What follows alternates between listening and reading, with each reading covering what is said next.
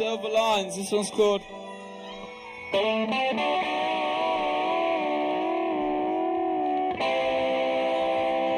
Landing on my back. I'm having an attack. I wanna sing the blues, but I get too much to lose. Come on. Hair spinning over on a merry-go-round. Feeling pretty lonely. Just can't hear the sound. I'll tell you when you're up. You look back down. Running in circles 'cause nobody understands. And I feel like I wanna be me. And I feel like I wanna be free. And it's a feeling when it's time to go. Just a game. You should know there's nothing I can say. Today I wanna play. You're all I wanna be. Now it's time to learn to sing. Head spinning over on a merry-go-round. Feeling pretty long. Just can't hear the sound. I'll tell you when you're up. You look back down. Running in circles 'cause nobody understands. And I feel like it's gonna be me. And I feel like I wanna be free. And it's a feeling when it's time to go. Just a game, you should know. Running out of fuel, babe. I'm gonna watch a fool on a top town. If I fall down the wishing well, hair spinning over on a merry-go-round. Feeling pretty long, just can't hear the sound. I'll tell you when you're up, you look back down. Running in seconds to go. And I feel like I wanna be me. And I feel like I'm gonna be free. And it's a feeling when it's time to go. Just a game, you should know. And I feel like it's gonna be me. And I feel like I wanna be free. Feeling when it's time to go. Just a game, a walk-by show. Watch yourself, watch yourself, watch yourself, watch yourself. Watch yourself. Take it away, Georgie boy.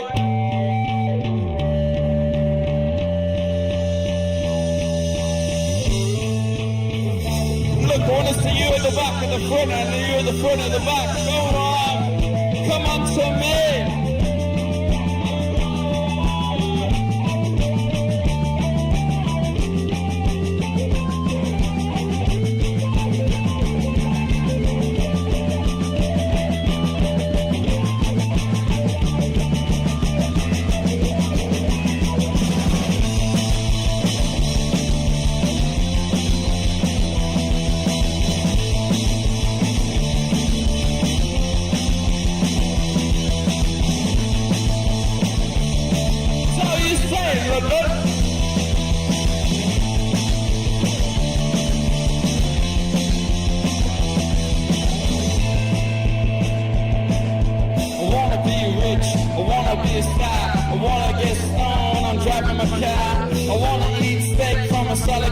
And get a round of applause for each mistake I make. I wanna get the shakes at 3 a.m. I wake up, pass out, do it all again.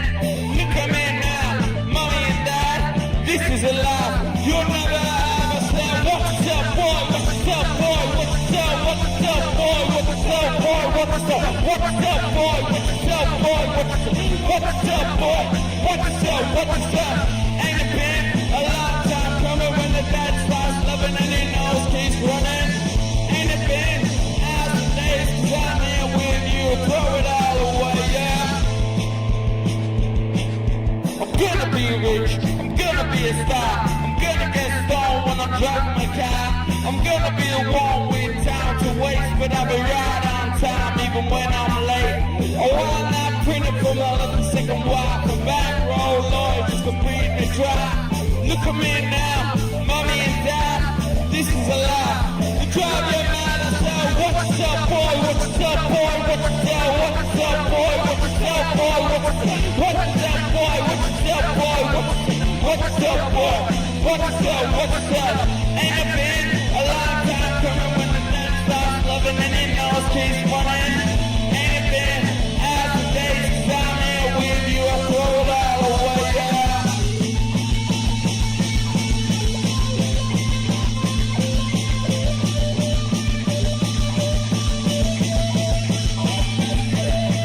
Watch yourself, boy, watch yourself, boy, watch yourself, watch yourself, boy, watch yourself, boy, watch yourself, watch yourself, boy, watch yourself, boy, watch yourself, boy, watch yourself, watch yourself. Ain't a game, a long time coming when the dead starts loving and he knows he's running. Ain't a been hours and days, cause I'm here with you, I throw it all away, yeah. Watch yourself, boy, watch yourself, boy, watch yourself, boy. Watch yourself, boy, watch yourself, watch yourself. Watch yourself, boy, watch yourself, boy, watch yourself, boy. Watch yourself, boy, watch yourself, watch yourself.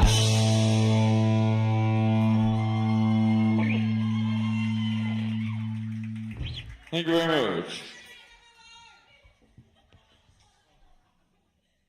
All I want to do is do a silver line tonight. Sexy.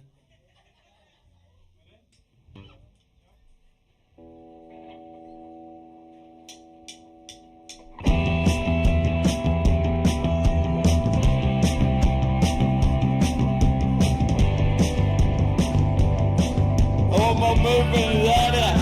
My movement louder.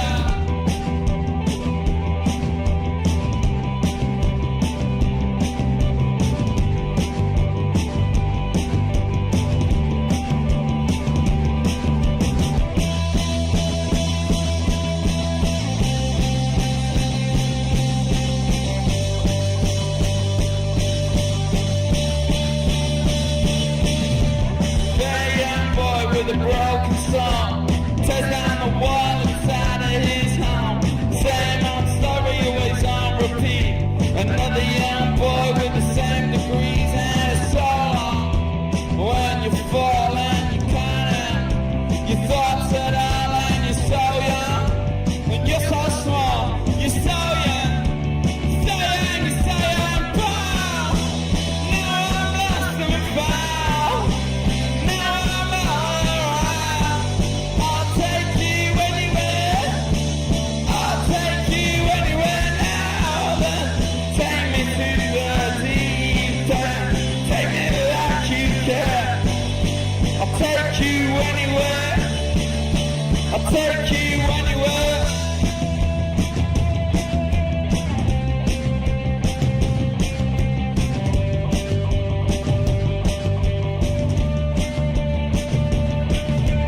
Heaven knows what will set him free. Caught in the midst of a devil's reach and it'll all come clean. Don't you know, cause when you hit rock bottom there's a way to go and it's so long.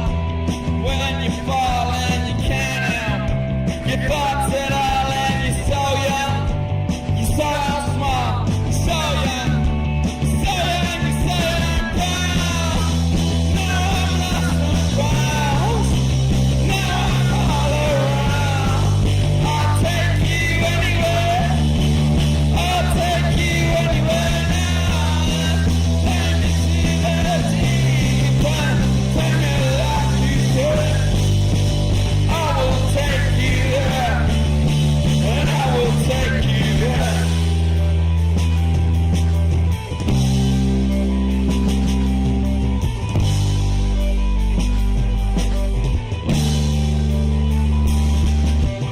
So long when you fall and you can't end. Your thoughts are all and you're so young.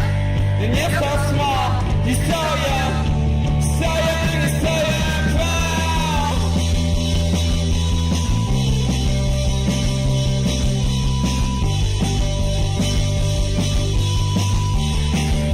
Yeah, wow. Now I'm lost and found. Now I'm all around. I'll take you anywhere. I'll take you anywhere now. Then take me to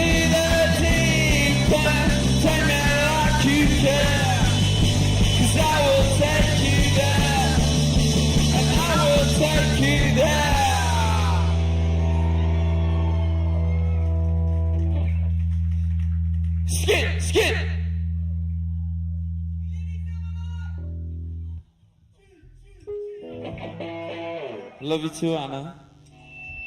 Hello, sweetheart.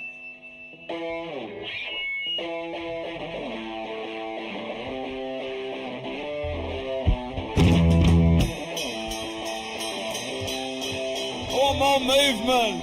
Oh, come on.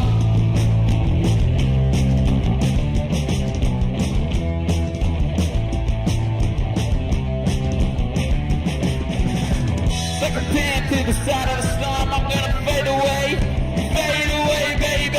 It's been the same since the day I was born. I'm gonna fade away, baby. My skin is paper thin, so let me in, baby. My skin is paper thin, so let me in. Now I'm spitting and I don't wanna, and I don't wanna, I don't wanna, and I don't wanna, I don't wanna, and I don't wanna. Can't you see all the things that you're doing tough?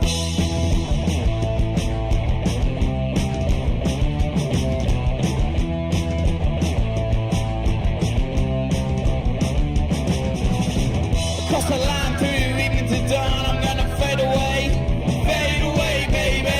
Straighten out, just like before, I'm gonna fade away, baby. My skin is paper thin, so let me in, baby. My skin is paper thin, so let me in.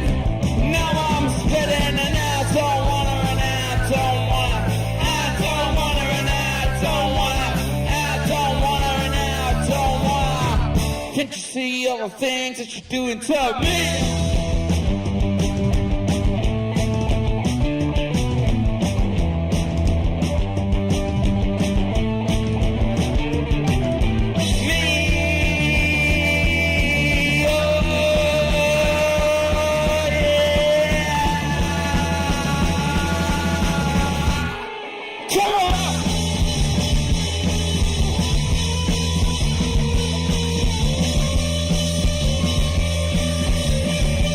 See all the things that you're doing to me. I don't wanna, and I don't wanna, I don't wanna, and I don't wanna, I don't wanna, and I don't wanna. Yeah. Oh yeah.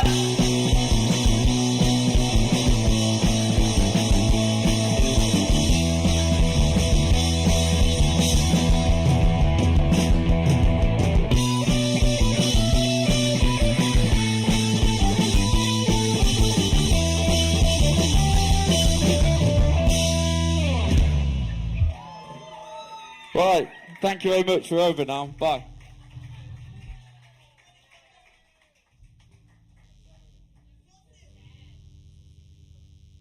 Yeah, seriously, that was our fucking last one.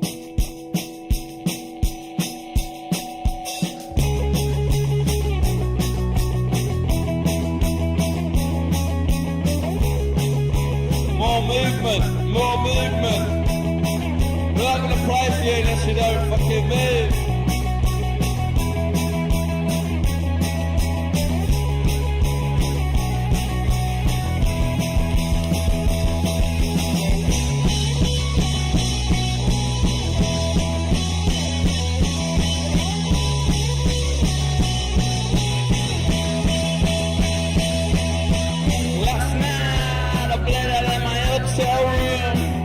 I should've never spoke too soon. I should've never spoke too soon. And ain't it funny how the love wants go, you shrug it off with a smirk. But I know you know, cause when it all came down, it was you and me. And all of my friends are in disbelief. Wow, was this it?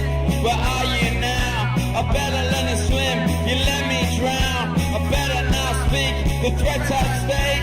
I better not speak, I better not speak. And I try to get back to you.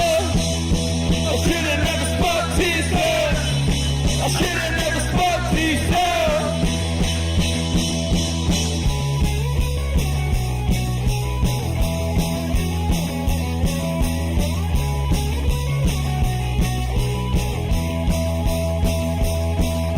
When he got mad, he sent me to school. So I tried to copy cause I thought it was cool. And I kicked out, I put my fist through the door. The splinter still stuck, little last no more. It kinda makes sense after all these days. A man won't admit it, a man won't say. Walk a day in his shoes, what do you find? You grow up with nothing, it's all on the line. Maybe I'll sort it, maybe I'll change. I gotta get away from shifting the blame just because they did it before. Don't mean it right anymore, and I try to get back to you. I should've never spoke to you, son. I should've never spoke to you, son. And I try to get back to you. I should've never spoke to you, son. I should've never spoke to you, son.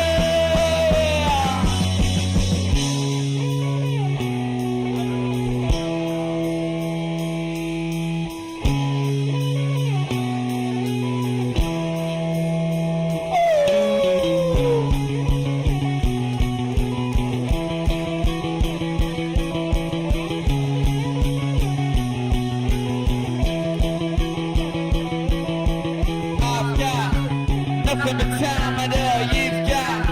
A glint in your eye, that's all I've got. The don't hesitate away.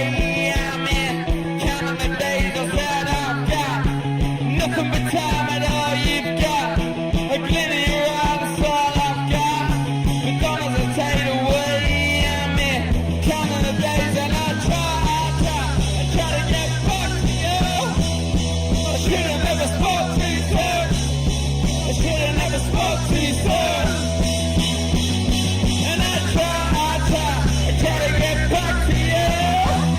I should've never spoke to you, sir. I should've never spoke to you, sir.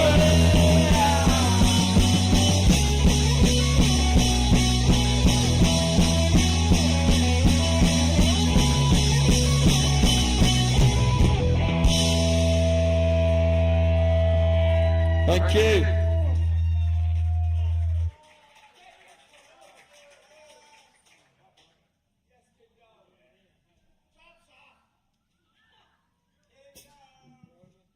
Take your top off Tinder.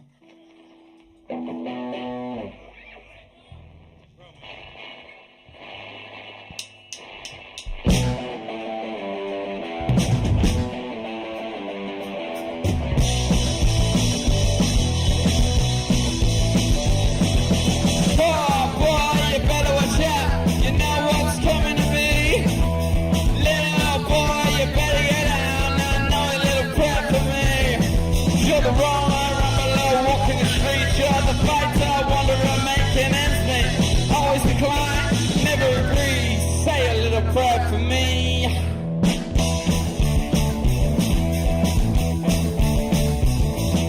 Oh man, you've had it rough, you've been sort of slave for free. But don't you think that it's all too much, cause you know he's coming for me. And you're the wrong around below, walking the streets, you're the fighter, making ends meet. Always decline, never agree, say a little prayer for me. When you were young, you knew just what you want to be. And now you're older, you lost the faith that you once believed. How many times did you try to lie? How long will it be before you realize?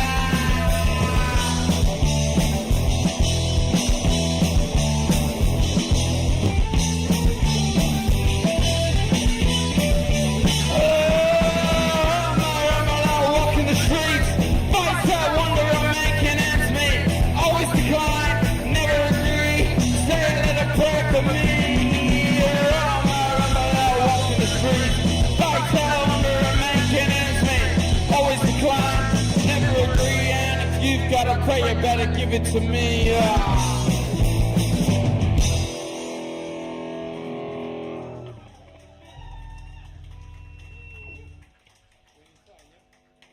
Go inside.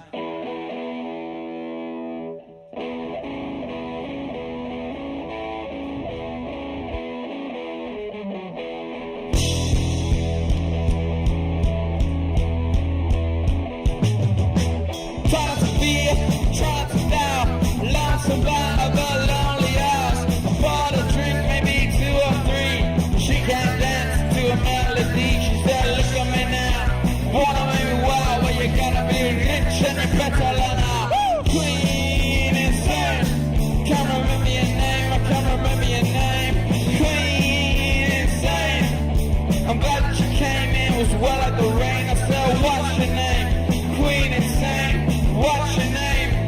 Queen Insane, yeah.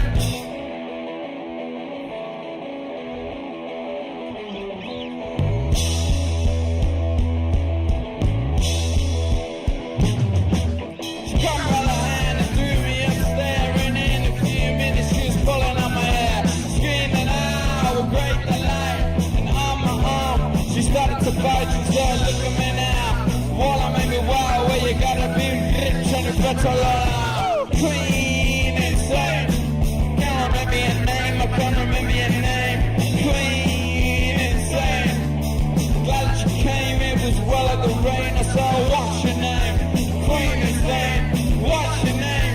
Queen Insane. And I'm Queen Insane, don't leave me. Yes, I'm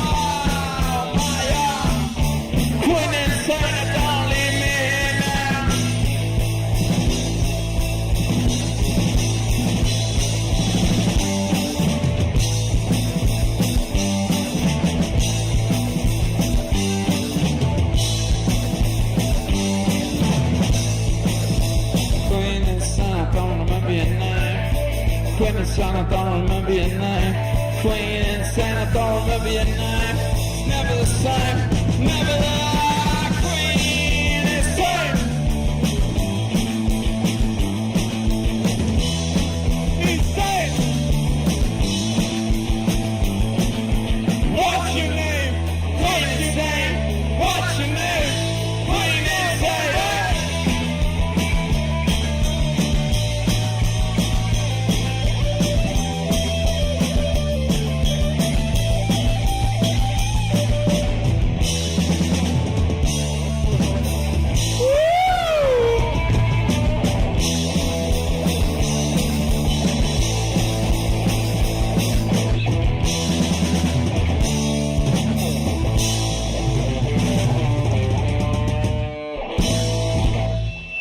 Cocaine, don't do drugs, cocaine,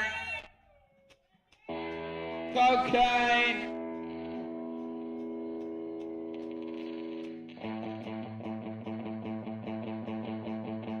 I'm not gonna fucking sing if you don't go mad for this, you know.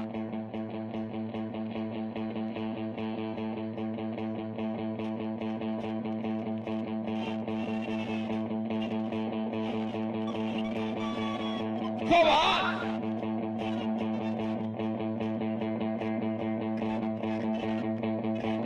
Blood on my knees and I can't get it clean. I can't be seen to be the one who wants to be seen. Be seen.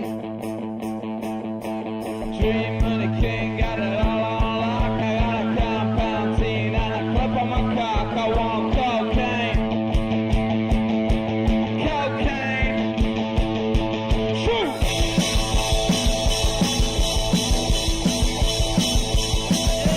Watermelon sugar and a cup of beer, cup of lemonade with a sway, and I wanna go and do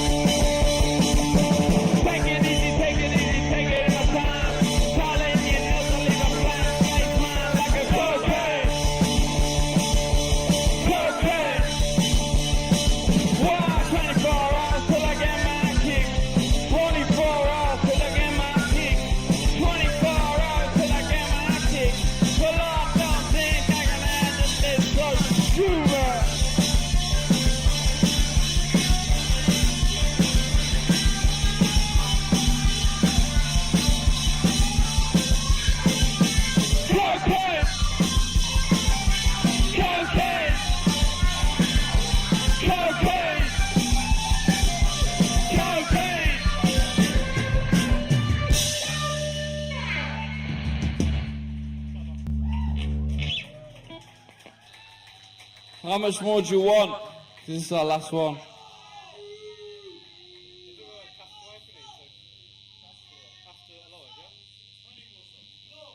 We could play Tame. Who knows Tame?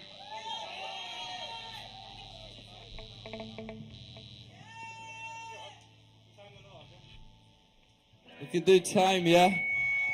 But don't be Tame.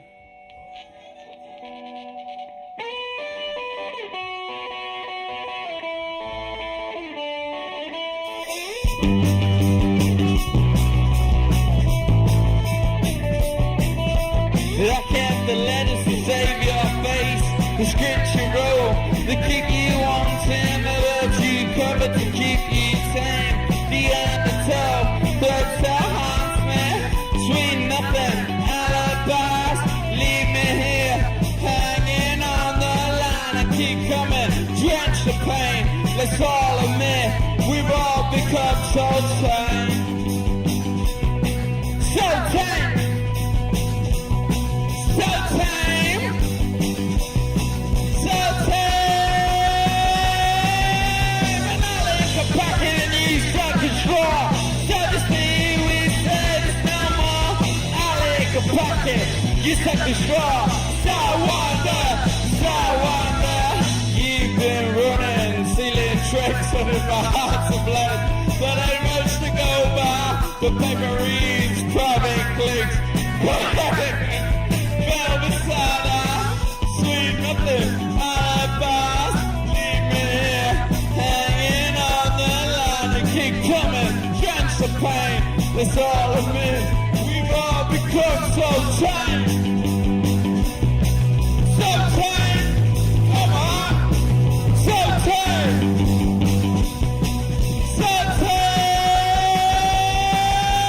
and I think a pocket and you such a straw, said to see no more, I like a pocket, so suck a straw, so wonder, and all of the thoughts inside of my brain, keeping me here, driving me insane, and all of the thoughts inside of my brain, so wonder.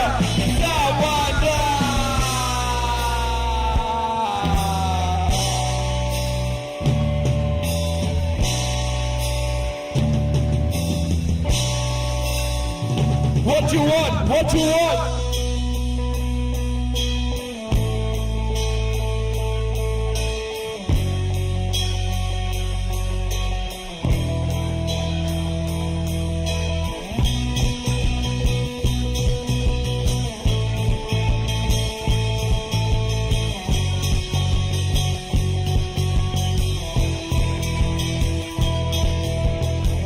Somehow you better learn now.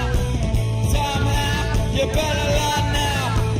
Somehow you better learn now. So wonder. Somehow you better learn now. Somehow you better learn now. Somehow you better learn now. Fucking sad wonder. Now you better learn now. Now you better learn now. You better learn now. So wonder, you're so tame. So tame. So tame. So tame. Tame. So tame. You're so tame. So tame.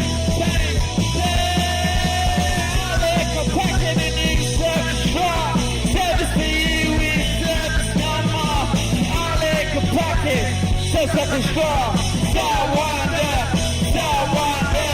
I like a pocket and you such a straw, never see you in service no more, I like a pocket, just like a straw, so wonder.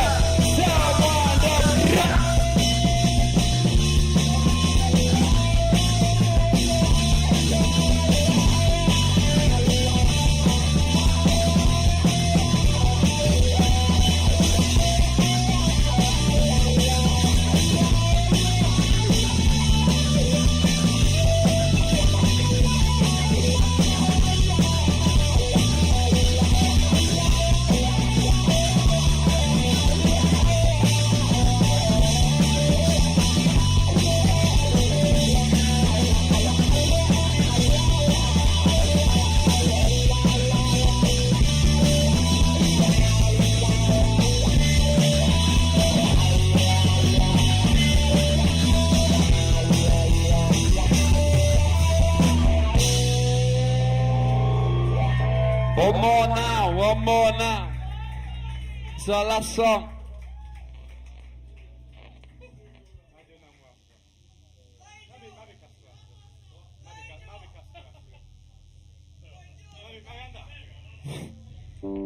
Shut up, Anna. I feel...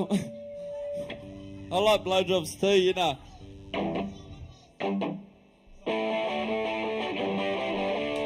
Blowjob! Woo! I feel alive! I feel alive! I got money in my pocket and I ain't got a wallet, but I'm doing this enough to survive. So won't you hear me, cause I want some more. Near me, cause I sleep on the floor. A one hand washes the other, so I don't bother. Hey, you dreaming, and I'll be it. I can't keep the time, so believe it. You feel it, and I need it. I need a chat from an NGO to buy straight up and go, go, go all the lights. Go, go, go all the lights. Go, go, go all the road. Is this as good as it gets? Is this as good as it gets? Is this as good as it gets? I feel alive. I feel la la la la la la. I got a handheld rocket, but I must go shot it. Cause the boys in blue are outside. So when you hear me, cause I want some more. Near me, cause I sleep on the floor. And one hand washes the other, so I don't bother. You dreaming, and I'll be it. I can't keep the time, so believe it.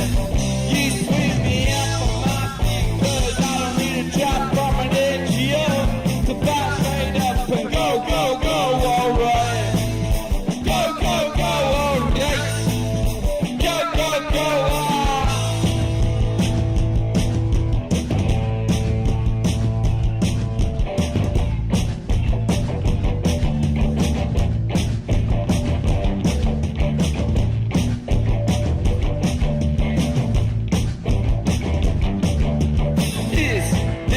As good as it gets, I said.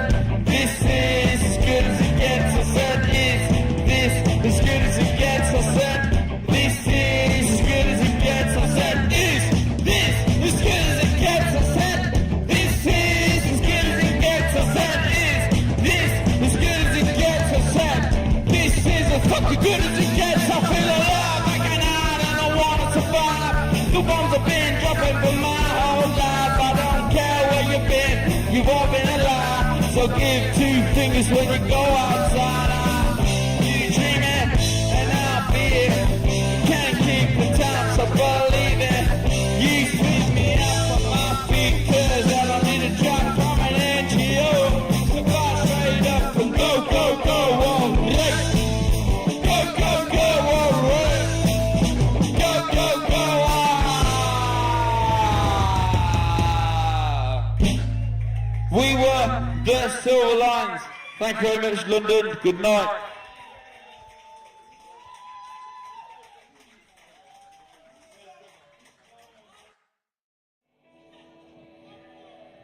Very arrogant of us, but we'll do you one more.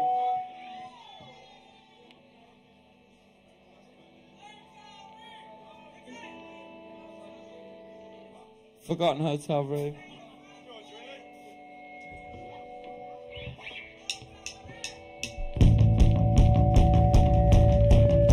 Come on!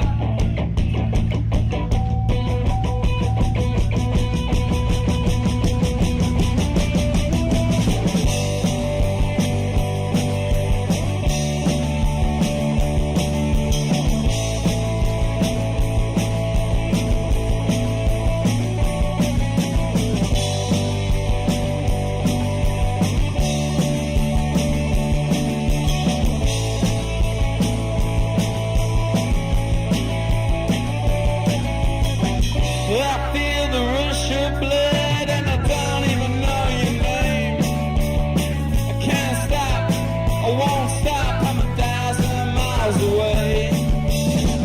Drowning my endless sea, coursing through your veins. You're up against the flood, it's just that kind of day. Come on, 1,000 miles away, I am so far away. I am lost and I am bound to this life I know I'm bound. I will hide behind them all, but my lesson's always more. I am lust, I am fear, I am cloud when you see clear. I will leave you in the cold, but I'll be gone before you. I spent my whole life trying for the train. Where you gonna go now, child? You're 1,000 miles away. Drowning my endless sea, coursing through your veins. Where you gonna go now, child? Just that kind of day. Come on, 1,000 miles away. I am so far away. I am lost and I am bound to my life. I know I'm bound. I will hide behind them all, but my list is always more. I am lust, I am fear, I am cloud when you see clear. I will leave you in the cold, but I'll be gone before you.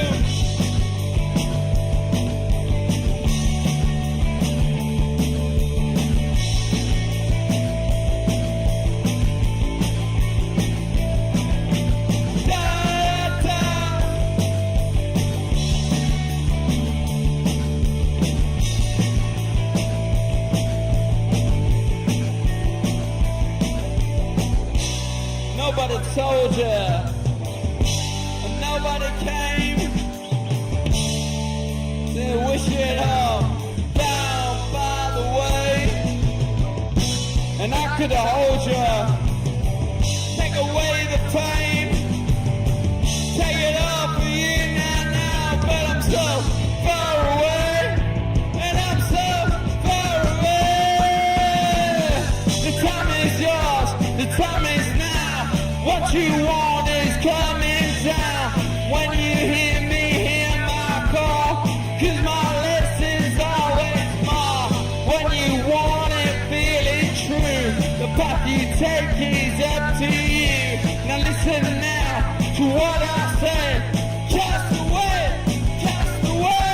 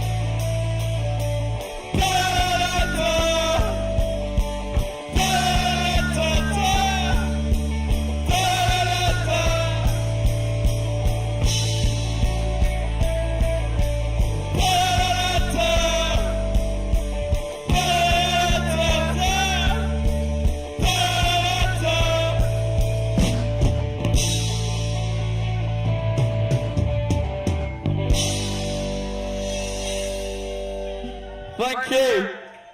Da-da-da-da-da.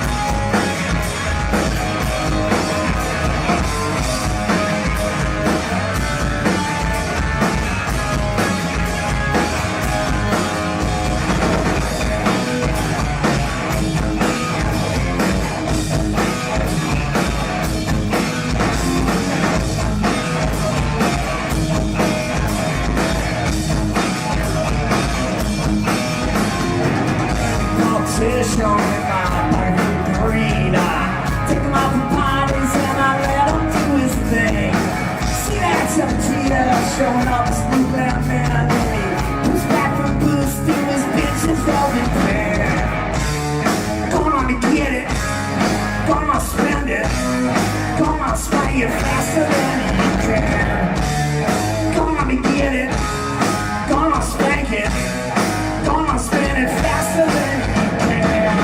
Fast, fast, fast, and the monkey do it. Fast, fast, fast, and the monkey do it.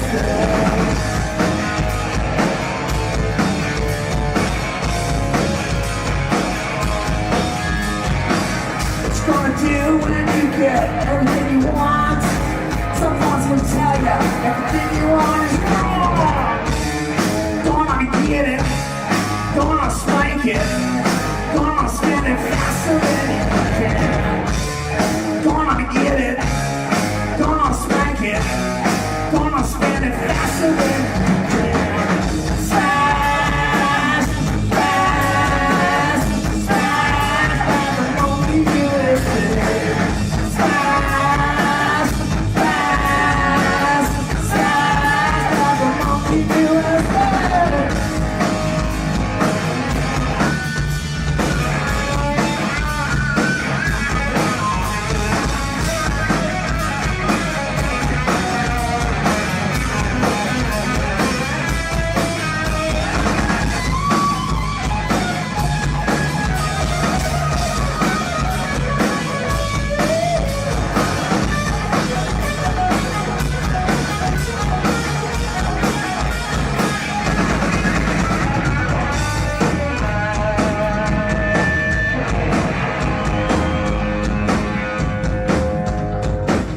What the fuck? I hope you came here to party on a Sunday night, did you? Alright, little monkey chow for you. You wanna get it? You wanna spend it? You wanna spank it? Faster than you can. Gonna get it, gonna spank it, gonna spin it faster than you can. We're gonna get it, gonna spend it, gonna spank it faster than you can. Fast, fast, fast, let the monkey do it. Fast, fast, fast, let the monkey do it.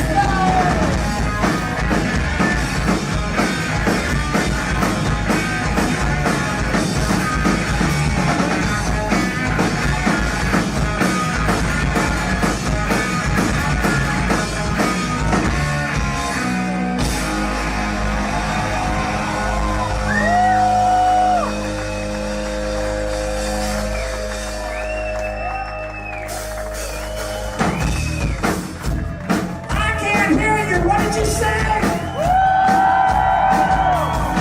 Oh, that's so much better. You guys ready to have some fun? We started you with a little bit of monkey chow. Now we're going under the gun.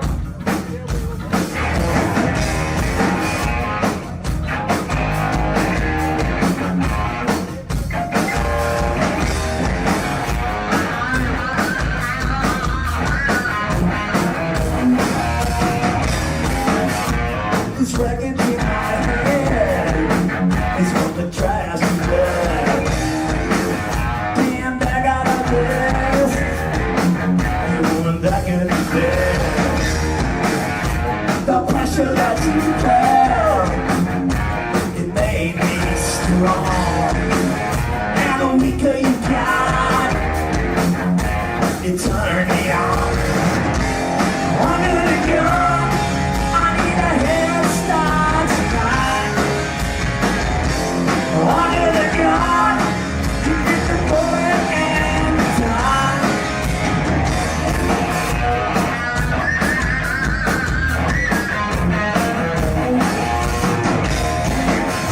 Your trying is a crime. I face the fire and squad.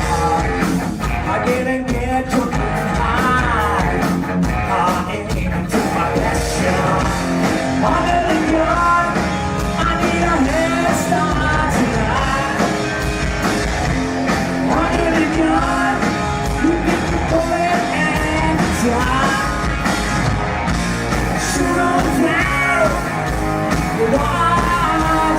fall. Shoot 'em down. Last night's call.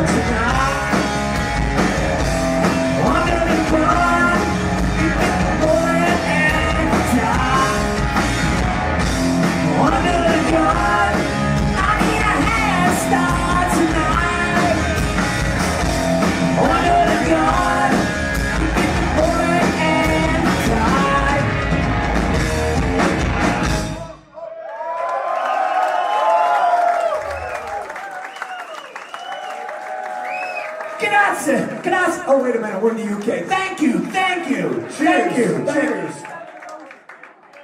All right, man. We're having some. Hey, did you guys check out War Dogs that played first?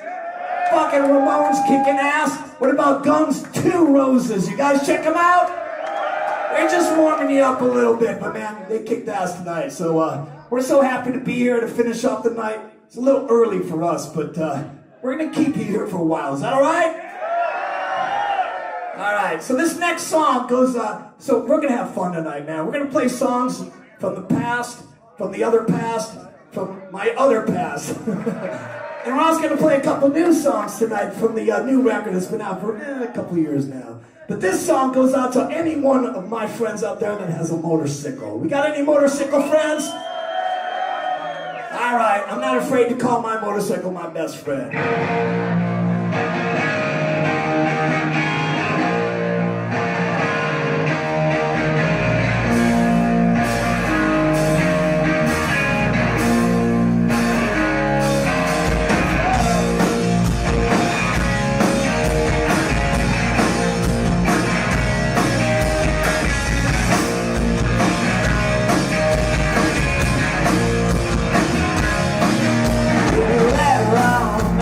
But he didn't want it.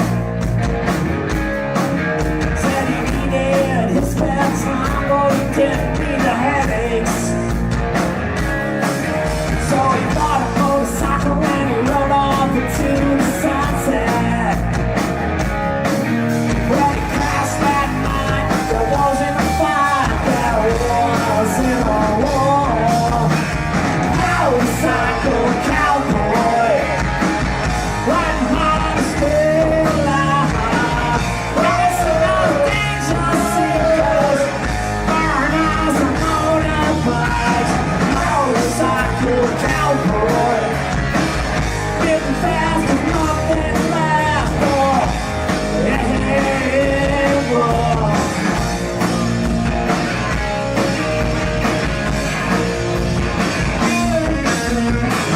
Friends alone is gonna have a baby.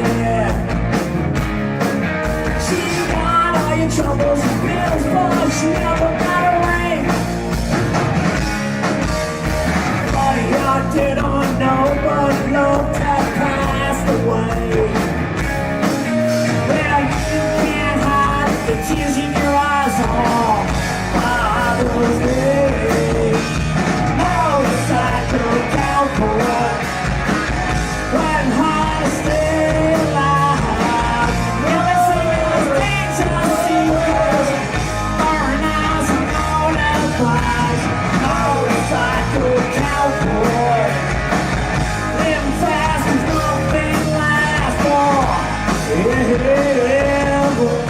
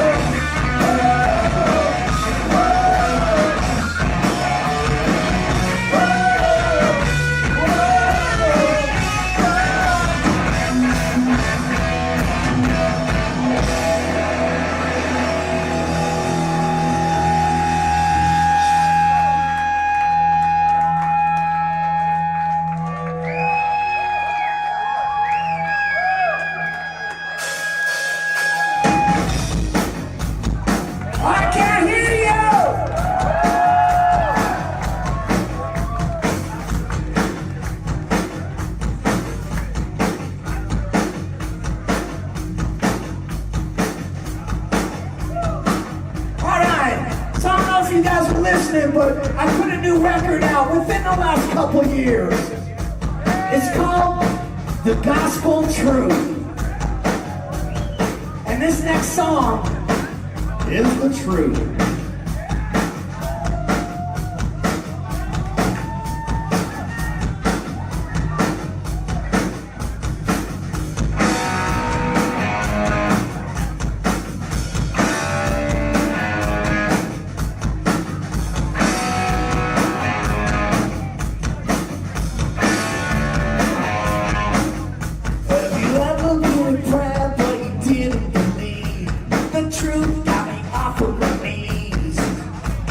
Wasted in catechism and tragic vandalism. Faith I found on TV. I'm justified, a sacrificed, I'm bona fide, not crucified, laying down the law.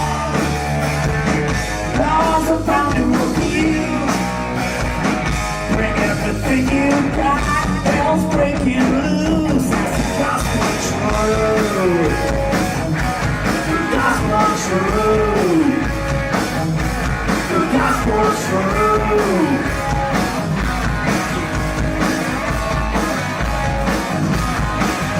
Lost the battle, the quarter, in brutal torture. Everyone eventually breaks. I'm handing down my penance. I'm threatening a vengeance. A horrors that'll never fade. The damage is done. You know one wreckage all around. Look lost and found. Laying down the law. Laws are bound to abuse. Bring everything you got. Hell's breaking loose. That's gospel truth. The gospel truth. The gospel truth. The gospel truth.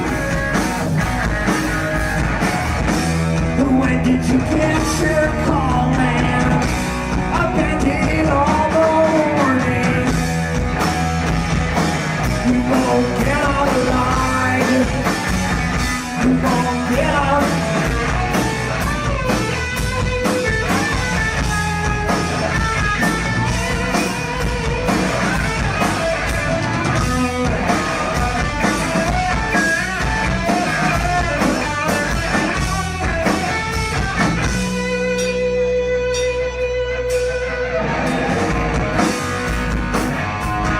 Justified,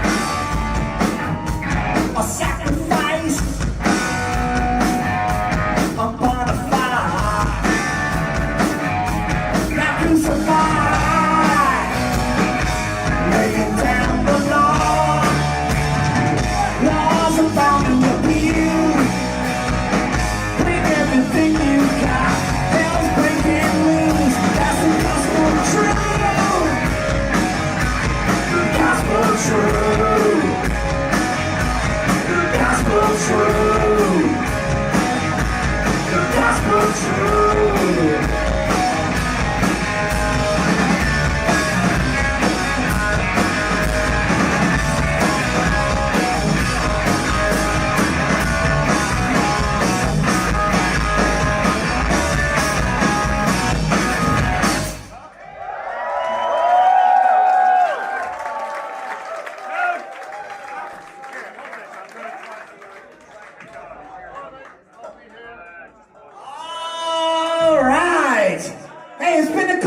Since we've been here, so thank you for coming out on Sunday night. Cheers, my friends, cheers.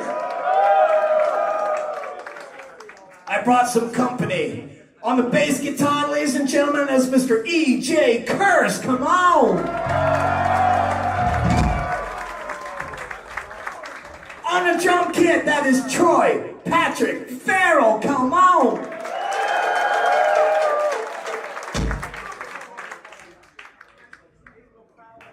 That's Gilby fucking Clark over there, by the way. Don't forget him.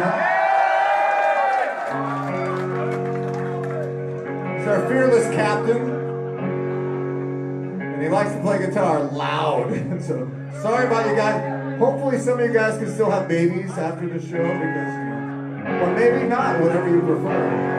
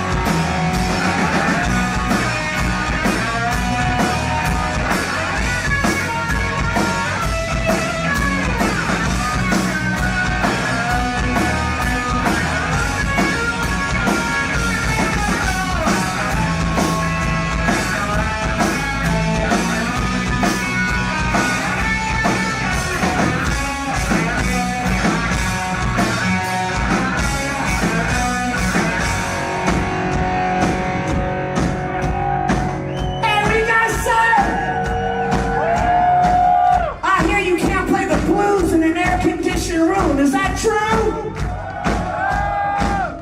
Alright, this is the 30th anniversary of Pawn Shop Guitars, so we thought we'd give you a little bit of love. Is that okay?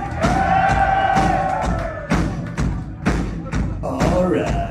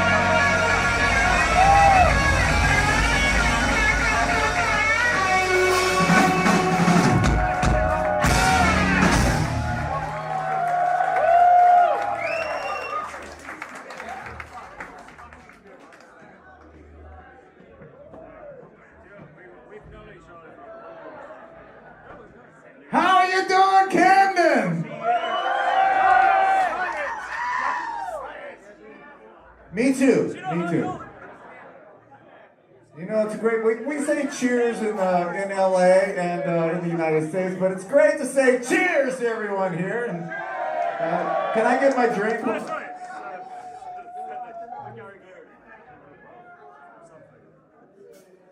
To the last night of our run right here for all y'all. Mazel tov, my friend, mazel tov. Cheers, come on.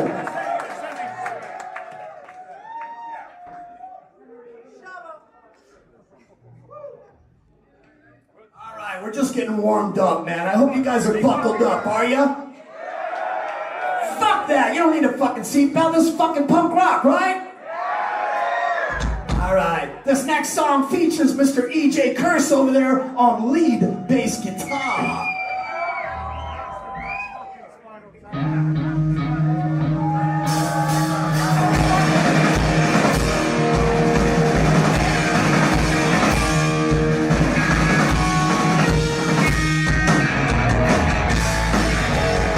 I see your sister in a Sunday dress. She's out to be, she pounds so fast. She's out to take a week to try. She's ready to play.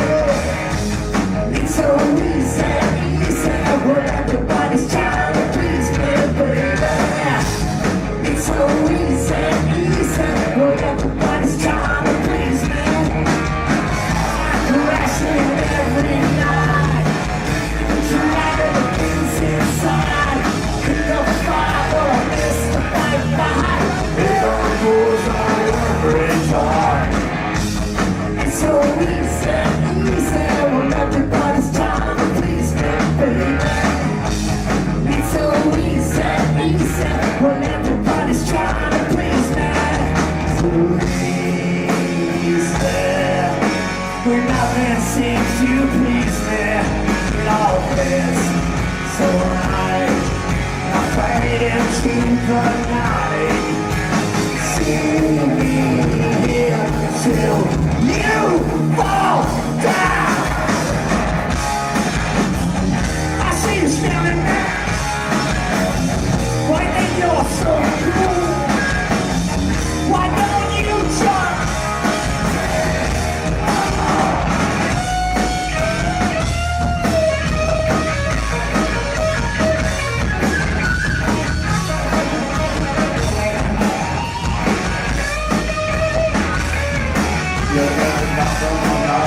That's what you do.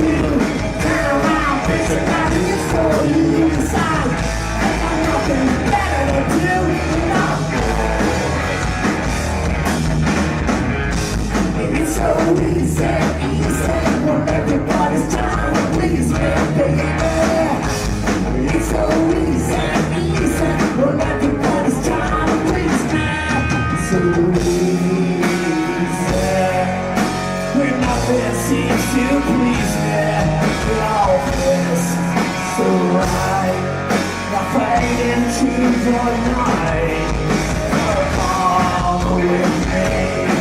Don't ask me where, 'cause I don't know. I'm trying to please you. I got no money, but it's so easy. So fucking easy. It's so easy. So fucking easy. It's so easy. So fucking easy. It's so easy.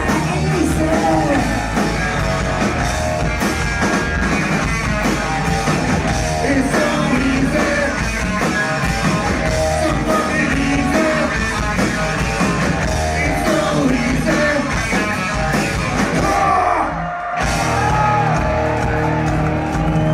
Come on, let's turn it up a little bit.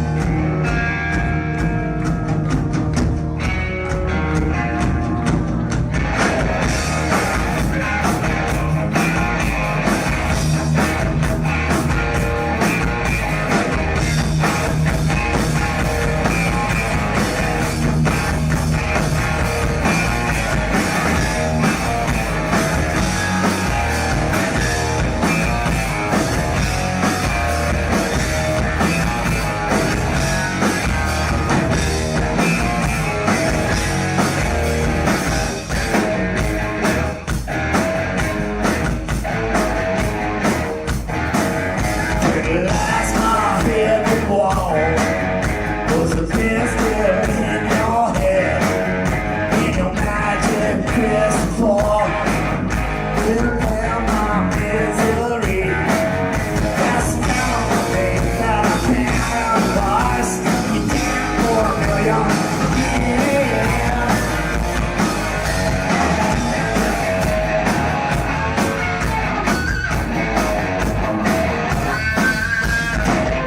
You're in my driveway with the sheets and tarantula flood.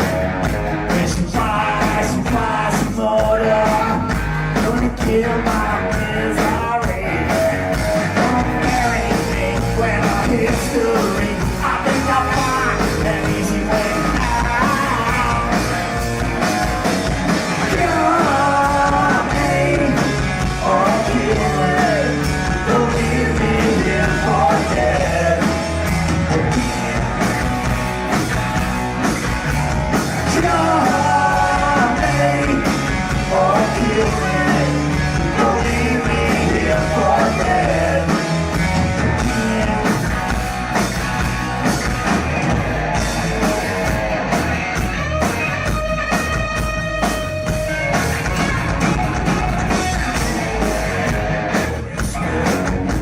The words put me caught. Cyanide, poison ring. Wouldn't kill my misery. That's the scale of faith that I can't bust. Damn, 4 million. Yeah. Kill me or kill me. Don't leave me here for dead. Yeah. Kill me or kill me. Don't leave me here for dead.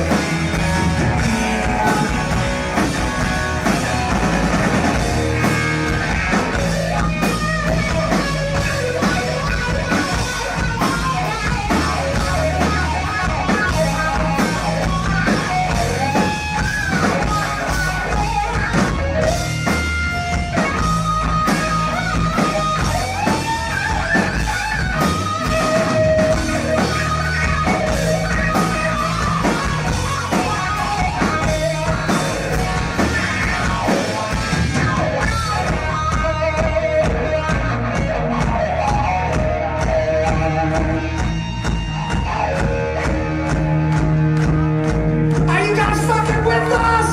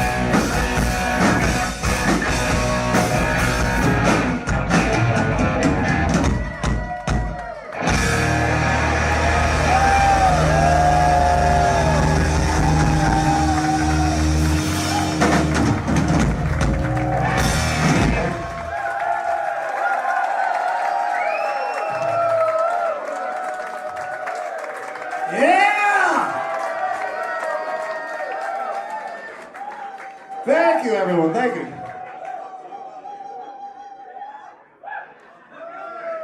I guess you guys are feeling good on a school night, huh? Sunday night, the Church of Rock and Roll. Thank you, guys. Yowza. Right on. All right, so remember I was talking earlier about a new record. Like I said, the new record's called The Gospel Truth. It's been out for a little bit. This next track is a fun one, man. Actually, Nikki Sixx played bass on it. Come on, Nikki, come on out. I'm gonna be Nikki right now. I'm just fucking with you. You guys got EJ. Come on. All right, let's see what we got. This is called Tightwad.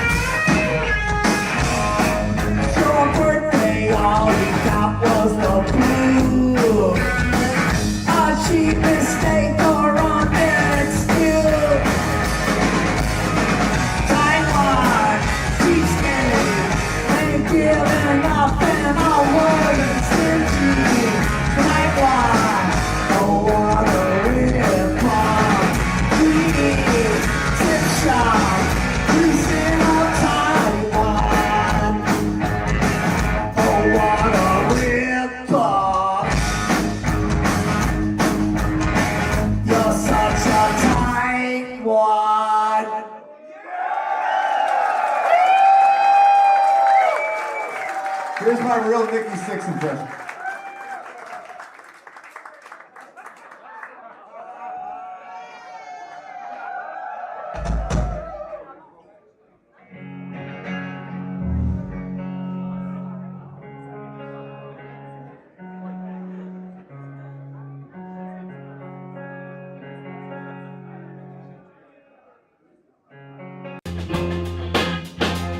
If you have to play that line, jigsaw all the time, are you still dancing?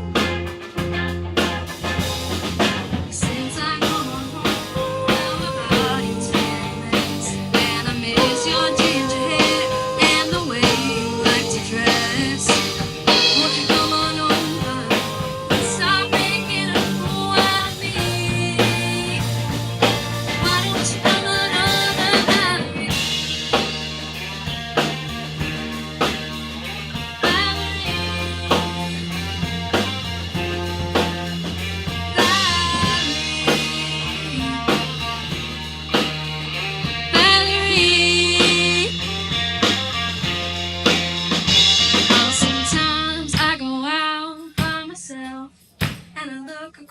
the water. And I think of all the things what you're doing, and in my head I'll paint a picture. Since I come home from hard times, and I miss your tender hair and the way you like to dress. Won't you come on over? Stop making a fool out of me. Why don't you come on over, Valerie? Valerie.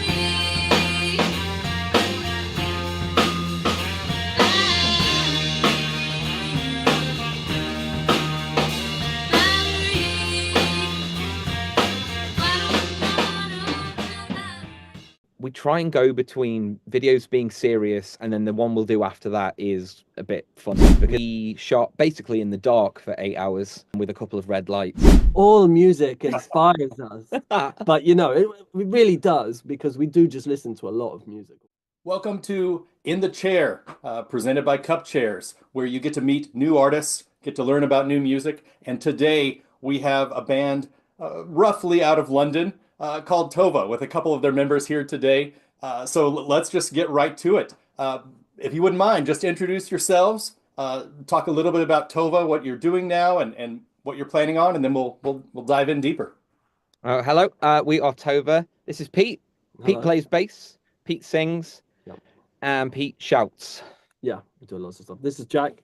He's the front man, the guitarist, the do everything, the social media. He's the everything else in the background guy. Yeah, That is what I do. yeah, pretty much. We're You currently explain what Tova does. Yeah, so. we're in the studio at the moment. We're just finishing up a new single that is coming out on the 21st of February.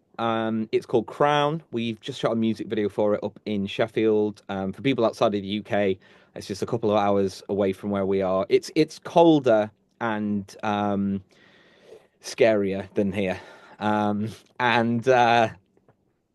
We shot a music video with the bass player from a band called While She Sleeps, has directed it. We have some really cool people in the video with us, and it's come out. We just checked through the edits this week from the video. It looks absolutely insane. It's really cool, and we're planning on the biggest festival that we've played so far as a band this April. We are playing Takedown Festival on the main stage, which will be very exciting.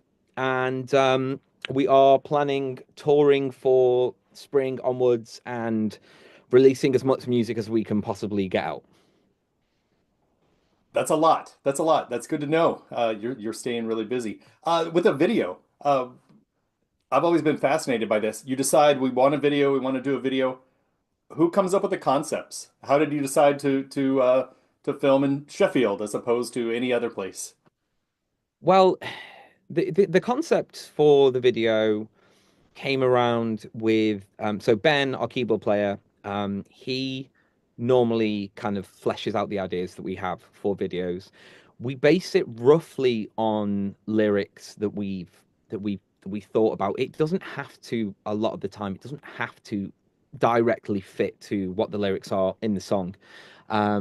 Pete and Steve, for example, came up with the idea for a previous video for a song called Fever, where it was like PlayStation 2 graphics, and we filmed it all with like GoPro cameras like on our heads and on our chest and stuff, and we turned it into like a PlayStation 2 game.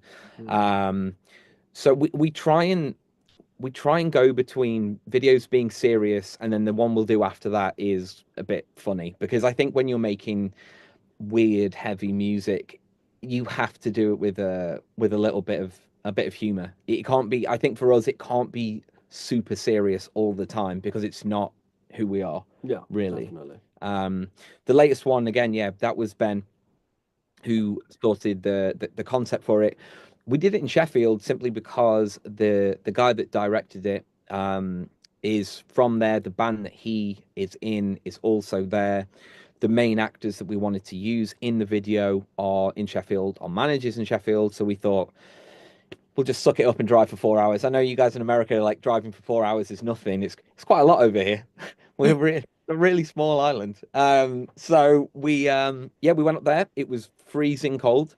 Um, and we shot basically in the dark for 8 hours, with a couple of red lights on, and it's come out really cool. It's come out really cool, man. Do you have a target release date? It's gonna come out on the same day as the single, I think, which will be on the I think so. Yeah. 21st of February. It should be out. Wow, real soon. Yeah. Yeah, in the next couple of weeks. Talking about distances, it's funny. We talked before the interview here. I live in Austin, Texas, and I've been in bands for a long time with my wife. I'm the drummer and she's the bassist, and we kind of had a rule as we toured regionally was the biggest cities that we'd hit frequently were Houston and Dallas, and they're both about 3 hours away. And our rule was if it's further away than 3 hours, we get a hotel. Yeah. But if it's 3 hours, oh, you get out of the gig at 2 a.m. and then start driving back and get home at 5 and then go to work, at 9 in the morning. You've got that. That is absolutely. That's my life right That's now. what you say. That's what. Whenever we do stuff anywhere, me and Pete have been touring together for years, both in this band and in previous stuff, and Pete will make sure now that if we are a couple of hours away from wherever we are, that we're gonna need to stay somewhere, because when we first started, we would sleep on floors, and the classic stuff that you do. We slept in really weird places, and just anywhere that we can lie down. And I think we're fortunate enough now that the band's in a position where if we can go somewhere, we'll be able to get a hotel, which I think in modern It's usually just one hotel room that has one double bed, and either two of us are on it and two of us are on the floor, or we're all in the double bed, or if there's just one single bed in the corner of the room and all of us are on the floor. Yeah, it's usually something like that to try and keep costs as low as possible. But yeah, we're getting to a point where we just can't be bothered to drive back at 2 a.m. for 3 hours anymore. No, not at all. No, that's cool. I kind of skipped over the band itself. I mean, I've listened to a good amount of the music that you put out so far, and it's pretty heavy, pretty aggressive. Can you talk a little bit about your influences and when people who are fans of this band would enjoy your band, sort of thing? Sure. Okay. I'll name one band and you name another band, because we'll just send the same ones. Oh, goodness Right. me. Okay. Okay. Right. Enter Shikari. See, I'm always told Arctic Monkeys. I don't know why. I think it's the northern element coming from you. Maybe. And I think that's all it is. Okay. I don't know why, but yeah, Arctic Monkeys it's a very soft core version. Maybe early Arctic Monkeys. Okay. I'll take They're that. a bit more punk back then. We are influenced. Well, I mean, there's so much stuff. I mean, Architects, I'd say. Yeah, Architects, Sleep Token. A lot of me and Jack, a lot of the time, are listening to all types of music. And Jack often says to me that he doesn't know anyone that listens to as much music as I do. And it's such a broad spectrum. Like, for instance, at the moment, I've been listening to a lot of the Far Side, which is just like old 90s hip hop, Tribe Called Quest. I've been listening to that at the moment. I'm just loving it, enjoying it. But maybe like a week before, I was listening to pop with like Kim Petras, or maybe Sam Smith or whoever, and just I just enjoy a broad spectrum. And I think if you look at our catalog from when we started to now and the progression of our music, I like to think that shows a lot of that, because there are tracks that sound maybe very 80s influenced, or some that are very heavy, or some that are more punk and not metal, and just kind of I think all music just kind of, not to sound so crap, it's such a crap answer, but all music inspires us. But it really does, because we do just listen to a lot of music all the time. Yeah, we do. Everybody would love a Tova show. Your grandmother, your cousin, your child. Yeah. Do you know what? Like, There's a bit of everything for everyone. There is. I think there's more for some people than there is for other people, I suppose. But I think that there is if you are it's like, I think if you're a fan of like mainstream rock music, start with our song Fever, and then kind of And go listen and onwards. then listen onwards. Yeah. If you're into like heavier alternative stuff, start with Fear and then listen to other things. I think those two are always the ones that I think they kind of show both sides of what we do. The newest song that we've just kind of worked on is influenced by UK drill music, which we've always kind of gone between like very UK specific styles of music. We always throw that stuff in there. So I'm heavily influenced by a band called The Streets, which are probably not really heard of in many places other than maybe England and a bit of Europe. And then like old school UK rappers like Professor Green. I love Professor Green, and there are so many things that I think make what we do quite unique simply because if we try and go right, let's write a song like this band, we just get a bit bored, and we can't do it as well as if someone goes, oh, put out a song that sounds like Bring Me the Horizon. It's like, why? Because they've done it really well. They've done it as well as they'll do it. So there's no point in us trying to be like a watered down version of that.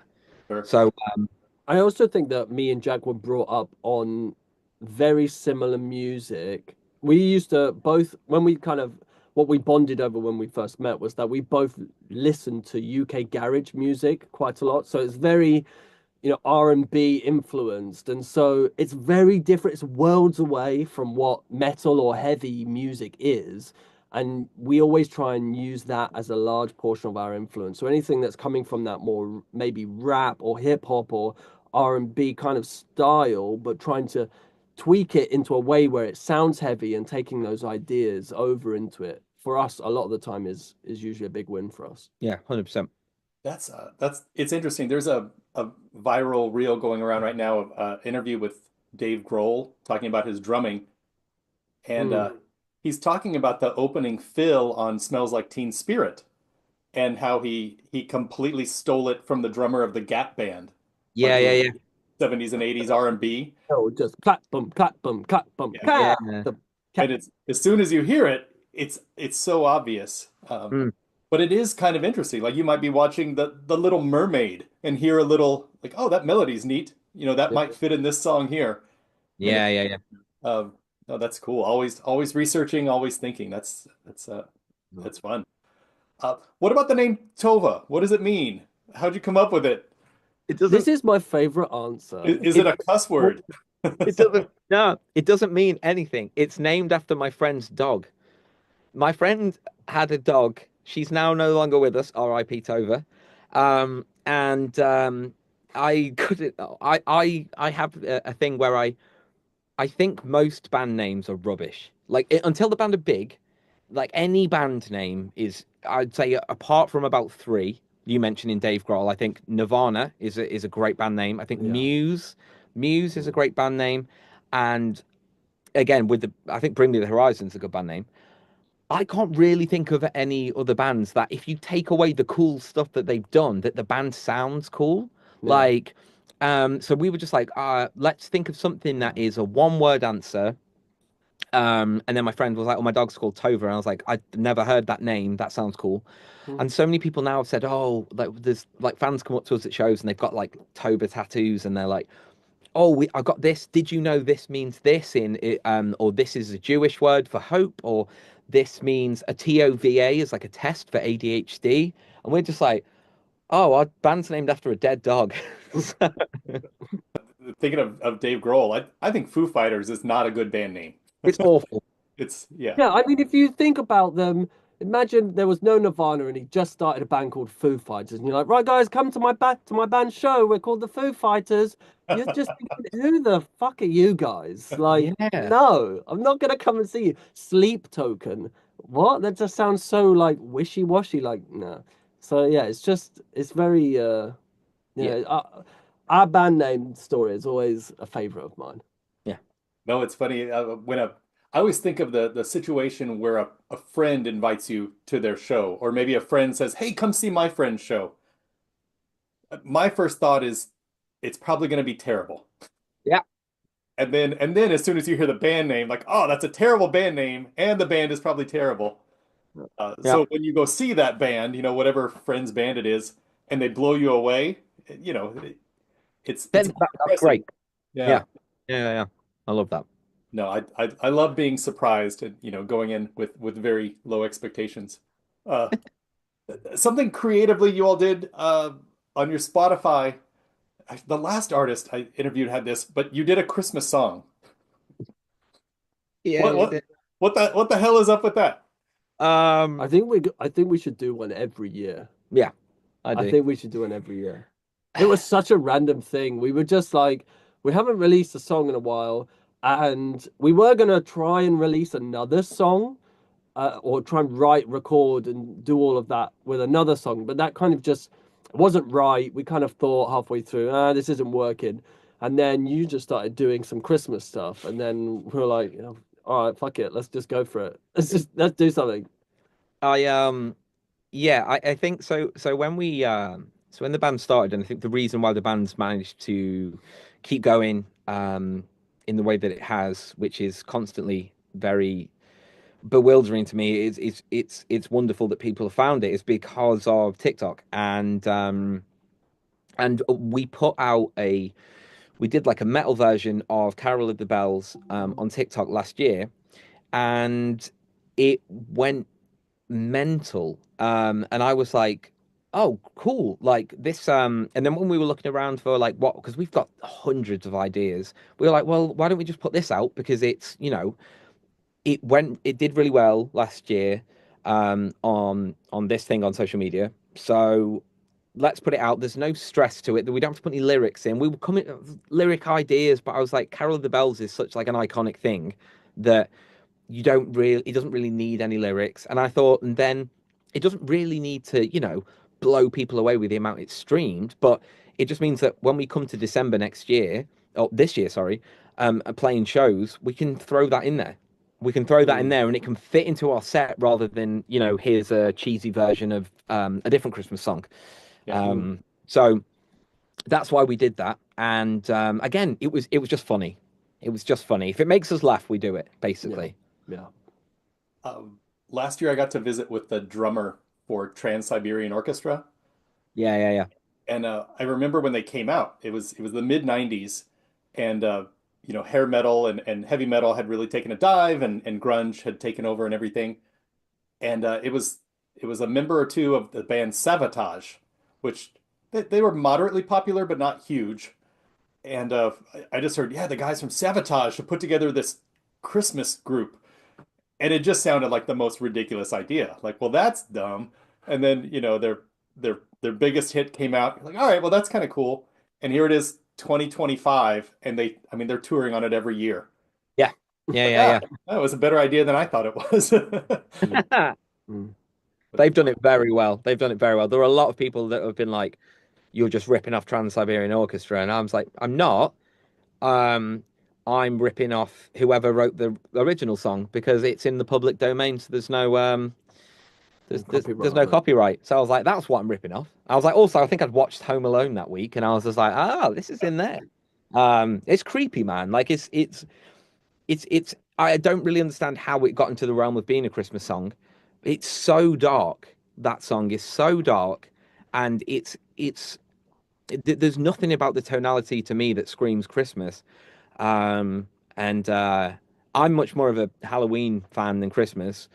And that to me, it kind of bridges the gap. It's like if you put that out in like late November, December, people that still like Halloween are still feeling that, oh, I don't want it to be Christmas yet. Let me have this. And then people that like Christmas know it is a Christmas song. So I think it's the perfect. Anytime someone does a cover of that song, it'll do well. I think if they do it well, I suppose. I kind of think of whether it's a Christmas song or just any cover song as kind of a gateway drug to get Hmm. people addicted to your band. Um, a, Definitely, definitely. a band I used to be in, um, we had more of a jam band element. We would go play for 3.5 hours at a coffee shop or something like that. So we would start our song and not really have an idea of where it was going to go or what tempo we wanted to start it off. It was just very jam bandy. And we had a violin player, and we started keying on Pachelbel's Canon, and identified a few songs that had the same chord progression. So we'd start with those songs and then do a breakdown, and then the violinist comes in and you know, maybe the older person in the back who hadn't liked the previous few songs perk up their ears, you know, or whatever. Or the people who hated it went and got a beer. Uh, Yeah, man. but it definitely expands. If you hadn't done that, you would not have had a viral video. So Yeah, completely. it was mostly positive, you know. Many bad things go viral, but well, cool. I saw. Oh, I don't know if you even want to talk about this. I saw. I think it's on your link tree. An advertisement for a looked like a pretty big show that had been canceled. Is there any dirt on that, or is it just a show that got canceled? Yeah, man, the industry's full of no, yeah, it was literally, unfortunately, the venue closed. Ah, The venue is closing Closed down, down. which is very sad. Like, we just couldn't find another one in such short time in order to keep it open. Yeah, So it was just it just had to go, yeah, unfortunately. we were scrabbling around thinking, oh, we could play here or here or here, and all the venues that were around the same size were obviously already booked up because we booked it months and months ago, and we thought that we would rather play a show and be able to, if people are traveling to see us, because people travel from, well, people have traveled from all over the world to come and see us and play in London, or in, you know, in any city. And I think if people are making that effort and spending that money to come and see us, I don't want them to turn up and we're just playing in a pub somewhere where the sound is terrible. And there's nothing wrong with playing gigs in pubs, but I think because of the amount of stuff in our music and the layers and how kind of clear everything needs to be in order for people to have a good time and just enjoy what we're doing, we thought we'll push it back by a while rather than going, oh, it's next week now, and people go, well, I've not made arrangements and blah blah blah. Yeah. But there's nothing that happened other than, unfortunately, the venue's closed down. yeah, yeah. No, that definitely happens. Mhm. You guys have an amazing TikTok following. Is that pretty much all because of the Christmas song? Nah. No, that was slow and steady since lockdown, wasn't it? Yeah. So Okay. since we're kind of what we would describe as a COVID band, in that we were kind of getting there. We were at the beginnings of a band just before COVID, but then it was kind of COVID that kicked us off, where everyone would flock to social media because they've got nothing else to do, and we started writing some songs during lockdown, and we just documented it, and then you just started doing TikTok, and we actually at first fought it for the longest time. Our manager at the time was like, "You guys should do TikTok. We should do TikTok." And we were like, "Yeah, I'm not going to do some stupid dancing, or I'm not going to do this," sounding like such old fogies. But we then you embraced it and you said, "All right, well, I'll take it on and we'll see what happens with it." And then it's just kind of just blown up from there. Really, it's kind of gotten to what are we at now, like 600, No, not 600, Oh. 400 and something. 400,000 followers. Yeah. 400,000 followers, That's a lot. which is just insane to think that, yeah, 400,000 people have just gone, "Oh, I like this. Let me start following it and see what they're doing later." Yeah. Yeah, you have just over 400,000. So what I would start telling people is instead of 400, say nearly half a million, nearly half a Oh million. yeah, that Oh sounds yeah, better. that's good. Go That's ahead and Yeah. start using the M word. Yeah. Yeah. Baby. Yeah, we should I think it's very interesting, I think, having that, because a large amount of the people that follow us are in America, which I think is obviously is a slow and steady thing. When you're not making, when you're not making music that is necessarily for the whole audience of the whole masses. world. It's not for the masses. It's it's quite niche and weird. And when we're doing that, it takes a while to get tours sorted in different countries and stuff like that. But I think the nice thing that we know is that once we're playing shows and able to get across the pond and able to play shows in America, that it'll be received well, and the shows will be the same size over in where you guys are than as here. It's just the working visas, like that's the tricky thing. But I think Yeah. it's great to have, and I think social media can be used for such bad things, but it can also be used for a lot of the stuff we post on TikTok isn't relevant to a specific song. It's not promotion. There's nothing there where I'm promoting music really.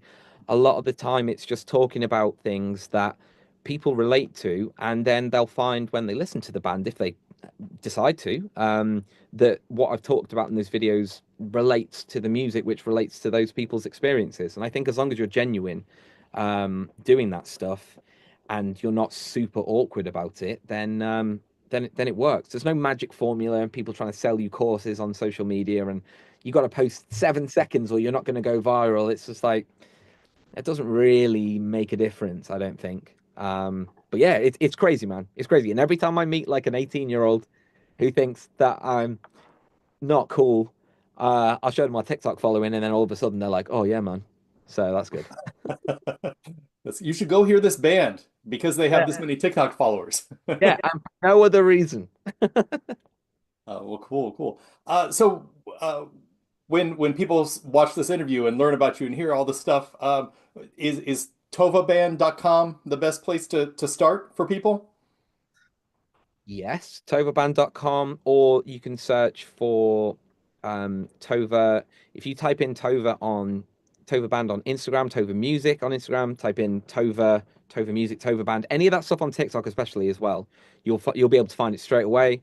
On our Instagram and on our TikTok and on our website, you've got links to all the music on Apple, Spotify, Deezer, everywhere else if I've forgotten any. Videos on YouTube.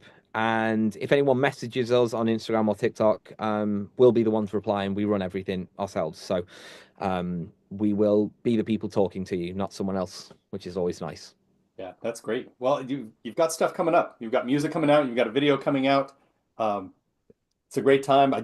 I appreciate you taking the time to come and visit. Is there anything else you want to get out there to let people know about? There is new song. I'll say it again. Our new single Crown is going to be out on the 21st of February. The music video is also going to be out then. And Pete, have you got anything else that you want to share? I have absolutely nothing. He's got nothing. So I've just had a child, so I'm very tired, and I'm going in and out of dropping in and out of dead. Just I'm still here, guys. I'm still here. Yep. So I have nothing in my brain right now. And I don't have children, so I'm fine. if we had uncovered that before the interview, we could have planned for you to fall asleep mid-interview, just nodding off. You start snoring. I just finished talking to Jack, but yeah. Yeah, dude, next time. Well, Next time. Yeah. Next time. Yeah. That'll be good. Tova, it's that fucking band where the guy fell asleep. Yeah. No, that would have been a great TikTok. But yeah, there's an idea for later if you're looking for. I genuinely will use that, dude. I promise. Cool. All right, well, thanks, guys. Tova is here. This has been Cupchairs in the chair. Good to meet you. Good to talk to you. And yeah, we'll get this out. And I look forward to hearing music. And if you do make it to the States, please reach out. I'd love We to will, come see dude. you. Well, thank you so much, man. Yeah, All right, thank you. You will waste, very little waste, do whatever I way. Put your paws on my paws, kiss me like crazy.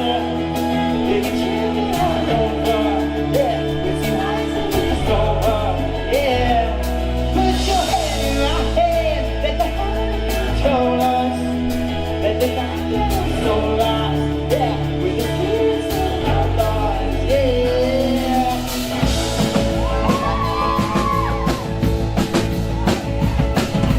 Cover in chaos, driving through the night city. You so damn pretty, you can taste the light. Talking to me slow, I know the shadows fear. I found heaven here, the angel light.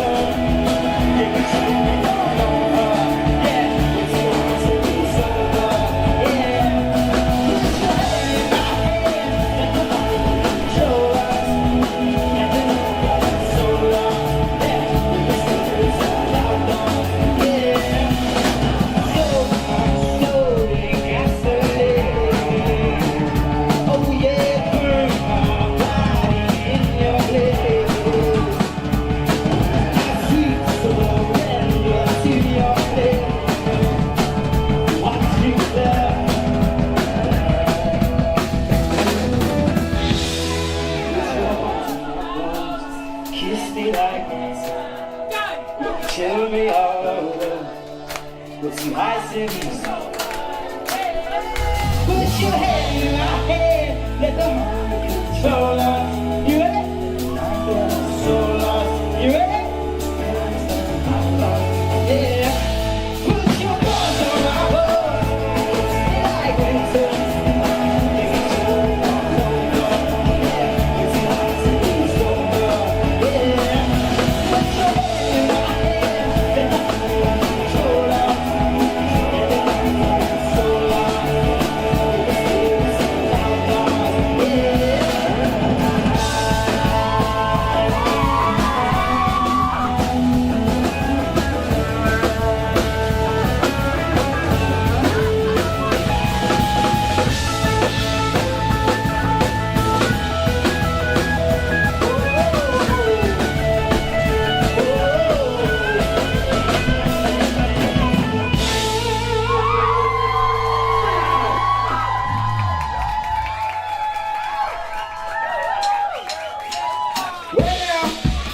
Here we go. Say one, one, one, two, three.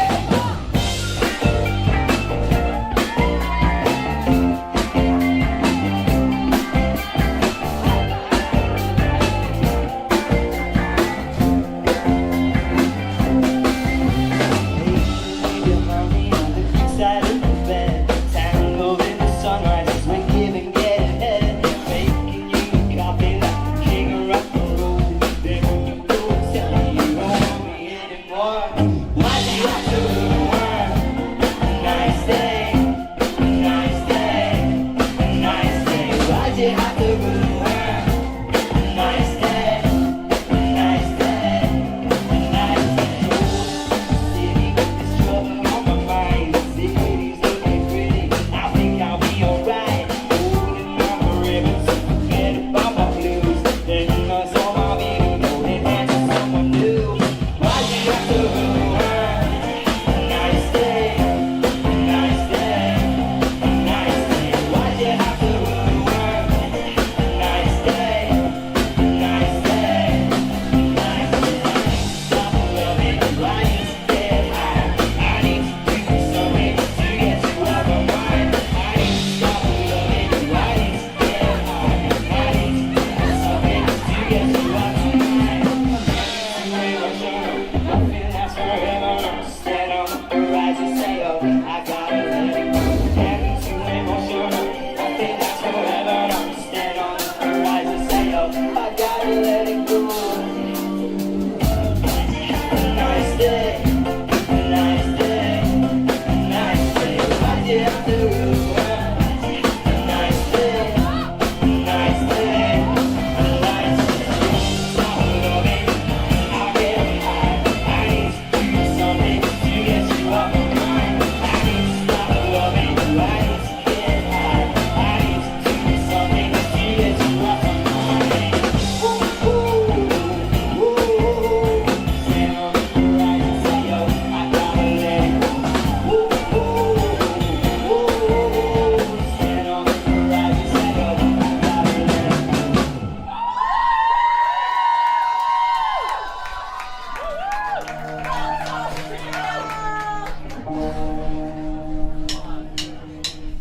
I heard that you came to, wrapped in somebody else's arms.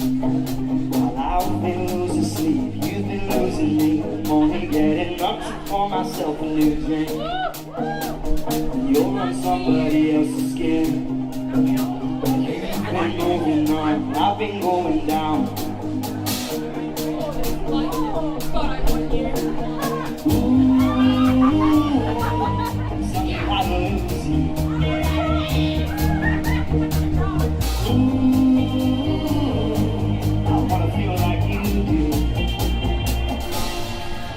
Cause I was holding faster than a cannonball. And you came out of nowhere with a hit and run. But simple enough, you to leave me, but even you don't come so easily.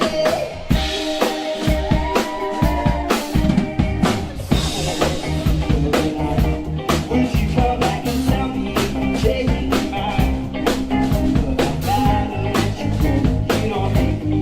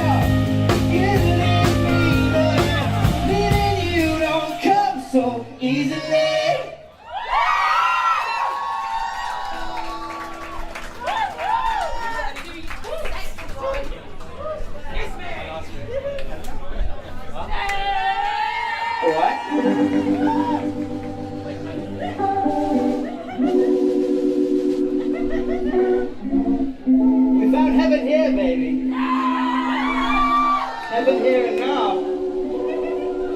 Can you have the set list when I'm finished? Yes, you can have the set list. London! Sorry, are there only 5 of you in London tonight? London! You are watching Dylan and the Moon. We've got some new songs for you. We've got some bangers and the classics for you as well, including this one. Should we take them to church?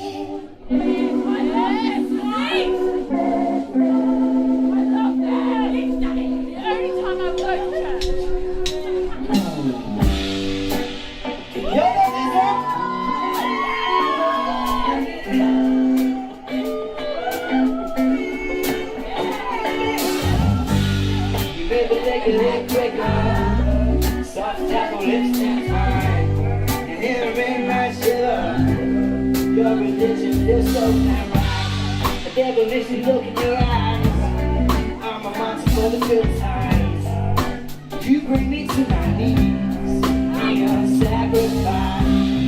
I worship your body and soul. Salvation is locked in your love. Born again every time I'm touching you, yeah. Now I'm praying to another God.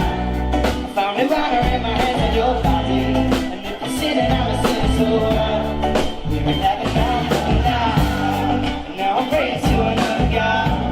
I found a honor in my hands and your body. And if I'm sinning, I'm a sinner, so we will have it now. Whoa, honey, I'm in heaven now.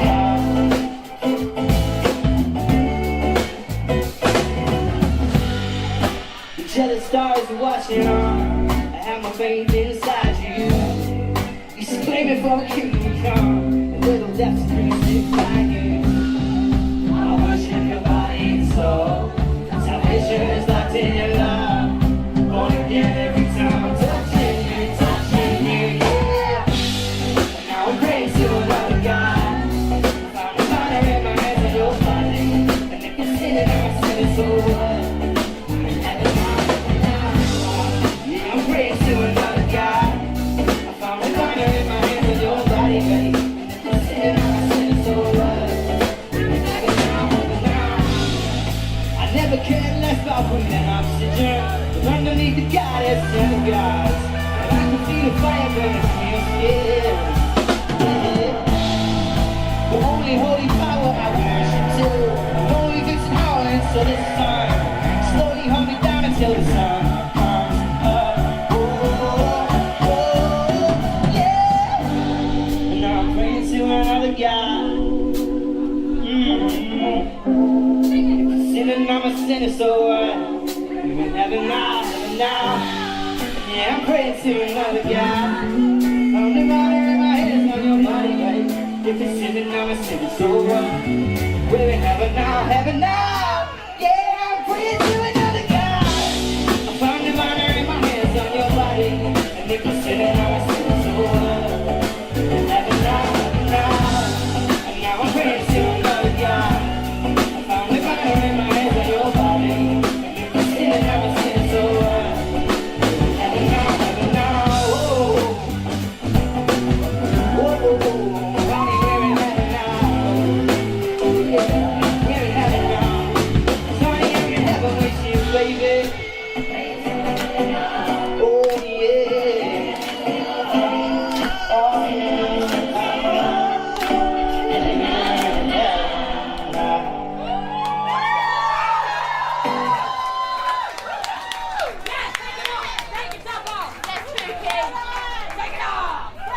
Oh, London. Thank you so much for coming out tonight, being here with us. We very much appreciate it. Do you know what else I appreciate? Water. Anyway, where's Megan? Is Megan in the building? We've got some water outside. Or a beer, I don't know.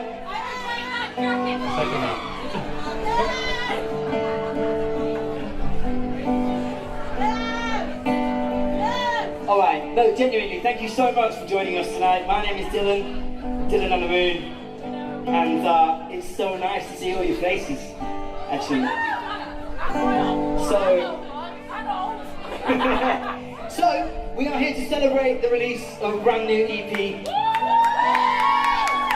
Yeah, chuffed. Give it a listen over the summer. We've been dropping songs, and there's one really important one that I was so excited to play for you tonight. Thank you.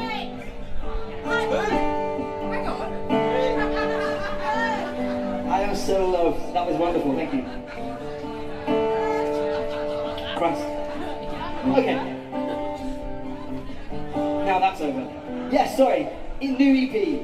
And one of the songs I was really excited to play for you tonight is the title track of that EP. It's called Mosaic. And the reason I like this song so much is because it reminds me that the thing is, you have relationships, you have friendships, and you have moments like this here tonight, that at the time they seem like kind of insignificant, like you're thinking about tomorrow and the next day and next week and stuff. But when you look back, it's these fucking moments right now that you look back and they make this whole tapestry, this whole mosaic of every moment you've ever lived. So it's all about being here with you right now.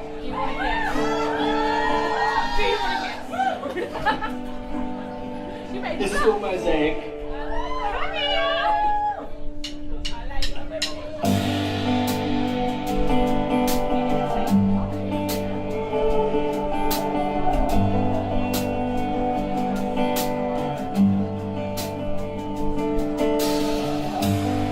Myself in the visual, thinking out in your doorway.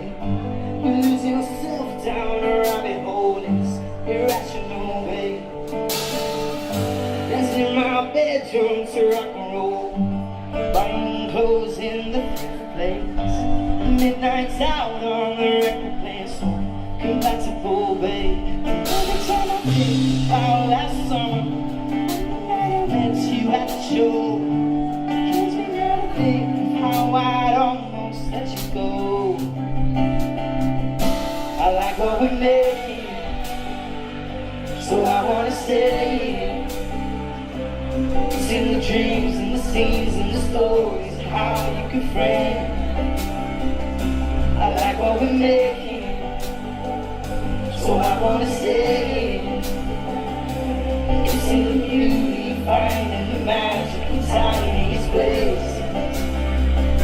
Our love's a mosaic. Our love's a mosaic. Whoa. We see the sunshine in Portobello, right outside of the cafe. Cinema touching ain't sentimental, that's respectable. Till the fifth glass of roll, both of your friends they interrogate me. They're way too drunk to be tactical, and that's too practical, babe. About last summer, met you at the show. You never think how I'd almost let you go. I like what we're making, so I wanna stay. Dreams and the scenes and the stories and how you can frame. I like what we're making, so I wanna stay. It's in the beauty you find in the magic of tiny places. I love the mosaic. I love the mosaic.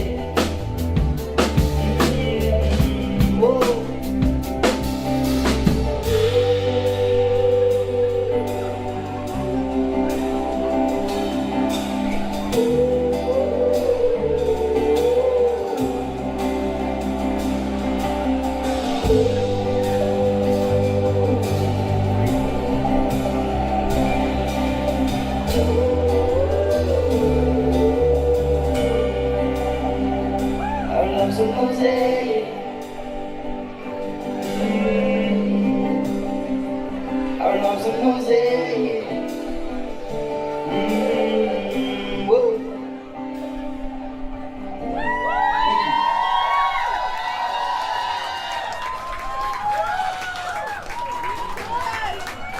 I could die peacefully now. I could die peacefully now. Literally. All right. I actually found out that we had some far and wide travellers for the pilgrimage to Dylan on the Moon. Where have you come from today, if you've come from far away? Surrey, Gloucester, Ireland. Alright, where else? Cambridge, that's far as well. Oxford, oh, battle. Poland. Wow. Alright. Okay, cool. Well, this next song, it's about like another very special moment in my life. And it happened with a person from far away. She was American. All the Brits are like, what? She was American. And maybe by the end of this song, we can have 2 beers and 2 whiskeys on the stage. Whiskey? It's whiskey.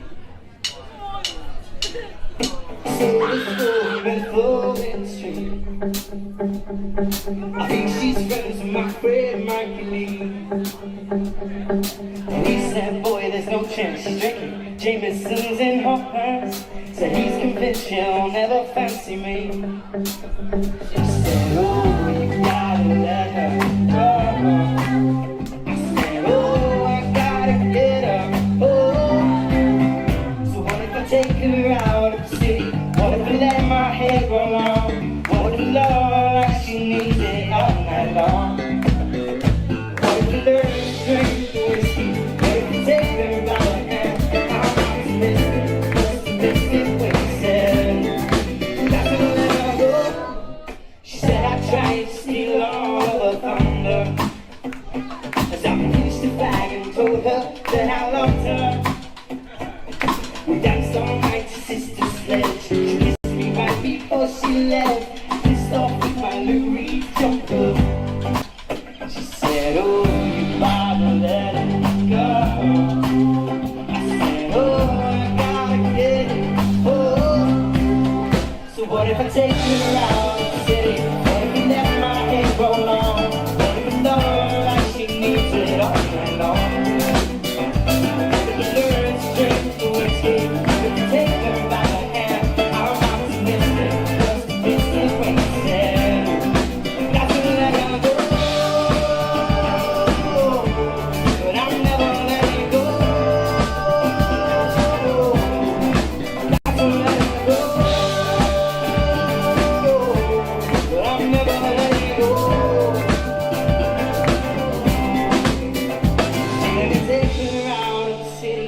She let my hair grow long. She said that I love her like she needs it all night long. She said I don't have to drink the whiskey. She let me take her by the hand. I'm optimistic, pessimistic when you said, oh, you got to let her go. Oh, baby, I'm never letting go. Oh, you got to let her go.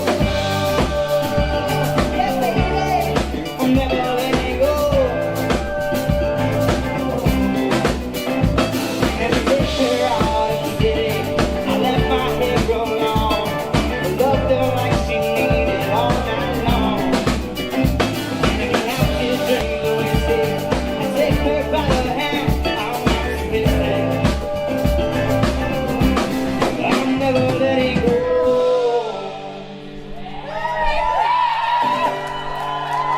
Yeah. Thank you very much.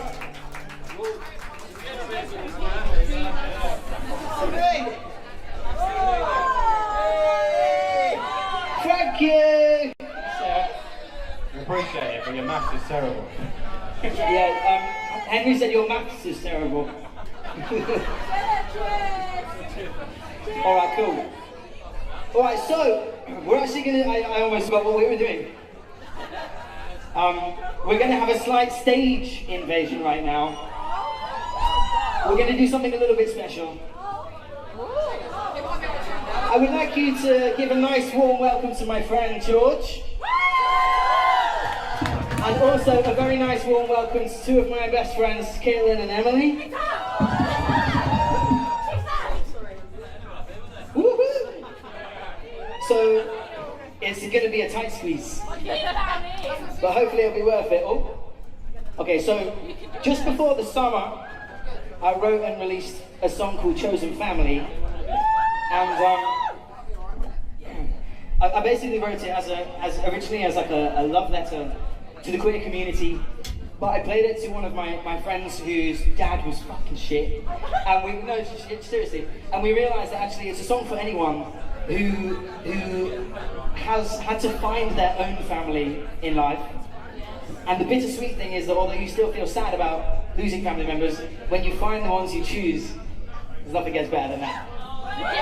So this song is called Chosen Family, and these three wonderful people helped me bring the track to life, and they are on the recording and they are absolutely wonderful. Those are George and my Australian angels.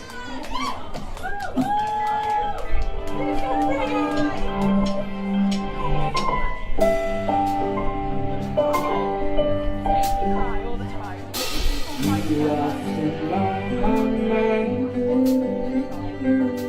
think about all the time. Someday you might smell like alone. You come to take me home. Think about how time has flown. 6 years, 5 days since last we spoke. Wonder if you wonder like I do. Things could ever change for me or you.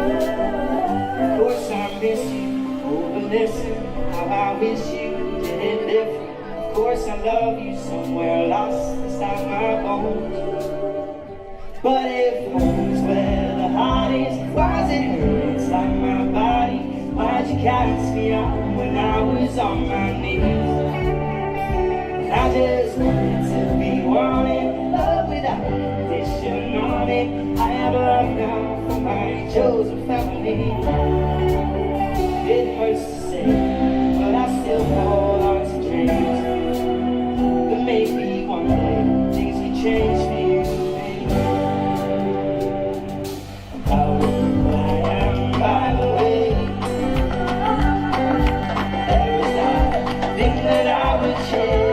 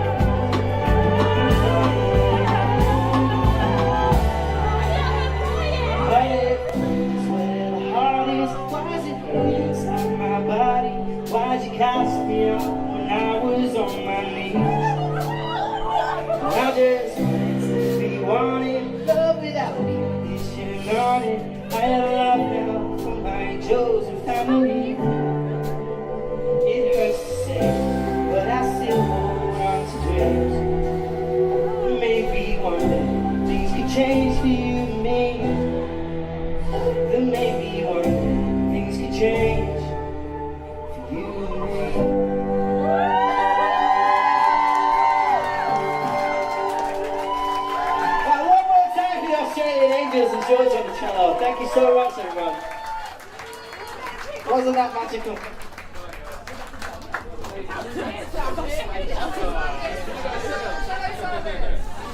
How's everyone doing? You having a good time? She's literally watching it. Thanks a lot, Dylan. Half of it's gone, mate. Make it. Just make it. Right, thank you, you guys. You're wonderful. You were so wonderful. Thank you. Okay. Thanks a lot, Dylan. You're trying.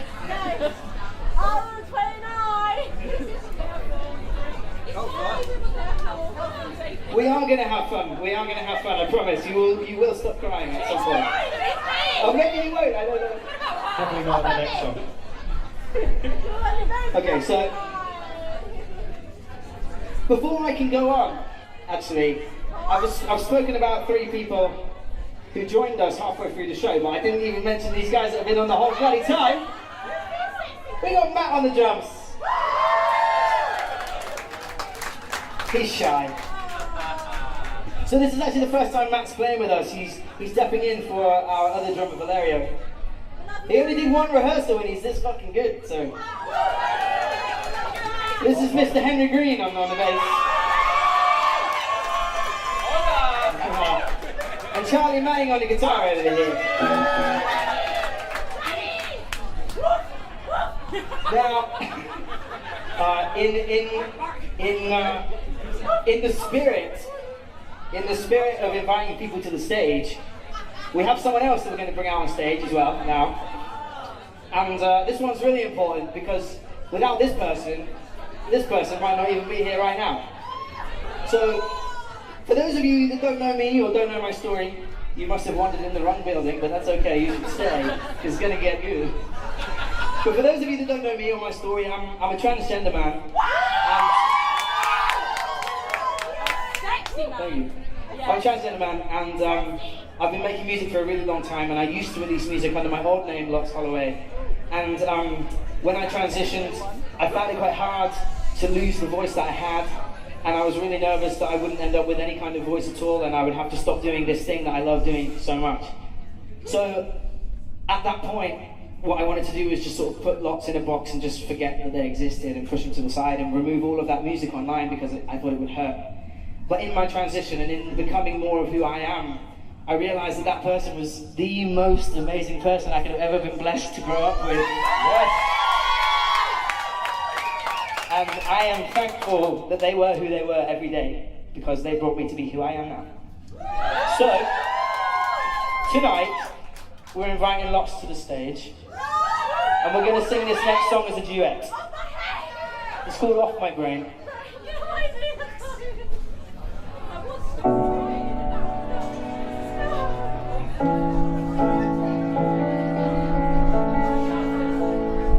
When you said you were wasted, drinking drunk on my line, trying to cocoon yourself in my body, falling into my eyes. You couldn't be without me, you never wanted a good night, let alone a goodbye. Then you said we were changing. Not a single thing changed on my body, but I stopped turning on. And when you said we were happy, were you telling me lies? Cause you left with goodbye.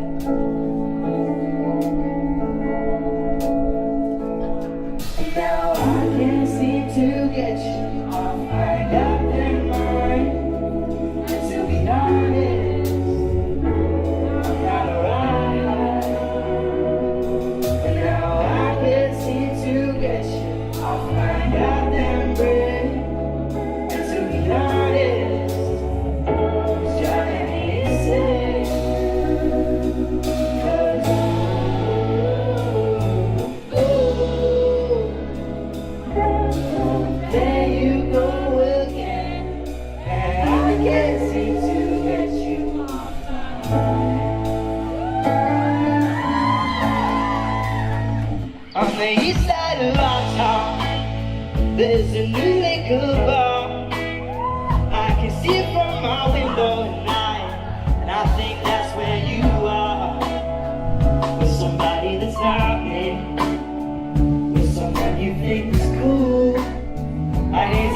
irrational fool.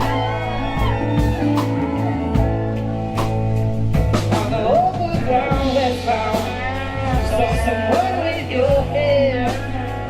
In the street I smell perfume and night. It's the one that you wear. When I'm ordering coffee, and any day I go on, is it all just a sign?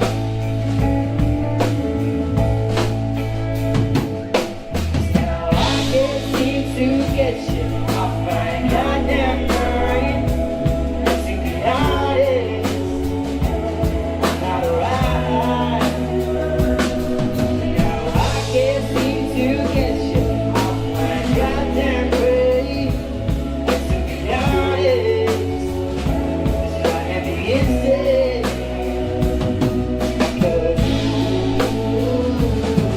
'Cause there you go again, and I can't seem to get you off my brain. I'm blaming you from a distance, but you ain't doing this to me. That you ain't got a clue I'm twisted by the way we used to be. You're entitled to a good life, and if it's not by my side, it's okay to change your mind. So I can't seem to get you off my goddamn mind. And to be honest, I'm not alright. 'Cause I can't seem to get you off my goddamn brain. To be honest, it's driving me insane.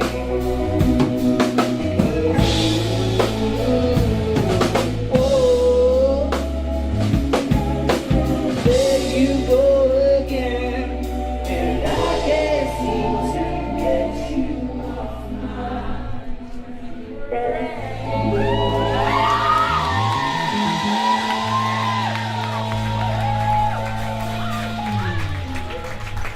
Thank you so very much.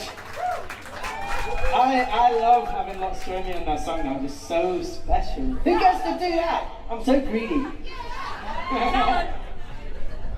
What's next? What's next? Is everybody having a good time?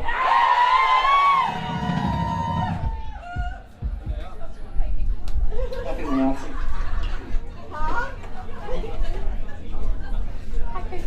Alright, cool. Are there enough tears in the room yet? There's quite a lot, I'm afraid. Alright, cool.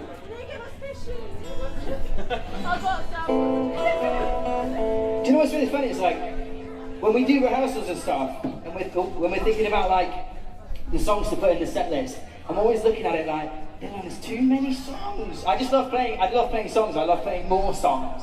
And I look at the set list, I'm like, there's so many songs. And then we get on stage and I'm like, look, one bloody song left.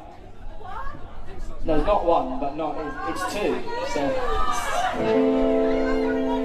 yeah, right. So I'm gonna try and long it out a bit for you now. With another story. Not the happy one. Who came to O'Meara last year when we played O'Meara? I was sick, so I can't use the same jokes, okay? No, I'm joking. Oh, who hurt you? Yeah. So last year at O'Meara, I don't know how this happened, but when I was doing the set list, I basically put all the worst heartbreak songs in the middle of my set. And I was explaining about all the people that hurt me in my life. But we haven't done that this time. But this next song is actually another really important song to me. So as I just sort of told you a bit of my backstory and coming out as trans and deciding that I wanted to transition, obviously part of that is hormone replacement therapy, and it changes the way you look, obviously, spoiler, and it also changes the way you sound. And I was really, really worried that I would change my whole life and have to stop doing what I do. And I was really worried that I would transition and that this new version of me would be really angry or sad at the old decisions that I made, because at one point I thought music was the only reason people actually ever liked me, And I thought, if I get rid of that, then I'm fucked. We'll still like you. So I decided, I sat down at the piano one night when I was pretty sad about the whole thing, and I wrote this next song pretty much as you're going to hear it tonight. The words just kind of fell out of my mouth, and it's basically about how hopefully when shit things happen, if you can just be there for yourself, and that's all that really matters.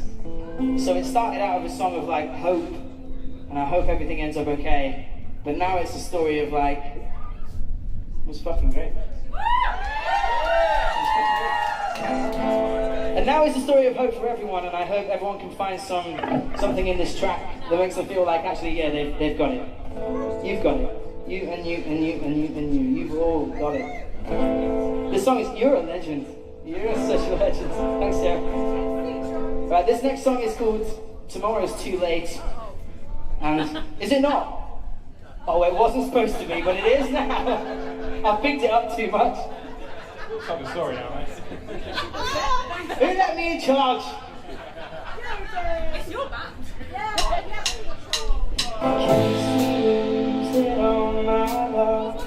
Remember that I did it all for us to live the life we dreamed about.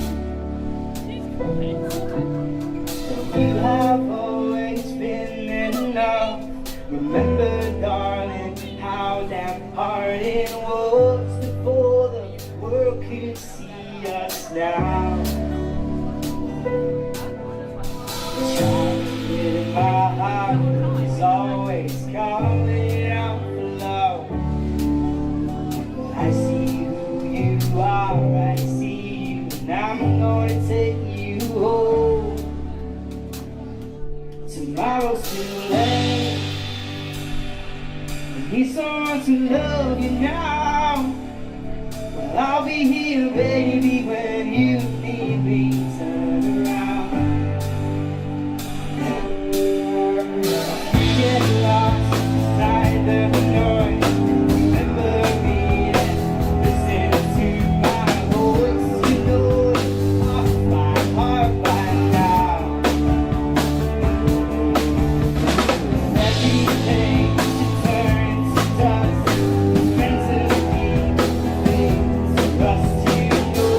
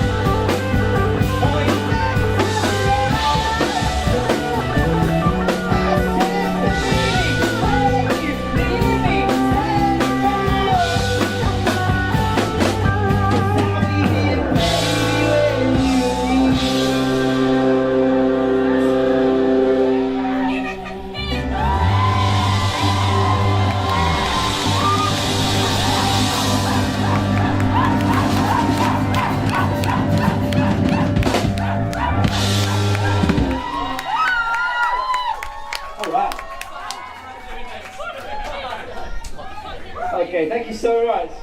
That's the song I appreciate. Do you know what I appreciate so much is that I forget. I know these songs really well, but I forget that like half of these songs aren't even out, and yet you guys still turn up to the shows. I love it. Thank you so much. I appreciate it. One day I promise I will release some more. I feel like we've done pretty well this year, right? I've brought out a few singles and a fucking EP. I'm doing the most. Okay, so right before I introduced that song, oh, it's going past me. Right before I introduced that song, I was supposed to introduce a different one, and I forgot. Cheers! Everybody? James is in the building. I was waiting to see if you turned up. I'll do it for you. Not now, but I will. Alright, so here's the song I forgot all about. And it's so funny because this is actually one of my favourite songs to play right now. This is a brand new song. It came off it came off the EP that I released this summer. And it was a song about me going a little bit mad. Have you ever have you ever had that situation when you like go through a breakup and then you sort of like come out of the breakup and you're like, we're not really breaking up now, are we? Like we're not really breaking up, right? Yeah? And they are like done and you're like, yeah man, we're still together, right? Anyway, this song, you can just carry on. Well anyway, this song's a little bit about that, going a little bit mad. This song is called Warning Sign.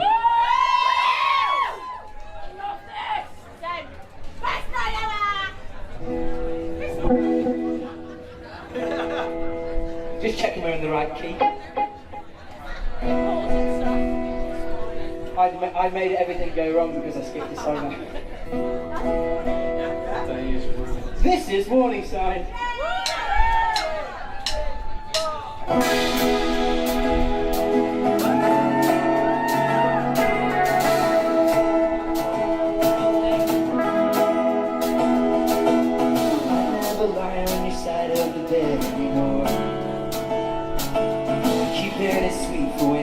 Your ass through the door. I make 2 coffees every morning in case you arrive. And I always leave space for your car on half the drive. They say the medicine don't work. I say I don't think I need it. Cause I know that one day you'll come back and realize. But until then I drink to get out of my mind. So I can go home drunk in a taxi. See you there in the backseat. That's the warning sign that you lost your mind. Dream you're there and calling me up so we can hold. That's the warning sign that you lost your mind.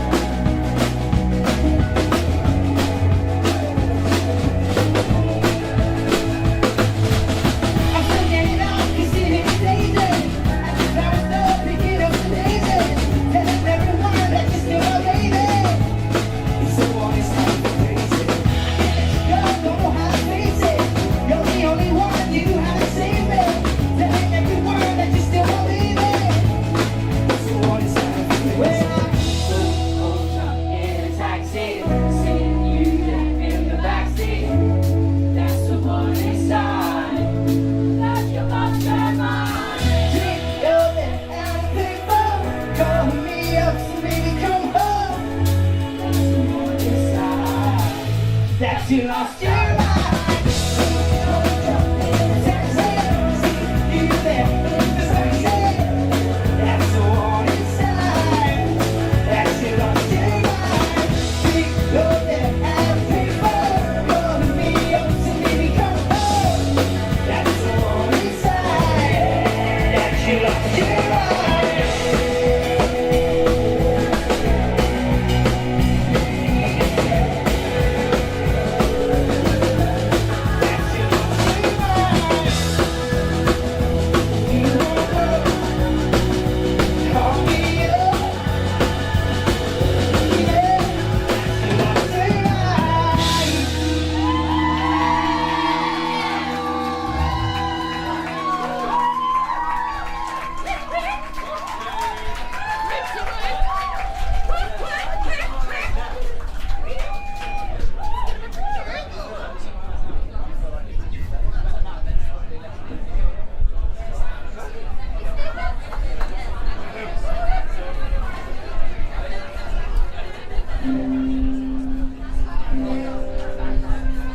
Alright, I've just decided to change my mind, as you can see. No, it's a good thing, I'm adding songs into the set. Exactly, I'm Where's James? There he is. Everyone can thank James for the extra song in the set tonight. Thanks, James. Alright, we're going to give this one a go. Just me on my own. On my own? Where am I from? There's a glowing balloon in the sky, and the kooks are on the radio eye. She moves in her own way for you, she's a god. And the sun's burning down on your skin, and the lipstick you're beautiful in. You're a spice, I don't have to say twice, you're a dream.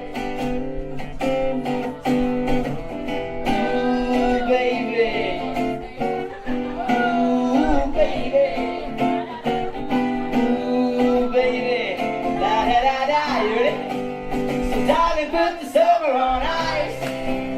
For just a bit of you I go crazy. I like the way you look in your sundresses. Don't get too close, I might bite. Darling, put the summer on ice. Pour a bit of you on me, baby.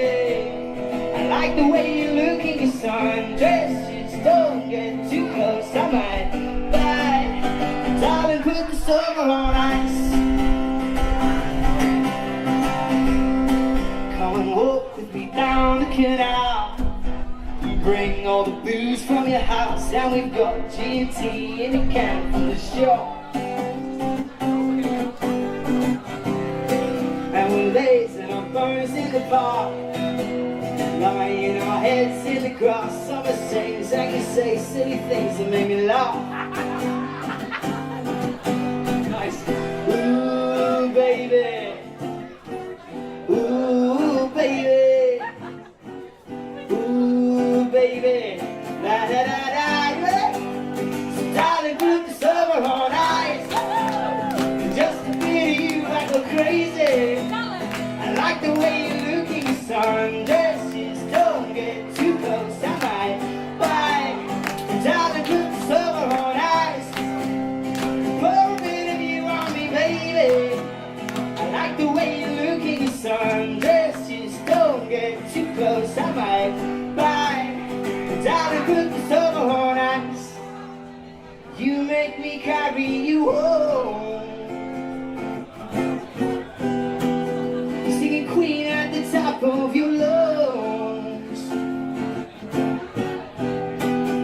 Yeah, mama, I just killed a man. I love that you shot that bit. Are you okay? And I want you oh so crazy bad. So darling, put the summer on ice.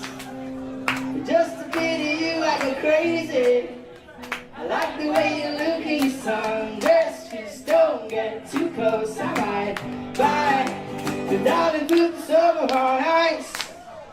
Pour a bit of you on me, baby. I like the way you look in your sundress. Just don't get too close. I'm right by, one more time. Darling, put the summer on ice. For a minute, you want me, baby. I like the way you look in your sundresses. Don't get too close. I'm right by. Darling, put the summer on ice. Just a bit of you, I go crazy. I like the way you look in your, the way you look in your, the way you look in that sundress. And darling, put the summer on ice.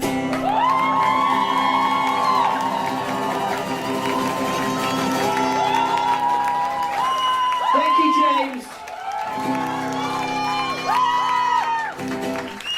All right.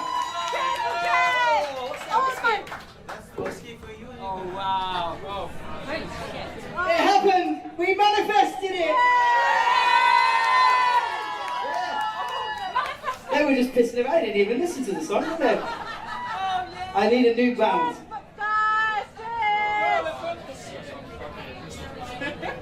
Ooh. Are you having two? Thank you very much. Thank you very much. Thank you very much.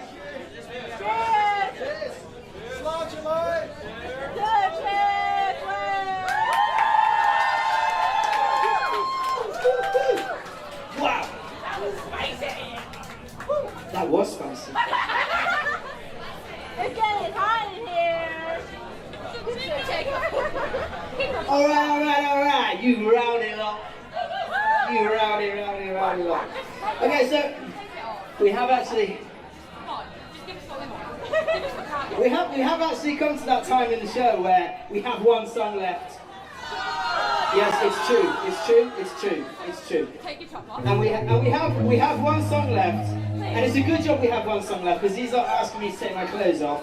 And I fear if we had any more songs, I wouldn't have any clothes left to take off. So it's a good job we're doing it now. I'm there. All right. I have taken it off. Take the rest off. I have. Please, come on. You'll see that I'm wearing a wire.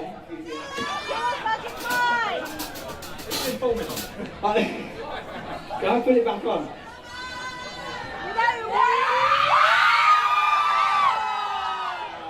Oh, that's crude.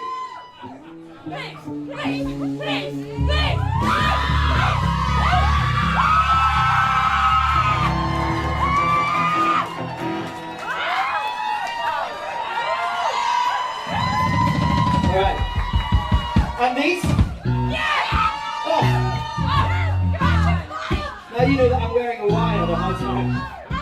I'm gonna take that off. Sorry, Jack. Alright, thank God we have one song left because I don't have that many more clothes. That's fine. That's fine. What? You lot. It's so rude. So rude. Okay, thank you so much. Thank you so much, London. I am so sad, actually, that we've come to this time of the show where there's only one song left. But you lot have been amazing, so thank you so much for having us. My name is Dylan and the Moon, and we have one more song left for you. So this is a song that I wrote and released in 2016, and it was made new this year when I re-released it in the summer, and I fucking love the new version. This song is called Love Me Though I'm Not Alright.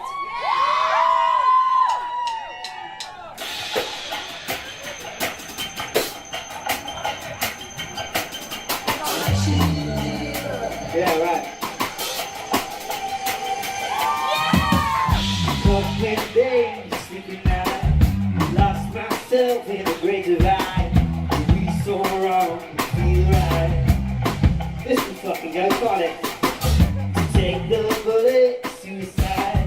To taste some sugar, paradise. Sweetness, word, moonlight, or dancing room. When you're in the back of my mind, say, touch a little deeper, dance a little slower, shade it to the last night, love me though I'm not right, kiss a little harder, move a little closer,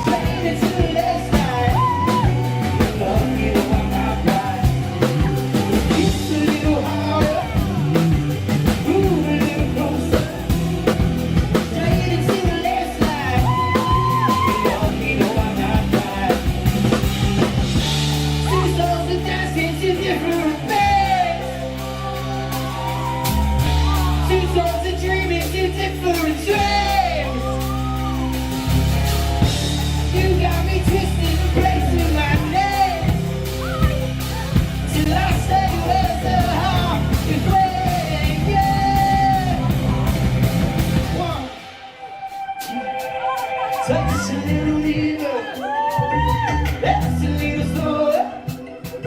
Shade it to the left side. Love me the one I ride. Kiss a little harder, move a little closer. Shade it to the left side. Love me the one I ride. Touch a little needle, that's a little slower. Shade it to the left side. Love me the one I ride. Kiss a little harder, move a little closer. Shade it to the left side. Love me the one. Go. Enjoy the rest of your night.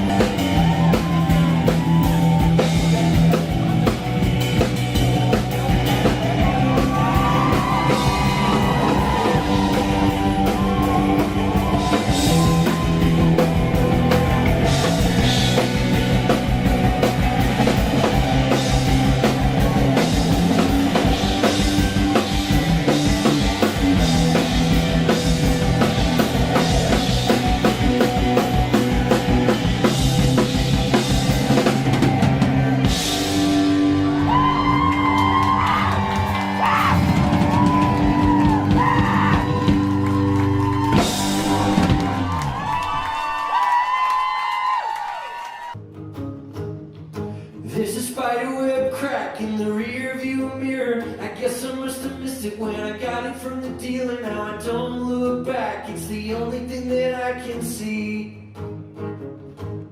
We found a hairline fracture in the house foundation. An ambitious young mouse would see Grand Central Station in a brand new house. There's one thing I can see. Instead of taking it right, I'm always making it wrong. I get what I want, but complain when it takes too long. I'm always making it wrong. There are ducks in a pool I can see from my piano, and I'm crying to my therapist like Tony Soprano. It's a beautiful piano. There's one thing I can see. Instead of taking it right, I'm always making it wrong. I get what I want, but complain when it takes too long. Instead of taking it right, I'm always making it wrong. I get what I want, but complain when it takes too long. I'm always making it wrong. I'm making it wrong.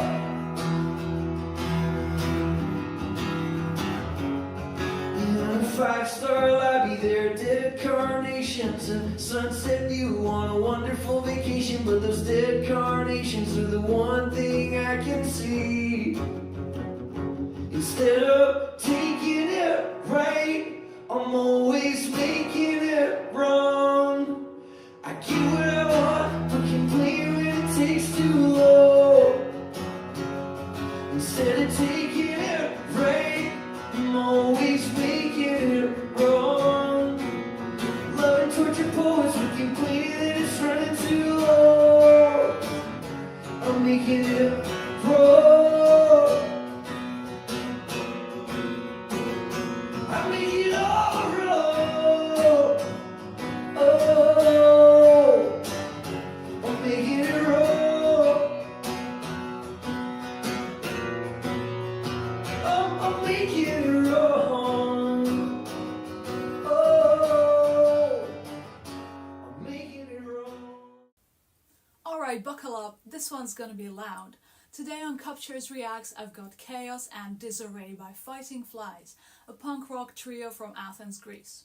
If the title doesn't give it away, this track takes aim at hypocrisy, those people who criticize everyone else while doing the exact same thing.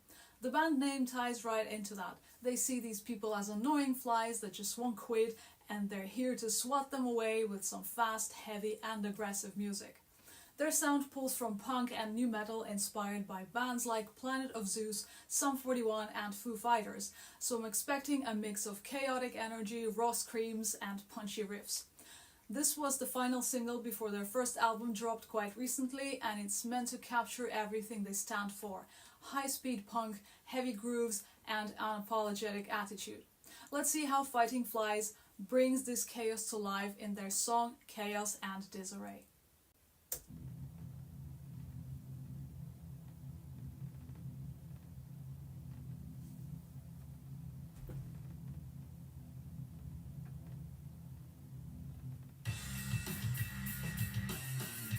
Here we go. Strong bass riff to kick things off, nice.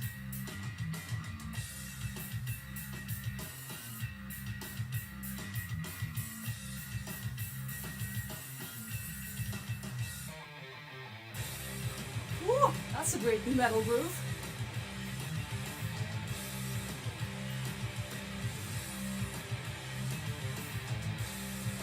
Really love the way the guitars add.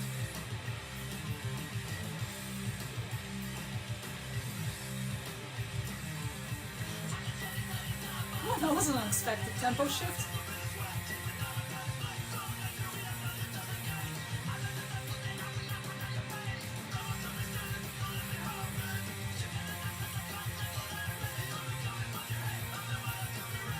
Can't quite make out the words though.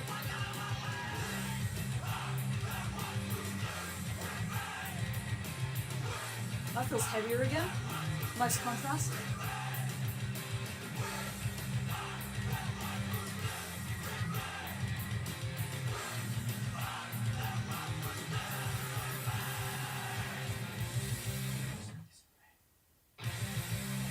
Ooh, whispers in the brain, so eerie.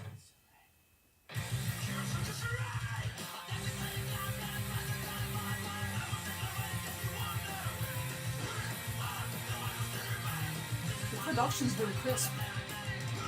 You can hear everything that's going on.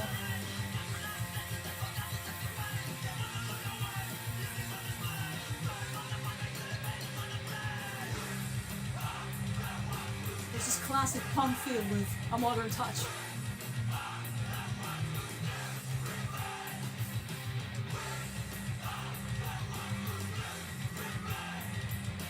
Love the vocal delivery, so straightforward.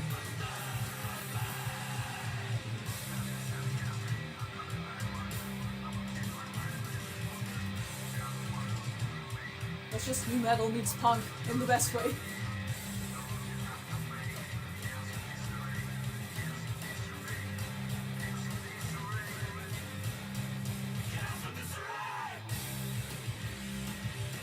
Love how the track is structured.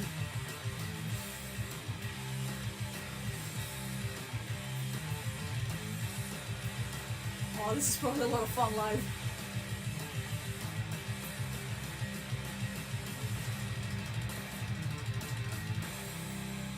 Oh, that was good.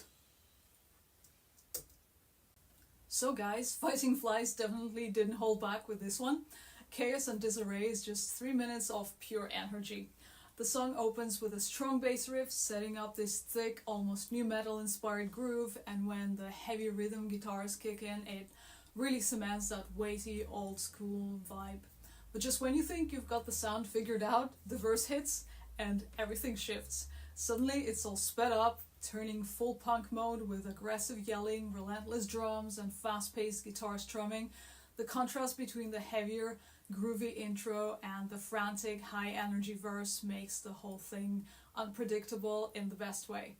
And what I initially thought was a pre-chorus actually doubles as the chorus, bringing back that heavier feel for a moment before throwing you straight into the next section.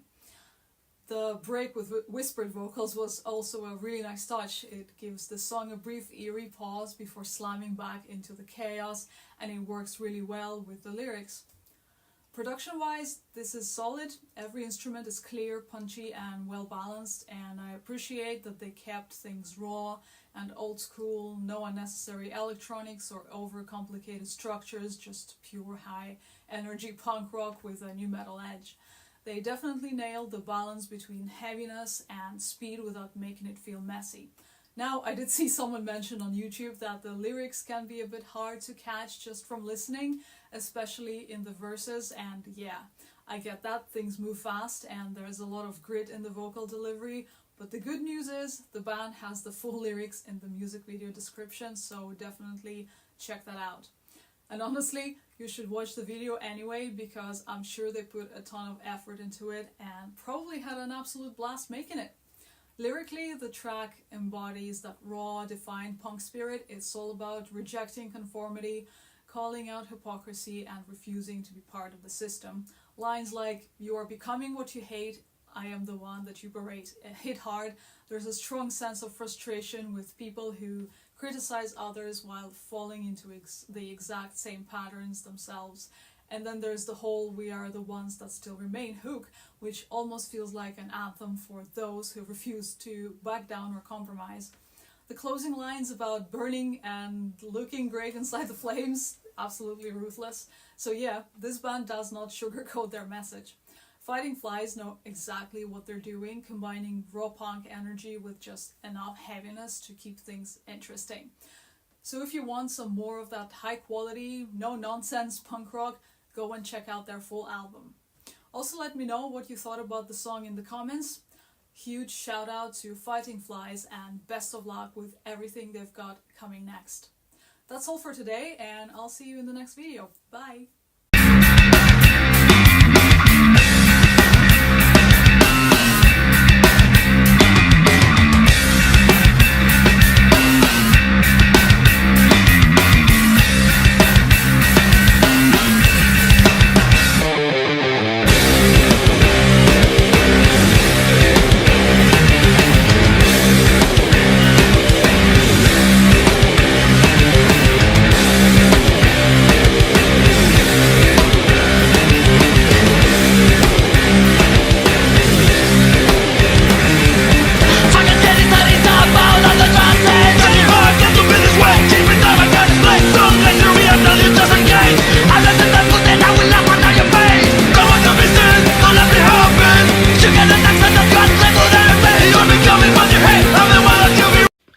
Knox is a blazing force in the rock and metal world, and his latest track, Fire in the Hall, scenes of which you see behind me, is a scorching example of why he commands attention.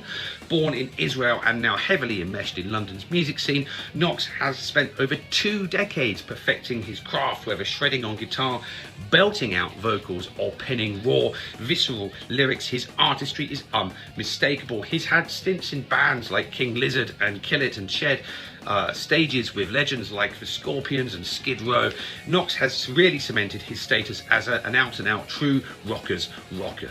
Fire in the Hall kicks down the door right from the first note, and the opening riff kind of grabs you by the collar. It doesn't let go. It's explosive, electrifying, and unapologetically loud. And this sets the stage for a sonic ride packed with energy and passion, and the music video that accompanies it is compelling. I'm a huge fan of AI music videos, do them myself. It's great to see it done to this style. It's very authentic, it's bursting with a very vivid experience. The production in both visual and auditory just shows the professionalism and gritty rock edge, harking to a sound that nods to the classics while surging forward with fresh modern flair. Now, Knox's music isn't just about riffs and hooks, it's a reflection of his life story, which is equally as interesting. Growing up in Israel, his years of service in the military have imbued his work with depth and weight, and he channels those intense personal experiences into every note and lyric, offering listeners a profound connection to not his heart and his art. But his talent doesn't just stop at the stage even, he's also very philanthropic. Efforts, particularly for mental health and homelessness causes, are just as impressive as his music. When he released the single Save Me, he ensured that every penny went to SANE, which is a mental health charity. This showcases his commitment to really making a difference. So Fire in the Hall doesn't just light up your speakers, it lights up your soul. Critics and fans alike have praised the track for its dynamic composition and his unparalleled guitar skills. I get flashings of classic sounds like Guns and Roses, a bit of Alice Cooper, but also kind of a little bit of this kind of Symphony X kind of style to it, when they're perhaps a little bit less kind of progressive and crazy, but they're all anthemic. I had a huge fun afternoon listening to Knox's back catalogue, which I would advise that you do. And this artist actually came my way through the Grandmaster himself, the boss man of Cupchairs, which was a very welcome surprise. So this today has been today's bands that you don't know but should. Less of a band, more of an artist, but you get the drift. I really encourage you to listen to this stuff. Fire in the Hall, Nero Knox, absolutely brilliant stuff.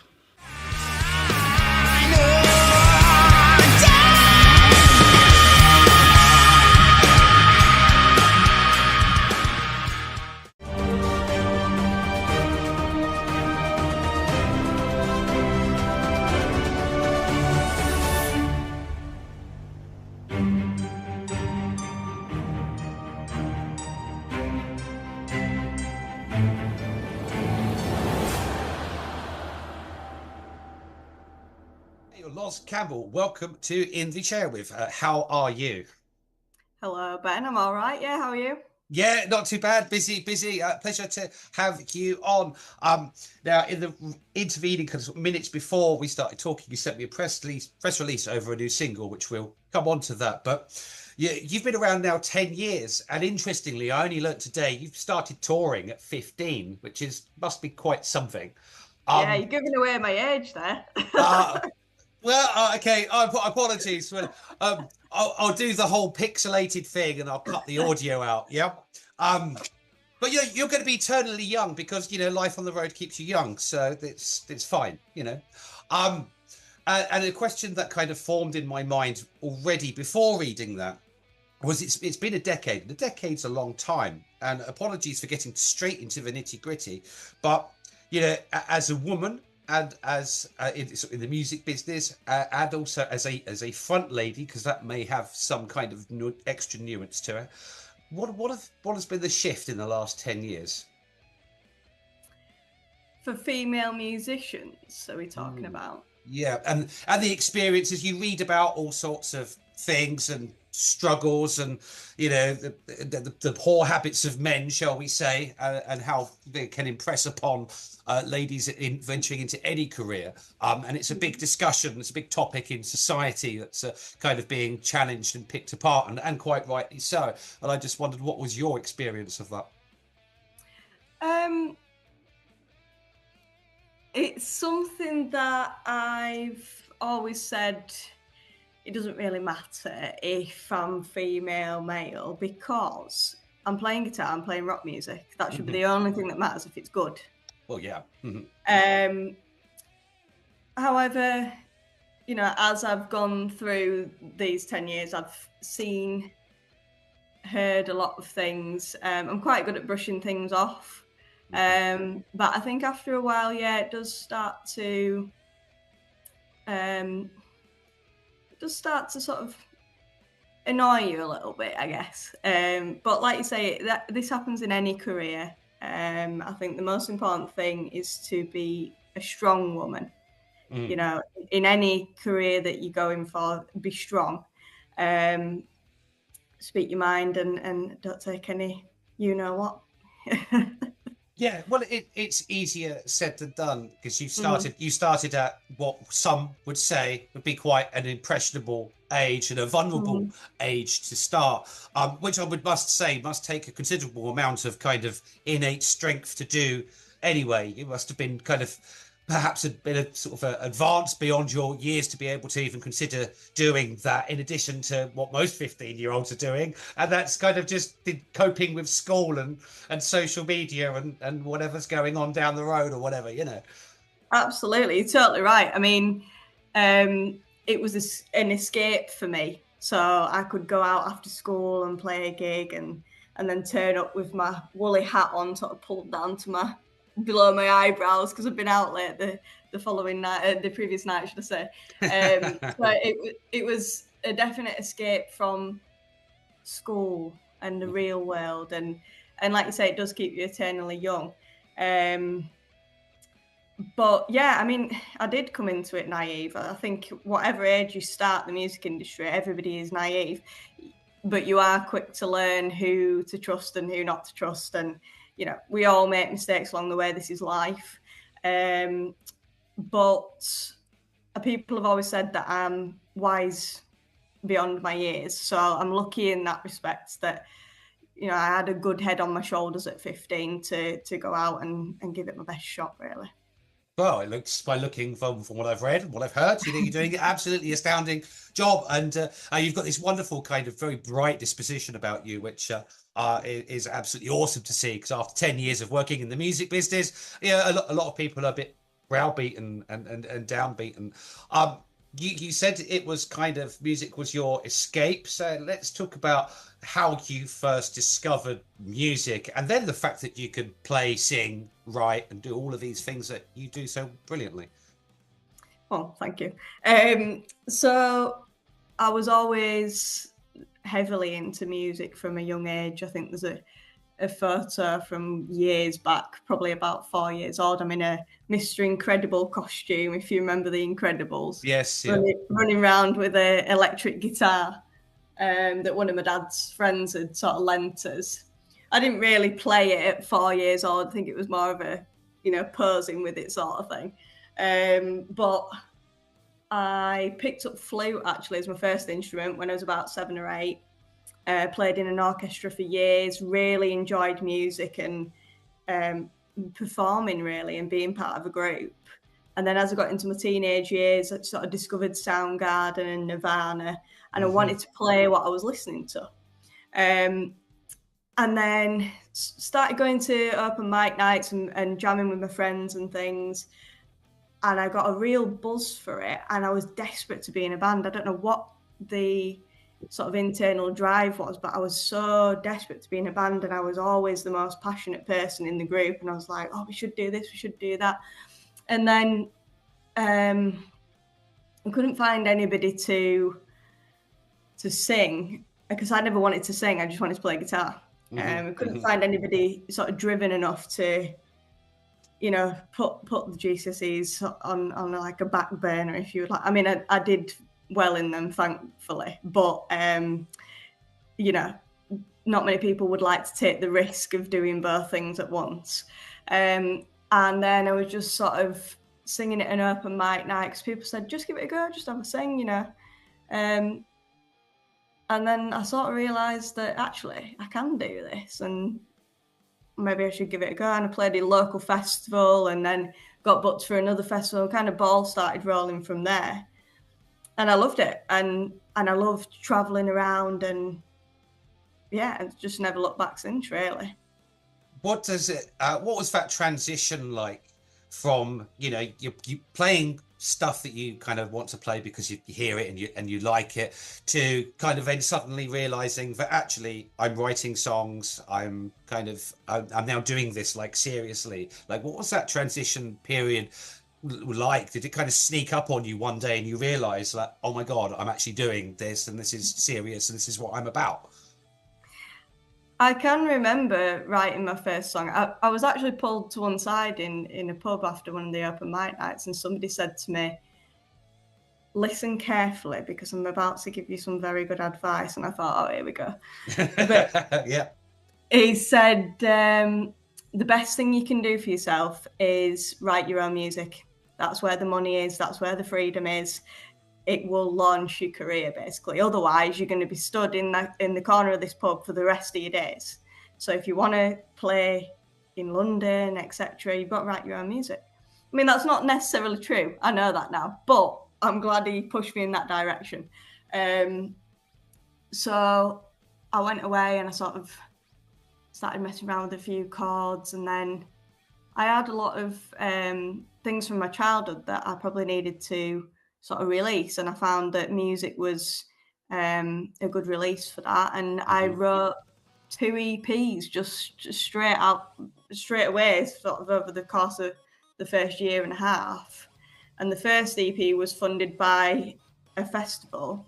They had some money left over, and they said, we want to fund your first EP. So I went to record it and thought, well, best do an EP launch. So I got myself in a little record store in Wakefield, must have had about 10 people maximum there. But yeah, it was kind of, it felt amazing at 15 to have something that I'd completed, you know. If you, this is something that I often think about more as personal, as a bit of a missed opportunity, because I wasn't a confident and aspiring teenager. But I watch, you know, like children and adolescents develop, and there's almost like a bit of a fearlessness, kind of go with the motion. You're exploring this, you've got your hand in this pie. But then if you ask someone to perhaps start that process at, say, 25, 30, 40, we come with a lot of preconceived and pre-learned sort of inhibitions and insecurities. I wondered what would that look like, you know, if you were starting your journey now.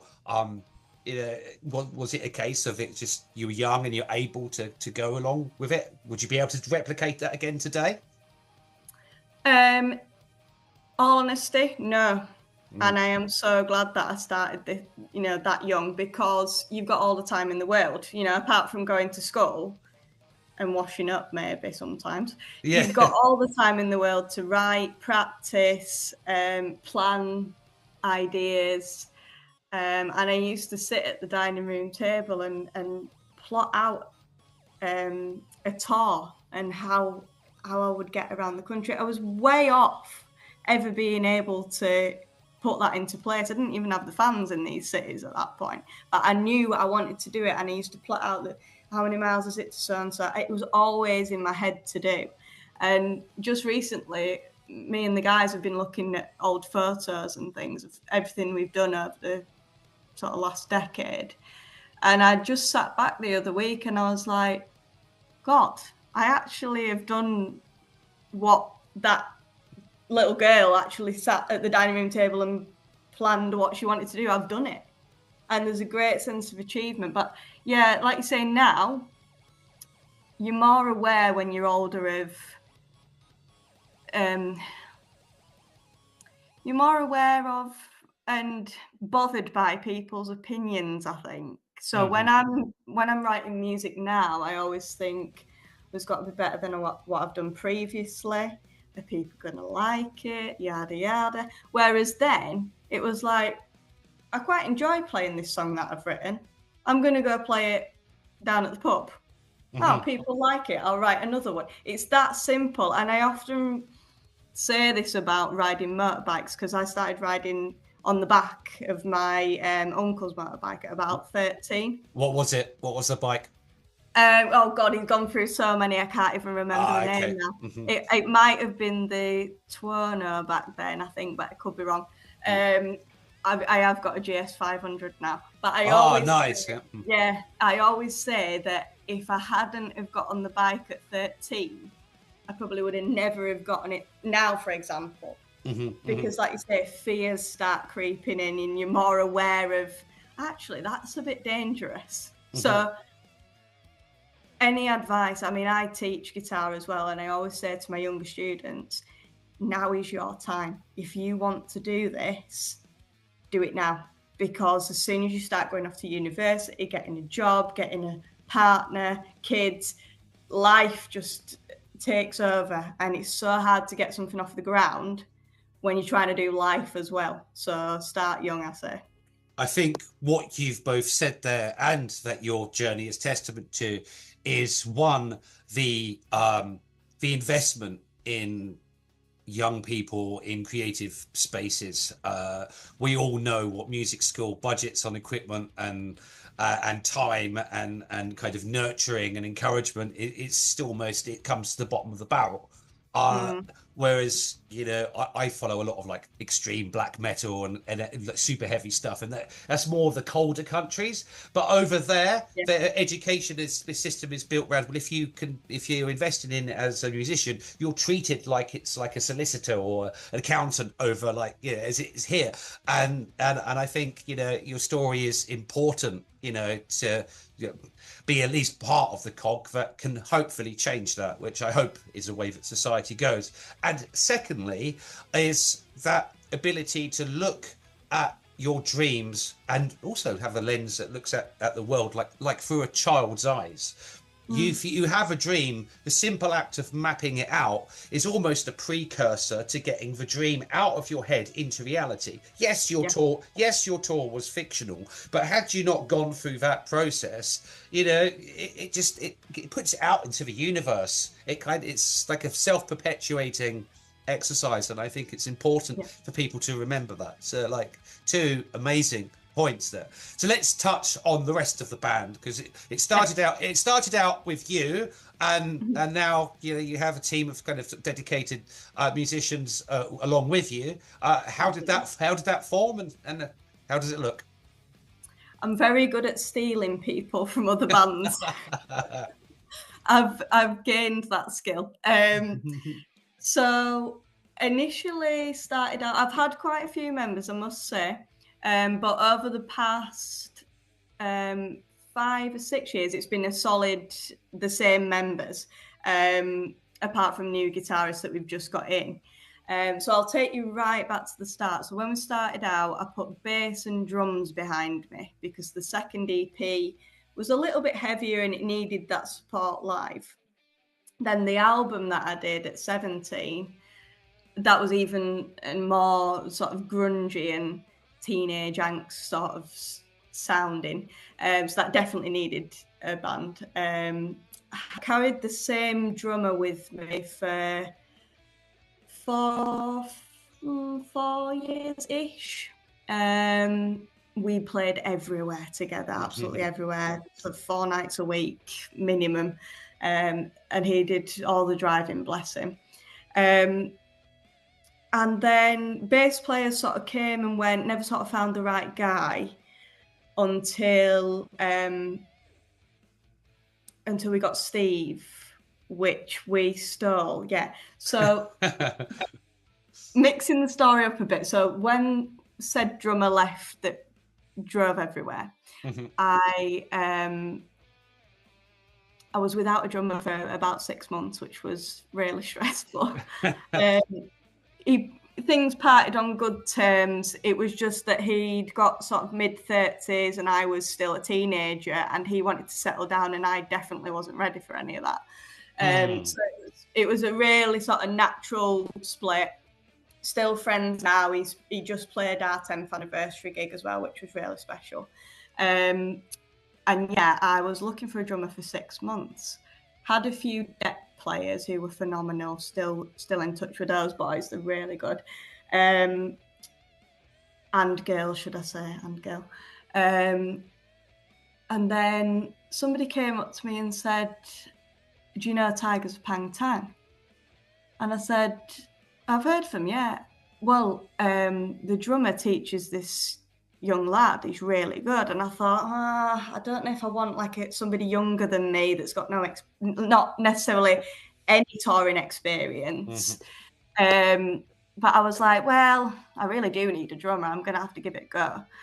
So he came down to the audition and I was like, wow, this kid is the best drummer I've ever played with. And it's Tom Kirby, who's still with me to this day. And is my writing partner in crime. We've written all the latest singles together. Awesome. So that was really I'm so glad that we took that risk. And his enthusiasm is just as much as mine. We've definitely pushed this together.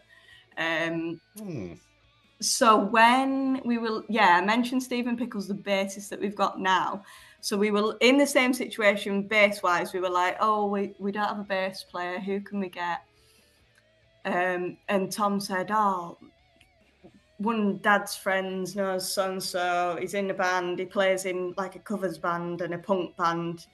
And I was like, right, let's get him in. We auditioned a few people. And he was the only guy that came and just played all the songs perfectly without me having to sort of talk him through anything. And I was like, that's good. But he's such a funny character, Steve, because I didn't know whether he was interested or not. So I was trying to grill him at the audition saying, this is a lot. We tour a lot. You're going to be away from home, this and that. And he was like, yeah, cool. I was like, I just don't know whether he's. These are bass players you're talking to, yeah. Yeah, I was just like, I just Just don't like, know, I yeah, it's can't fine. figure him out. And then I had to pick up the phone and just basically say, look, you're the best player that we've had audition, but I just don't know if you want this. And he was like, no, I definitely want it. But now I know Steve, and he's played with us for 3 years now, I think. Now I know Steve, I know that is normal for him. So, it's fine. There are people in their 40s or whatever trying to put things together that wouldn't have the balls to kind of like phone up and go, look, I'm really not sure. Come on, whatever. So your organization and your ability to kind of like make sure you're getting what not just you want, but everyone else around you. I mean, that's huge credit. A couple of things I wanted to touch on as a result of what you've said there. The writing process, because obviously it started as just you, and now obviously you've got this enthusiastic drummer that's helping. It's become more collaborative. How was it to let go of something that you'd essentially grown up with that was just yours when it comes to writing to now something that's collaborative? I don't really see it as letting go in the way that me and Tom work together, because he's bringing an element that I can't bring, which is the rhythmic side, like the drum. Obviously, I bring the rhythmic side with the guitar, but he's bringing sort of the heartbeat, the drums. So I will still approach him with a main riff, a decent chorus, a structure of a song. And then it's the fine details that we're putting in, like the chops and, the meat and potatoes of the song. That was such a Yorkshire phrase there. Lovely. The meat and potatoes. Carry on, sorry. I can't get away from it, I'm sorry. That's great. It's great. Love it. So the letting go part was when we started to work with Tom Gittins, our producer, because that really was me handing the reins over to some extent. And it's definitely the best thing we've ever done, because it's pushed us musically. That he's got things out of us that we never would have discovered.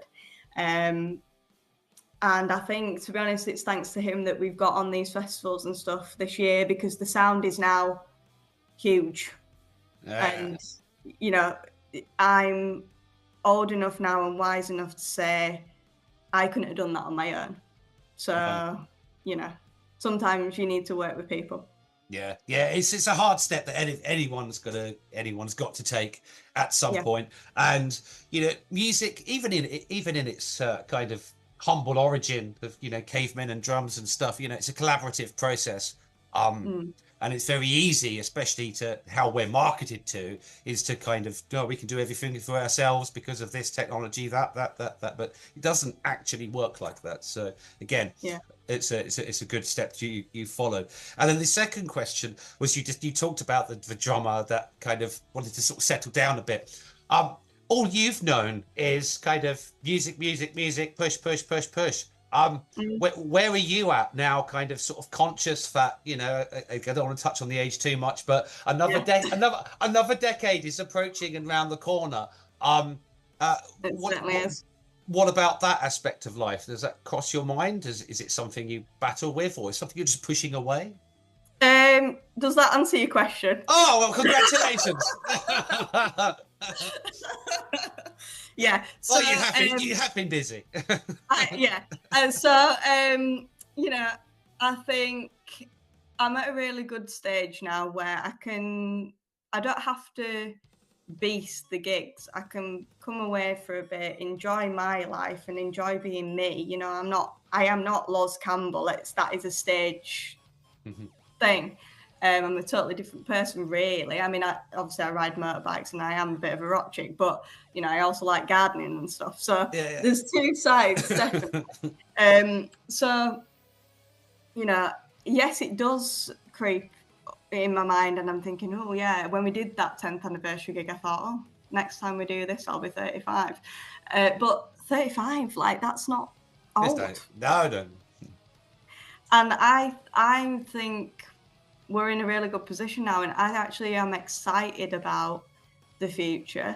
And I've just been to watch Samantha Fish, and she's into her 30s now, and she's been doing it for probably just as long as I have, if not longer. And she's still, on the upward, I would say. So it's being done. So yeah. Oh, okay, awesome. Wow, yeah, it sounds like you've got it all mapped out. And speaking of the imminent future, hitting the free road, it's your chance to plug the new single, what it's about. Okay, so it's coming out on the 24th of November. There will be a music video with it as well. It is all about hitting the free road, literally, that is what the song is.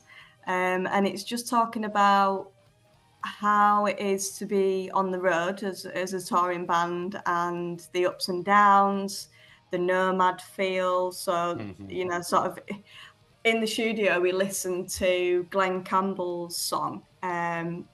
Is it Wichita Lineman? I've forgotten the title track now. Unbelievable. But it's that. Have a listen, people. It's a great track, and it's set the tone for me with sort of the feel of the track, and it's very sort of heart-wrenching in places, the Glenn Campbell song. No relation to me, by the way. No.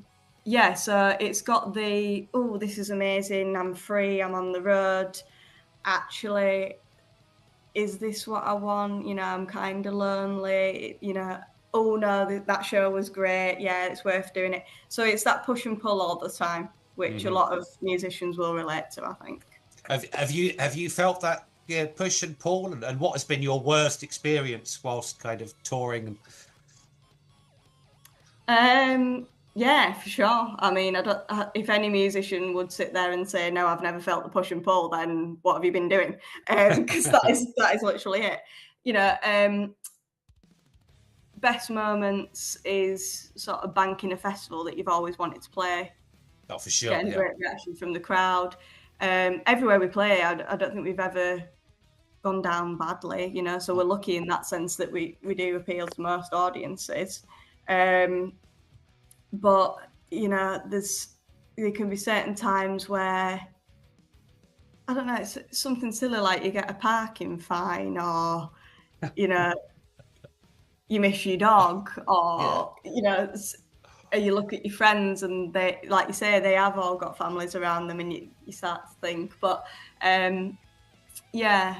or you can play rubbish gigs as well. I mean, I played plenty in the early days where I had people like pulling the teeth out at the bar. Yeah, sorry. And it's just like, okay. So I've done weird stuff, but yeah, it's a ride. It's a ride. Yeah, definitely. Well, it's a ride that you seem to have embraced from from your very early beginnings, and continue to make a success of. And listening to you, you're such an inspiration, not for an old codger like me, but for others, kind of learning stuff. And if we could put your story in a platform to a young audience, I think there's a lot of inspiration, there's a lot of hope, there's a lot of encouragement there, just in your very nature, let alone your story. So how I tend to top these interviews off is just kind of give you a platform using your nuggets of wisdom and stuff you've learned over the years. What would you say to someone that is kind of feeling disheartened, a little bit unsure, a little bit frustrated with kind of their progression with the music? Stick to your guns. Always remember why you started doing it, and push. Like in the early days, you have to play more than you're probably sleeping. It has to come first. It has to come before friends, boyfriends, anything, family. If you want something, put it at the top of the list, and you'll get it. You'll get what you want. It just takes a hell of a lot of hard work, especially in this day and age. Yeah, no, for sure. It's kind of preyed upon us that success is easy. You can release stuff to Spotify, blah blah blah blah blah, and you can all do it from the comfort of your own home. But you know, and then you get disheartened because you don't hit any numbers, and then you've suddenly got to become your own PR person, all this kind of stuff. And there's no substitute, I feel, actually, for real live experiences.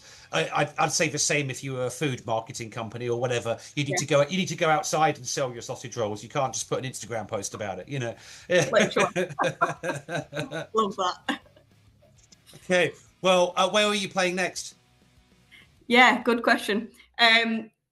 We haven't got anything in the diary, and that is on purpose. So we're going to go into the studio in the new year and finish the forthcoming album.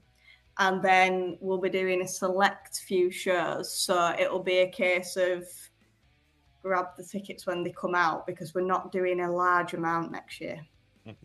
Okay, well, let me know when that album is kind of on its way out. I'd be very interested to listen to it, and of course to try and push it around here as much as possible. And also when you've got some shows to announce, and we'll send some of our camera guys up there and record something special for you. But it's been an absolute pleasure to have you, and I wish you the best in the studio. Thank you very much, man. And of course, every other facet of life as well. When's the wedding? When's the wedding? Oh, that's the golden question, isn't it? Okay. Is it album first or wedding first? Oh, album of course. Always, yeah. Music comes first, man. You know this. Yeah. So, one thing at a time. Yeah. Okay. Well, congratulations in all your endeavours, and thank you again. Yeah. Thank you. Cheers. No worries.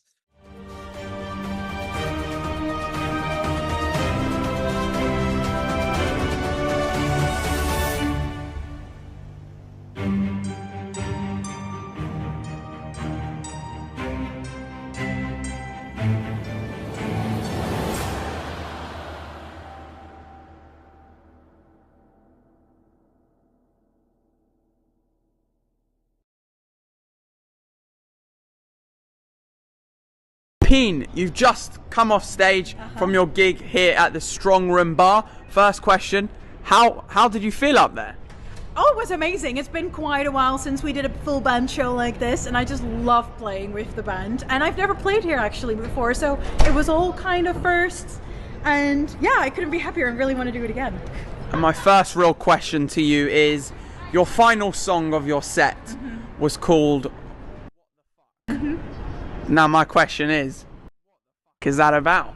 Well, that's a funny one. So it's basically about, I've been through many dating situations. You're dating someone and then you think it's going somewhere and then it's not happening and then you're just frustrated. So the only thing you can really feel is, that's my favorite swear word. I really love swearing. So that was really inspired, that situation, by this song, and I actually literally wrote it after I got like another rejection from a guy that I was dating. I thought we had a future, and then he was like, nope, it's not gonna happen. And I was literally writing this song and trying to find other words for the word. I just couldn't, and I was like, I'm just gonna keep it in.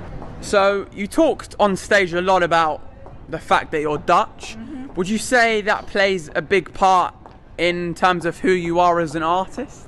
It's funny because when I just moved here like 2-3 years ago, I really tried to like keep it down, and I was Dutch, just wanted to blend in, and then I was like, but I am Dutch and I can't really change that. And I feel sometimes there's so many misconceptions about Dutch people or the Dutch that I was like, you know what, if I have time in my sets to like kind of set that straight or give you another idea of Dutch people, why not? But I think the thing in my music that really like reveals that I'm Dutch is my direct way of writing, and like words in it, not shy of like discussing anything. And I really love that about my music and also about me as an artist. So Peen, I'm sure you've got some big aims for the future. You've done a lot of gigs. Where do you see yourself in a couple years down the line? What's the big dream for a brilliant Dutch girl, Dutch artist like you? Oh, well, this year is going to be a very exciting year for me because I'm releasing my debut EP in May, the 23rd. And it will be an introduction to a new genre, which will be indie Americana. So I'm really excited to finally show that side of myself. And in a couple of years, I just want to play bigger venues, like very iconic venues like the Coco in Camden, or back home you have this amazing venue in Amsterdam called Paradiso. I would love to play there with a headlining show and just keep making good music.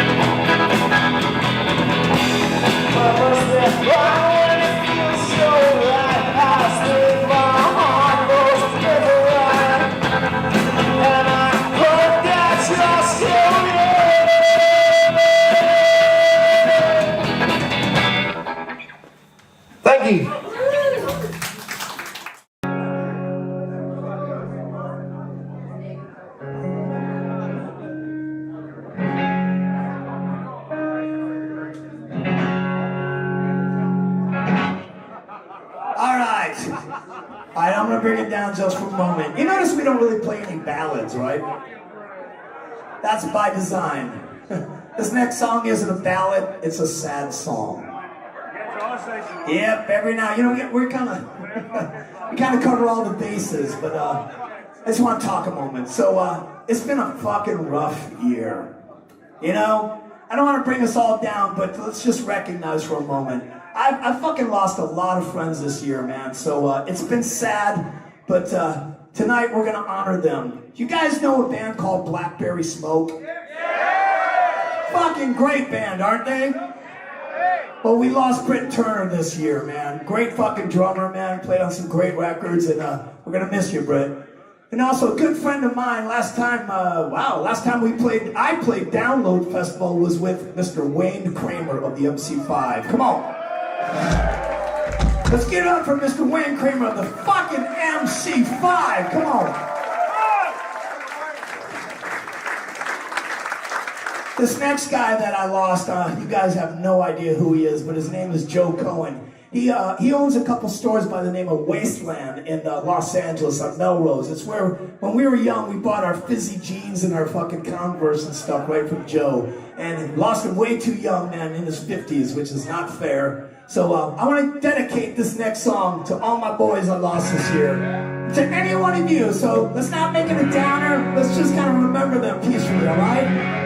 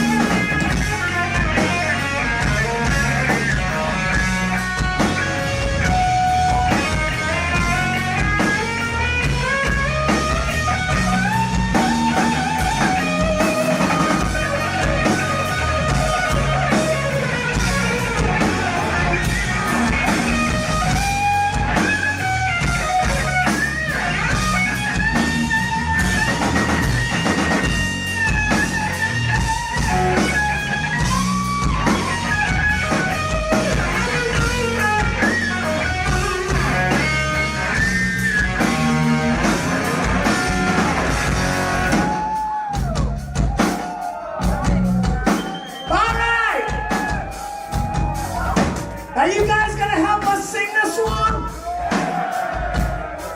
You know, it's a long climb up there, so you're gonna be fucking loud so they can hear you. All right, I'll start you out.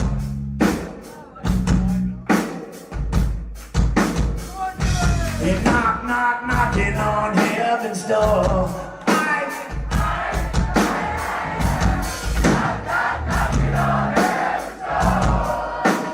Fucking beautiful. You knock, knock, knocking on heaven's door.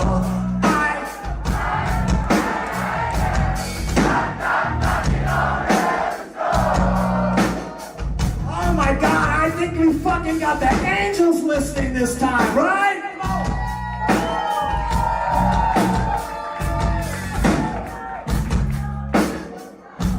Let's fucking blow the roof off. You knock, knock, knocking on heaven's door one more time. Knock, knock, knocking on heaven's door. We're making punk rock. Knock, knock, knocking on heaven's door. Knock, knock, knocking on heaven's door.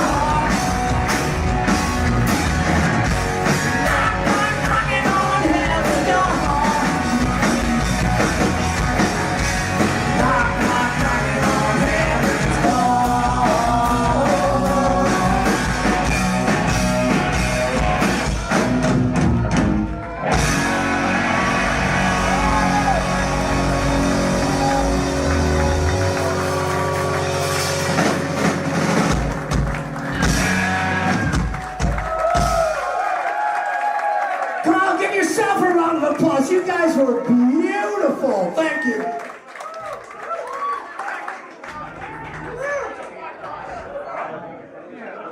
That felt good, guys. Thank you so much.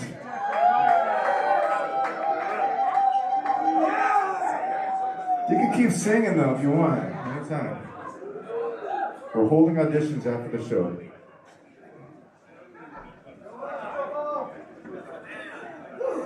Are we having a great time or what? Kind of mixed it up a little bit, huh? Little snake pit. Oh, a little swag, a little GNR. Come on, we're covering it all, right?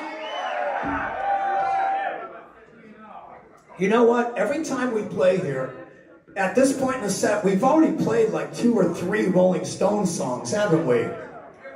But not tonight, right? Do you mind if we play a Rolling Stones song? You're not convincing me. I said, do you guys want to hear a fucking Rolling Stones song? There we go, all right.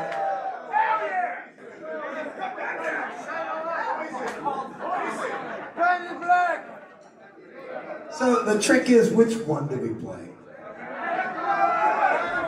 Who said that? There you go, my friend. It's on you, all right? All right.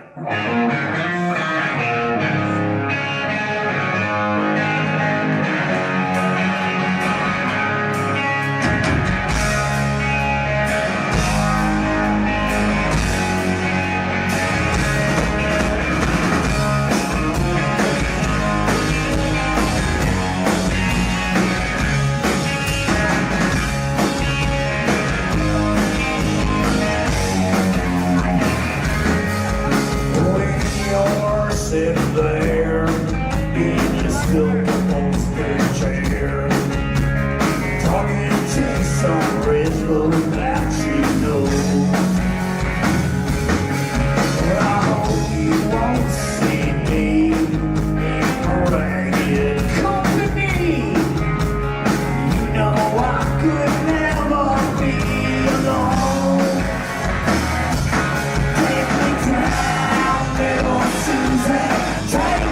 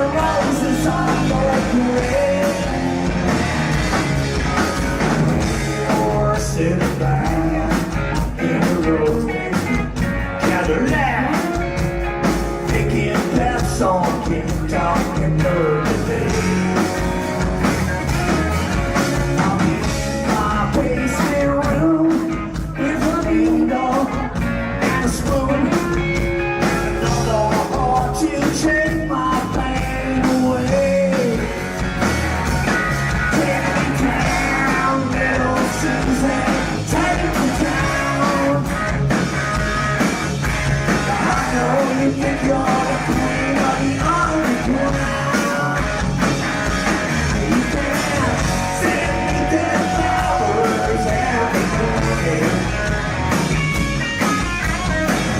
Send me dead flowers by the bed. Send me dead flowers to my wedding. Forget to put roses on your parade.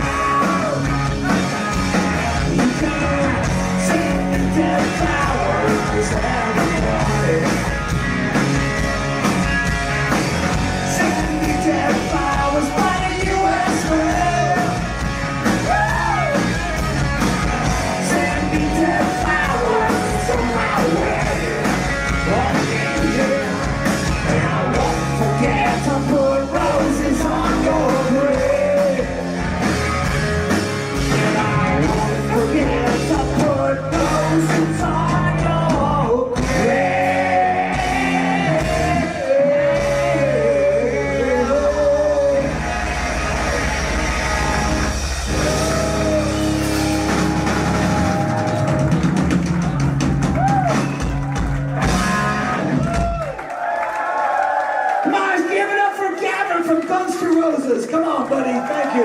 12 years later. Thank you, everybody. Fuck, has it been 12 years, my friend? Wow. Woo. All right. Are we having fun?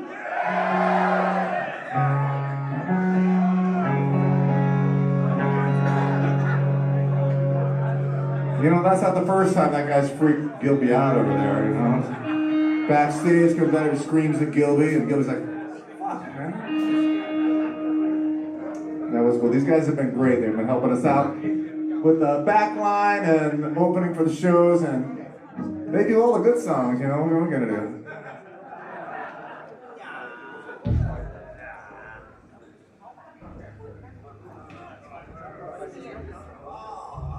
We are. All right, we're gonna have a little.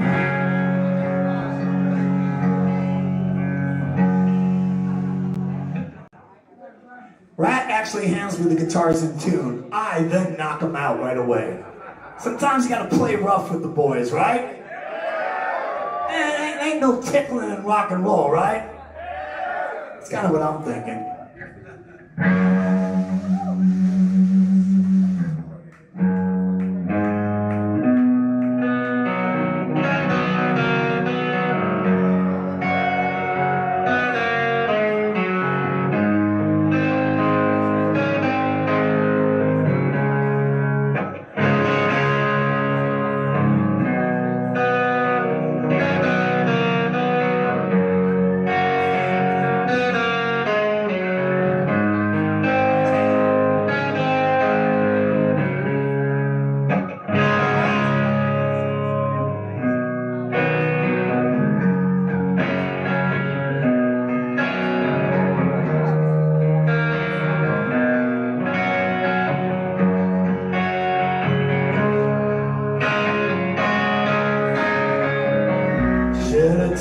Cause I'm missing you. I'm still alright to smile.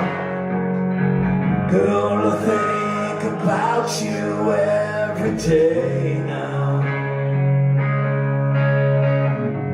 Was a time when I wasn't sure, but you put my mind at ease. There's no doubt you're in my heart now. Said, woman, take it slow, and we'll come together fine. All we need is just a little patience. Said sugar, take it slow, we'll come together fine.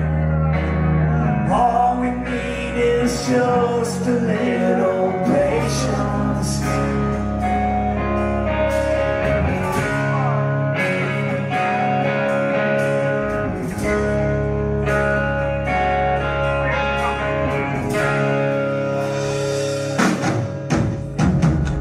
Sit here on the stairs, 'cause I'd rather be alone. If I can't have you right now, I'll wait here. Sometimes I get so tense, but I can't speak all the time. You know, love, there's one thing more to consider. Said, "Hold on, take it slow, and work itself out fine. All we need is just a little patience." Said, "Sugar, take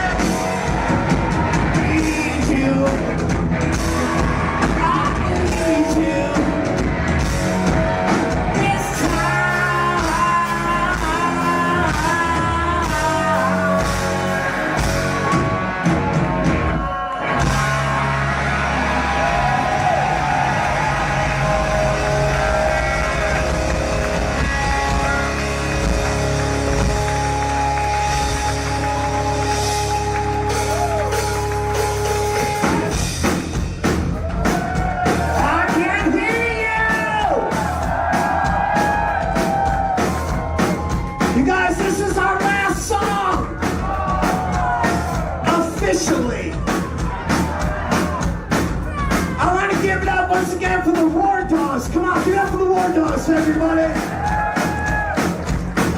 And of course, Guns N' Roses for playing right before us. Come on. We are so happy to be here in the UK all week. We've had a blast, man. From fucking Manchester, all the way up north in Birmingham. And we did a festival called Hard Rock Hell. That was pretty much fun. So I'm going to tell you a story. Is that cool?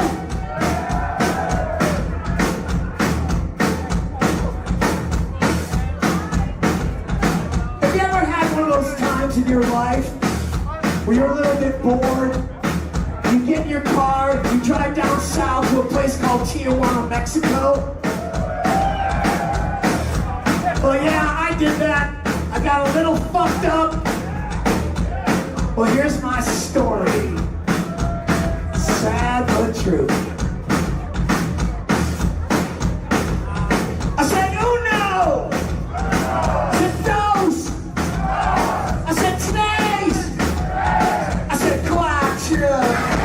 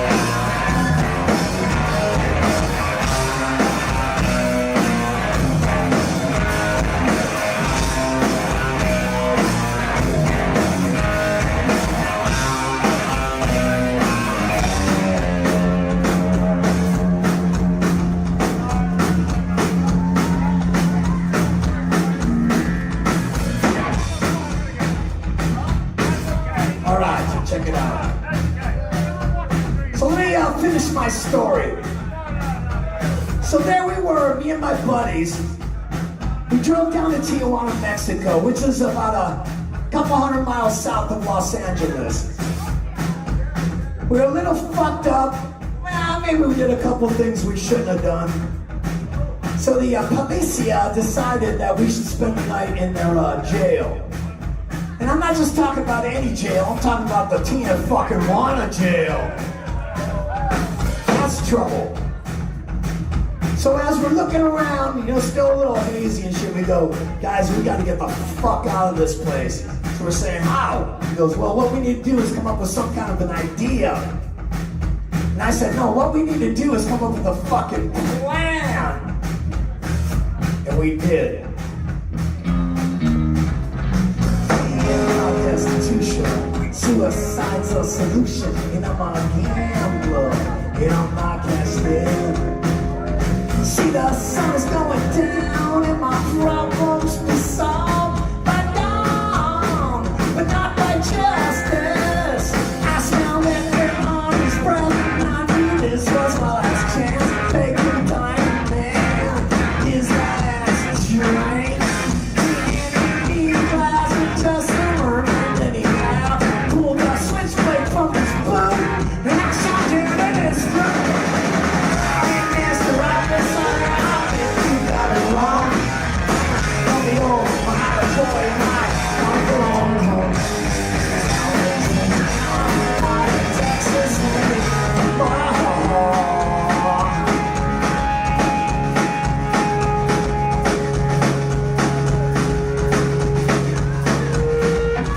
you guys having a good time? Grazie, grazie, so did we. I send my love to my own bus and I'm back to a taxi.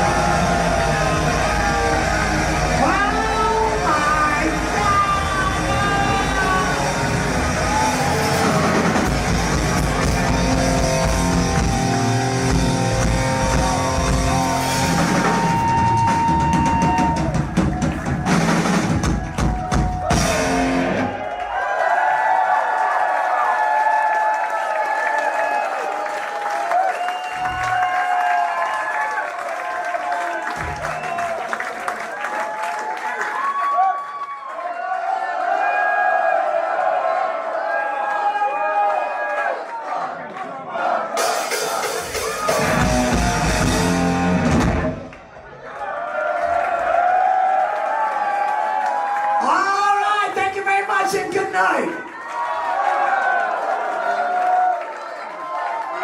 I said thank you very much and good night. It's like Groundhog Day. Thank you very much. You guys want to hear another song? AJ, what do you think? Cheers. Who's our new friends? Oh, cheers, my friends. Make sure you get a pic. Maybe we'll do a song if we get drunk and get thrown in jail.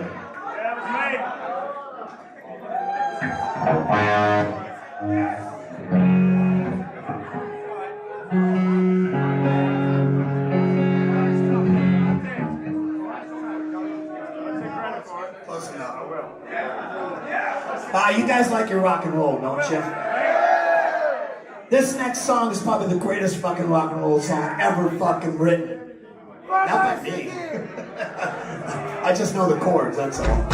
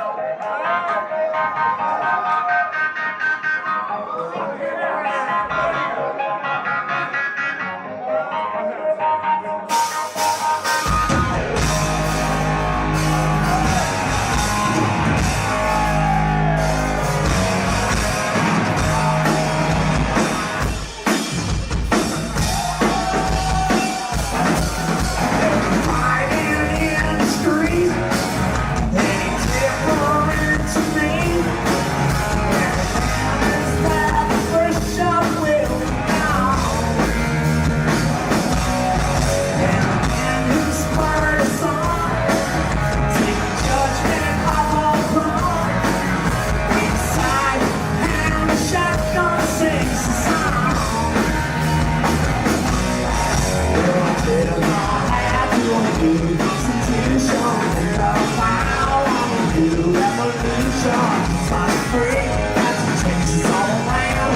Pick up my guitar and play, just like yesterday. I get on my knees and pray.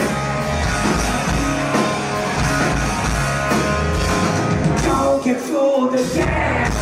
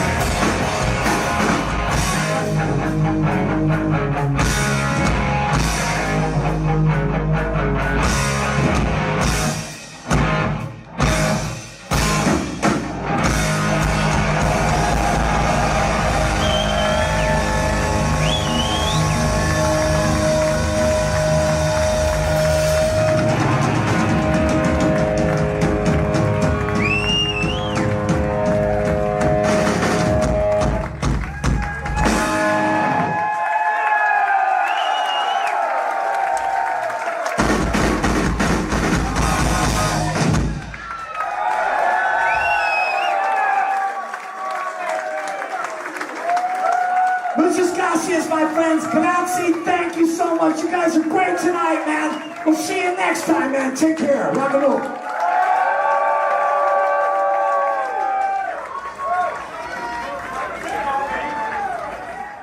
Nero Knox is a blazing force in the rock and metal world, and his latest track, Fire in the Hall, the scenes of which you see from behind me, is a scorching example of why he commands attention. Born in Israel and now heavily enmeshed in London's music scene, Knox has spent over 2 decades perfecting his craft, whether shredding on guitar, belting out vocals, or penning raw, visceral lyrics. His artistry is unmistakable. He's had stints in bands like King Lizard and Kill It and Shed, stages with legends like the Scorpions and Skid Row. Knox has really cemented his status as an out-and-out true rocker's rocker. Fire in the Hall kicks down the door right from the first note, and the opening riff kind of grabs you by the collar. It doesn't let go. It's explosive, electrifying, and unapologetically loud.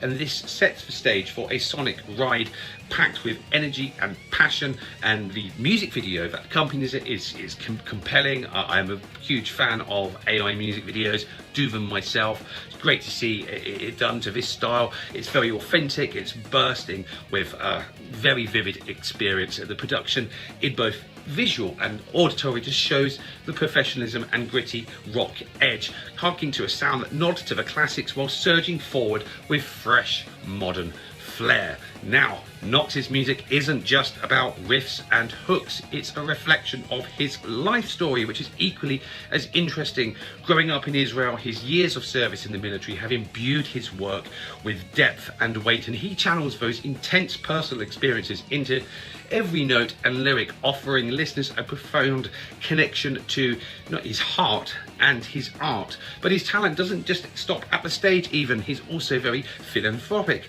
Efforts, particularly for mental health and homelessness causes, are just as impressive as his music. When he released the single Save Me, he ensured that every penny went to SANE, which is a mental health charity.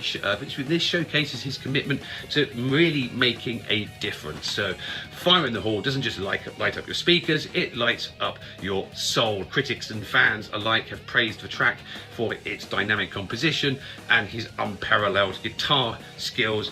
I get flashings of classic sounds like Guns and Roses, a bit of Alice Cooper, but also kind of a little bit of this kind of Symphony X kind of style to it, when they're perhaps a little bit less kind of progressive and crazy, but they're all anthemic. I had a huge fun afternoon listening to Knox's back catalogue, which I would advise that you do. And this artist actually came my way through the Grandmaster himself, the boss man of Cupchairs, which was a very welcome surprise. So this today has been today's bands that you don't know but should. Less of a band, more of an artist, but you get the drift.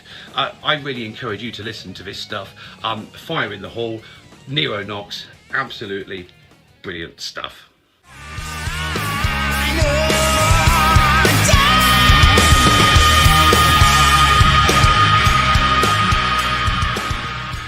I guess that was the bar that we set. If we're not kind of walking away sort of going like, God, I can't get that song out of my head, that's great. Know each other so well by this point, being on the road, that if someone is feeling a bit off, or anyone's like picked up some nerves before going on stage, whatever it might be, one of us will pick up on that and like just hype each other up for it before going on.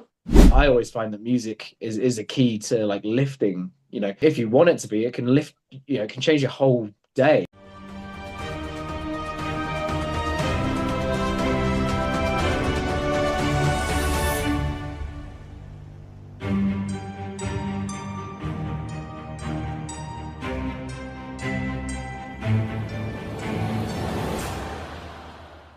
Hey, welcome to another interview with Cupchairs. I'm Wiley, and today we are visiting with two of the members from the band Slacker. We have Scotty and Kate here. Welcome, you guys. Would love for you to talk a little bit about the band and introduce yourselves. Hey, thanks for having us to start with. It's a pleasure to be here with you guys today.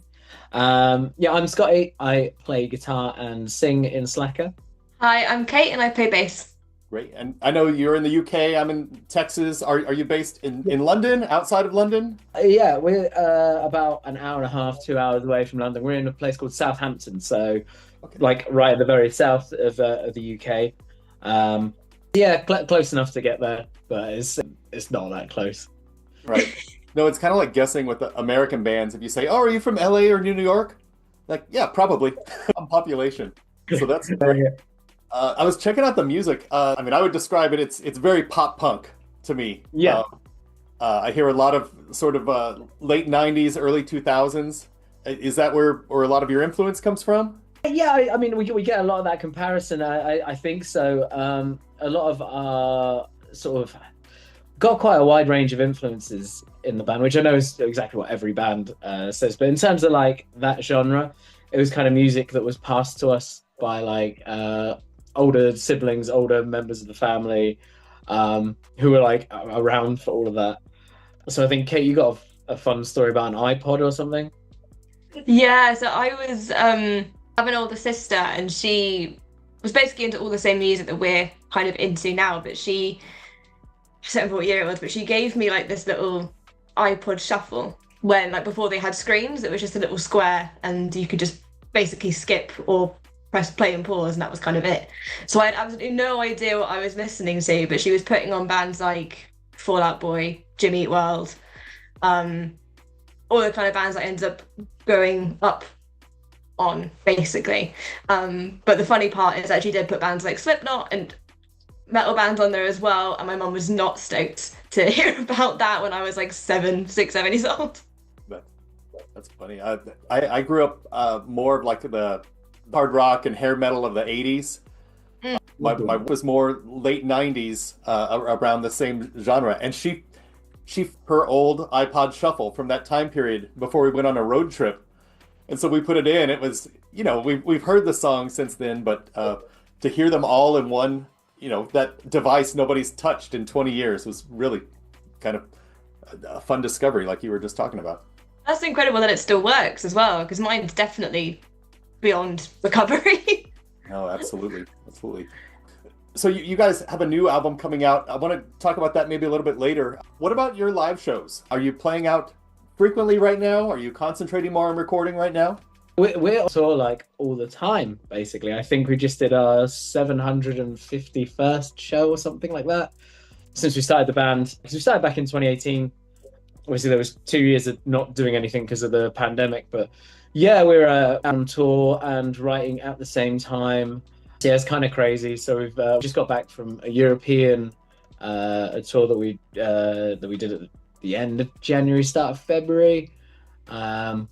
We've been over to the States a couple of times to play like the fest. Yeah, so it's just, it's a lot of touring, and then you've got to write the album kind of like in between that. So yeah, it's a mixture of both. You actually played the fest? Yeah, we played the fest like twice. I have several friends who go there every year. So I realize that I have people who probably saw you in person. Oh, maybe. Yeah, maybe they did. That would be cool if they did. That's exciting. Very cool. Well, tell us a little bit about the new album. How's it coming? You've got a single coming out next month in April. The new album, which we're not allowed to really say huge amounts about. Like, we're not allowed to say the title or anything like that because our record label they wanted to do a launch on it, obviously. But yeah, we've released 2 singles from it last year. And yeah, there's one coming out in April, which is leading up to the release of it, which will be in the summer of this year, sort of in the height of festival season, which we're really excited about. I think we started writing it at the end of the last one, which came out in 2023. So yeah, just kind of going into the studio in between relentless touring schedule for most of 2024. So it's been finished by since the end of 2024. So we've just kind of been sat waiting for release dates and like that, basically. But yeah, very excited. We took a bit of a different approach with this one. Instead of doing that thing where as I'm sure you've probably heard and you're probably aware of yourself, in a band, you kind of got a song or an idea and you keep working it until it becomes something, which we've done like on previous albums. We were just like, right, if something does not feel like us and like we want what we consider to be a great song in the moment, we're just going to move on from it because hopefully something else will turn up. So yeah, we ended up with about 30-40 songs, and then sort of the 11 that we've got through. But it was very sort of, we wanted it to be like very of the moment and kind of like, right, this captures this part of what's going on in this part of the year. So yeah, very sort of, you know, spontaneous and sort of I want to say impulsive, but more sort of like, instead of like going, there's a song here somewhere, and you're just like dragging a riff out and trying to figure out where it becomes. You're just like, well, we can keep those bits. If something just presents itself as this is definitely a song, this is gonna do something. That was kind of the ethos of the whole of this record. Yeah, that's cool. It's cool that you have so many songs to choose from and kind of whittle them down, and you get to narrow and pick the best. I feel like a lot of bands will write, you know, 6 good songs, and then just throw together 4 trash songs to finish the album. Yeah, that was what we didn't want to do. We were just like, if it's not sort of, it's that thing, isn't it? Because we've done like a couple of albums now, and it was definitely that thing of, we didn't want to, for us, whether or not sort of, you know, fans like it or not, or who happens to listen to it, we wanted to be like, these were the songs that we definitely felt could all be, in our opinion, singles, kind of thing. That was kind of like, I guess that was the bar that we set. It's like, if we not kind of walking away sort of going like, God, I can't get that song out of my head, that's great. And, you know, not having that feeling of like, yeah, that's a good song. We were kind of like, we want it to be like, yeah, that's like us, that feels like we wanted it to come out like. That was basically the whole sort of, I don't want to say blueprint, because there wasn't one. It was kind of crazy trying to get the whole album together. But... Right. You all have done a lot of touring together. The band is just a 3-piece. Yeah. That's a lot of time in a car together, and rooms and smelly backstages or whatever. Yeah. Do you have a couple stories you can share? I think fans like hearing examples of things that happen to each other, so that we know that we're not crazy when we go down. Either something super exciting or catastrophic that happened to you over the years. Oh yeah, there's tons. I thought you meant like in backstage green rooms, because we all know they're kind of boring. There's not much going on in green rooms. The biggest myth in rock and roll. Oh yeah, it's crazy, isn't it? Because it's like our parents and grandparents are like, oh, must be massive parties backstage. Like, no, not even slightly. Everyone's just kind of bored and waiting to, you know, get on, do the show, and, you know, go out and see the people who've come. Let me see, what's some crazy ones? We down a couple of years ago. On the last stint for a few shows that we had to do in December. So it was cold and wet and horrible over here. And our van, it just, the fuel rail went on it. And it took about 24 hours for us to get home, because they came to see if they could fix it. So the breakdown recovery people came to see if they could fix it, realized they couldn't, and then sent out someone to pick us up, which took another couple of hours. So we just sat in like a service station on this, and then they taken us straight home. Because they got this thing where they can only drive for like 4 hours at a time. So this guy had already driven for like 2. He was going to take us to the next service station, and they pick us up from the next one and basically relay us back home. Well, there was like roadworks and traffic on the way to the first pickup point to meet the next relay to take us. And he was like, oh, I'm past my drive time now. I'm gonna have to drop you at this service station and then see if we can get someone but so the people who were supposed to pick us up, they couldn't come out. So what happened next? Basically, we're on the phone to the breakdown recovery people, just saying, what can you do? Like, we've literally been out on the road ourselves and then waiting around for you guys for hours. They're like, oh, we'll put you up in a hotel. And I was like, oh, great. It's 5 a.m. I guess someone will come and pick us up at midday. They're like, yeah, someone will be there to pick you up at like 7 a.m. So they sent us to this hotel where they ordered like a taxi to come and pick us up for like 2 hours. So we kind of got to the hotel, slept an hour, got taken back to this service station, then picked up again. Yeah, so that was kind of crazy. That's the kind of stuff you go like, why am I putting up with this? That is fun. I appreciated one friend's band. You know, you always see the great things like, oh, here's the audience tonight when it's a big crowd, or you know, if you get some big perks or things, you know, people share that on social media, and they're very good about posting every flat tire, you know, and if they make it to the beach out in California, they take a nice sunset picture or something, but then we'll take a picture of the ticket on the front of their van for double parking or something. Yeah. To remind everyone. It's the stuff you don't see behind the scenes, and then like you're driving along, and then the engine warning light comes, and you go, "Oh God, no!" That's cool. So with people, I'm thinking of bands that I've toured with have been at least 4, maybe 5, and then a sound engineer or something.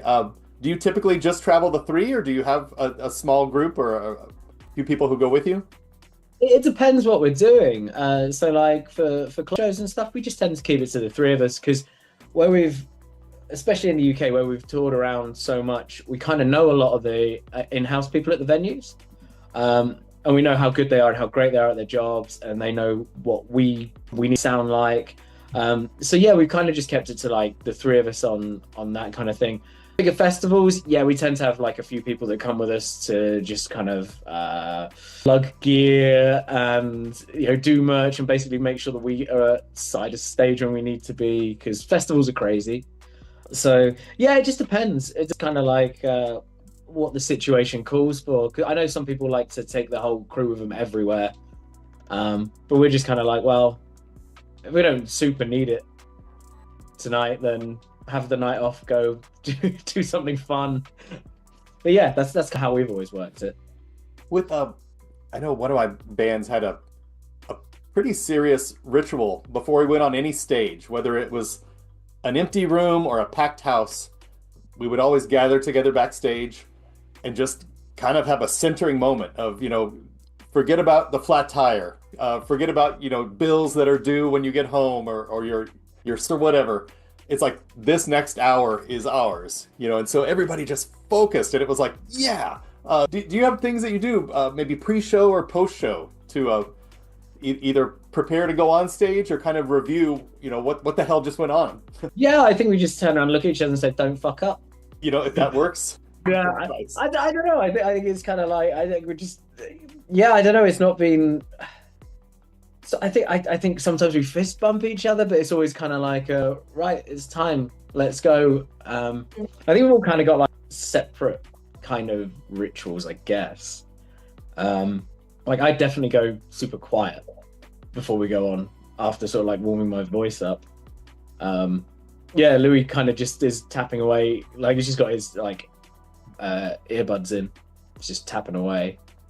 And okay, because I'm just so focused on, I have no idea what you're normally doing, making sure everything's gonna fucking work. Yeah, I mean, I guess we all kind of do our own like separate warm-ups and stuff like that, but what I have noticed, which I think is quite cool, like obviously where we've been around each other so much all the time, we know each other so well by this point, being on the road, that if someone is feeling a bit off, or anyone's like picked up some nerves before going on stage, whatever it might be, one of us will pick up on that and like just hype each other up for it before going on, which I would say is kind of like the main thing. And I like we just all just kind of pick up on that kind of naturally. No, that's key. I mean, it's like somebody's always going through something, right? Gotta get focused and deliver the show no matter what. Yeah, absolutely. Yeah, and just try to have fun. Just as like you say, just you said a minute ago, this hour is ours. It's like, let's just have fun. Forget about it all. It's like that from the images of you that I've seen on socials of you. It just like you just have fun. That maybe the underlying part of it all. I think so. We've always said if it was, as soon as it stops being fun, then we'll stop. But we do. We're glad. We're so stoked that people like what we do. A lot of our songs and our albums have all got like this underlying message of sort of hope for the future, and addressing things like just day-to-day life things that get everybody down, whether that's like mental health or just anything that life throws at you. And we really just try to get on stage and say, we hear you, we understand, everyone's going through stuff, let's just have some fun for the next hour, and hopefully that lifts everybody's moods, and the not dwelling on how bad things are or could be, because I find that music is key to like lifting. If you want it to be, it can lift, it can change your whole day really. If you put a song on in the morning that just puts you in that frame of mind, you can kind of carry that through the whole day. Yeah. So, you know, our aim is always to have as much fun as we can have, and hopefully everyone else has as much fun, while spreading like a positive message as well. Yeah, no, that's a good, I guess, fuel to your fire. You guys have been around. I mean, you're established, and it's hard work. So you've got to keep it fun to keep going. You've had some pretty sizable shows over the years. Do you have some advice if you think back before you had sizable shows? You might tell a band to get over that lip of, you know, just getting over the local clubs with, you know, a handful of people. Like, what does it take to on to a higher level? I think it's like, for us, a lot of things kind of fell into place nicely for us, but it was kind of like hard work, determination, and kind of like, I guess, a bit of self-belief, but kind of like disbelief that things actually started to I think it's just that sort of like, I think enjoying it and just having fun with it, working hard at it, and just being determined, like, okay, fine, you know, maybe the early shows weren't the best shows, but did you have fun? And I think that kind of, I think if you're in a good state of mind, promoters see that, people see that, and they're kind of like, oh, okay, I can kind of get on board with these guys. They're not, you know, they like in the early days in like 2018, I think the first time we played London, we played to like 2 people and the sound engineer. And we had a blast. We still had a really good time. And the 2 people who were there were just like, you guys were so much fun. We really enjoyed it. Next time we came back, they brought a bunch of their friends, more people had heard, and it kind of went from there. But I mean, like with the sizable shows, basically the BC have been really good to us over here with playing. So have Kerrang as well, like playing our and Rock Sound. And like in the first year, we were playing the Isle of Wight Festival, which is one of the major festivals over here. And we were just, that was just because we kept going and we just put ourselves out in front of people. So we actually played a show on the island, and one of the guys who books the bands just happened to be there, picked up on us, our vibe, really liked it, and booked us for a slot there. And they've had us back every year since. So yeah, I think it's the kind of putting yourself out there and just, you know, not letting it all get to you, and just make sure that you're doing it for the right reasons and you're having fun while you're playing, because I think that comes across a lot. Like, I'm sure you've seen so many bands where you're just like, none of these guys are having fun anymore. Or like, there's one guy still having fun and the rest of the guys are just like, you know, there because they feel they don't want to let anyone down or something. It does seem like some of the ingredients are you know, show up on time, be nice. Nice, big one, yeah. Be prepared. Yep. And then put on a fucking great show. Because if you put on a great show, I should say, we should have said about the preparation and stuff like that. Yeah, I mean that's all 100% valid. You've got to approach it as professionally as you can, because otherwise, you know, you're just going to annoy people if you're not on time, if you're not prepared with stuff, and you're coming with a bad attitude. You know, I'm sure you've seen it. We've seen it where like a local band comes in, and you know they've had a bad day, so you kind of got to leave it at the door. Oh, absolutely. Is the current band the? No, not the. Louis joined us last January. So Joe, because me and Joe, we all live like 10 minutes away from each other. And yeah, Louis joined us last January. Just because like Joe had some things going on in his life that just meant he couldn't come on with all the touring.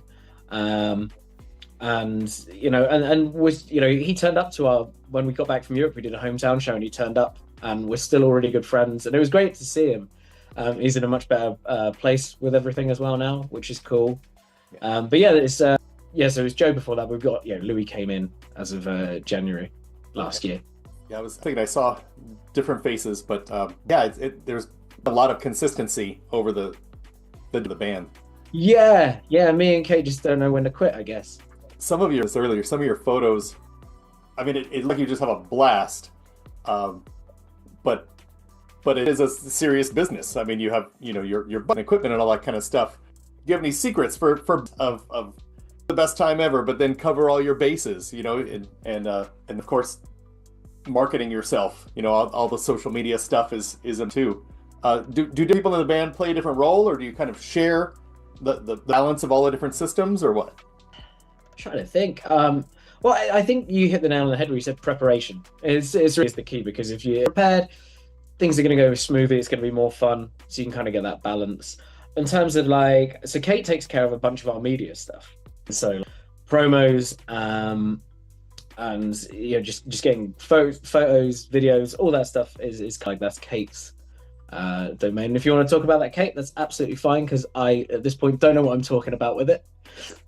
Yeah, I think it is important as well, like particularly when we as a three-piece as well. Obviously, we're super lucky now in a position to have like label, agent, manager, everything kind of helping the team. But like at the start, when it was just us three, you do have to kind of all put something into it and I guess contribute in a way and do something towards it. So yeah, I've always been, I do like our merch designs, social media posts and graphics and that kind of stuff. I kind of had to learn how to do things as we went on as well. But I think that was just kind of the fun of it.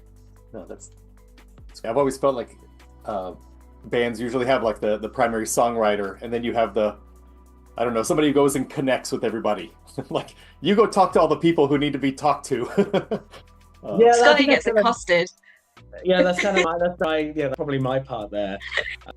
With like talking to like Kate said, management, agent, label, promoters, and then I do songwriting and stuff as well for to the band. Louis does like a bunch of the web stuff. He kind of took that over, and gear maintenance. Like, that guy is a machine at van and gear maintenance. It's unreal. No, that's maybe for me, the least enjoyable part of the whole business. Yeah, he like cars and stuff like that. So it's just like anything with the van, he's just like, I'll get that fixed. I'll figure this out. Right, this is this. I just does it. And then like, as a drummer, he's as I'm sure you're probably the same.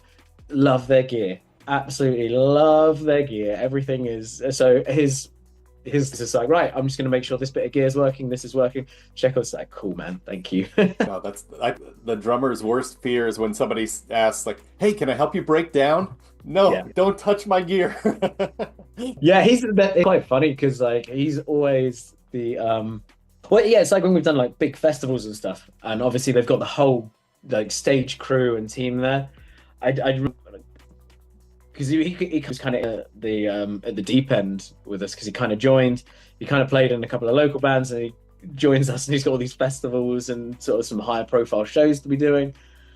And so he's just used to setting his stuff up. And then come sort of the first big festival that we did, he's finished playing, stood up about to take stuff off, and then the whole crew came and just started tearing stuff off. And he's like, what's going on? Where's my stuff going? And it's the first time it happens to you. I mean, I was freaked out. I was just like, where's all my gear being taken? And then, you find it side of the stage back at the festival, and just, oh, that's what it is. No, that's what success looks like. Like, what the hell is happening around us?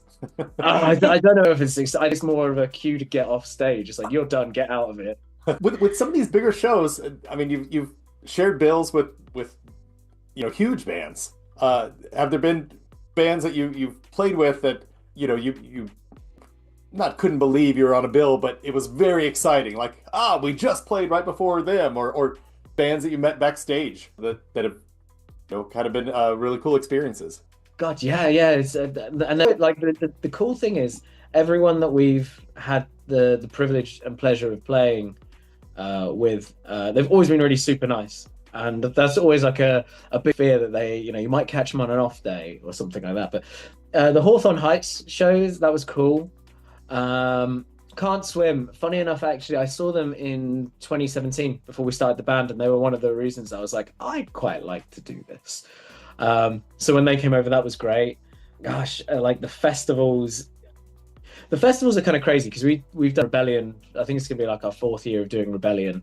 Wow. So you get all like the classic kind of 70s punk bands through to some of the modern day ones there, and you come walking amongst legends within like the punk scene at that point, and feeling very out of your depth. because you're just like, wow, like, but they're all super nice, like really down to earth people, which is cool.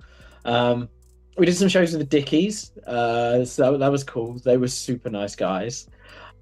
Yeah, there's quite a few, but yeah, it's when you get the well, I think it's a privilege with some of these, you know, really big established bands. I think you always get a bit excited because you're like, oh wow, you know, we've got to make sure that we play the best that we can play. They're going to be awesome. Can't wait to see it. And you know, you kind of got that going on. It's like, oh, maybe I'll get to have a conversation with one of them, and maybe they might like my band, or we might actually have an interesting conversation about something.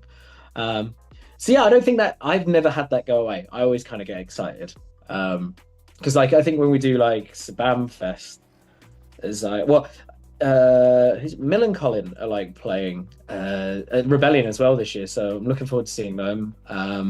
Primarily, I bought the reboot for the Tony Hawk's thing because we missed it the first time round. So I was just like, oh, this band's really cool. I quite like this. And I was like, oh, cool, they're playing at Rebellion. Yeah, there's been loads like Bouncing Souls. We've been those guys backstage. Like briefly, super nice dudes. Yeah, there's just loads. I just get excited every time. I could go on, but I won't. Oh, that's great. That's great. I think we're gonna wrap up. I mean, it sounds like, I mean, you've got the album coming out this summer. Yep. Later, single next month, and Shalor. It was really enjoyable visiting with both of you. Thank you so much for having us. It's been an absolute pleasure. It's really good fun. Thank you. All right. Yeah, thank you so much. Take care.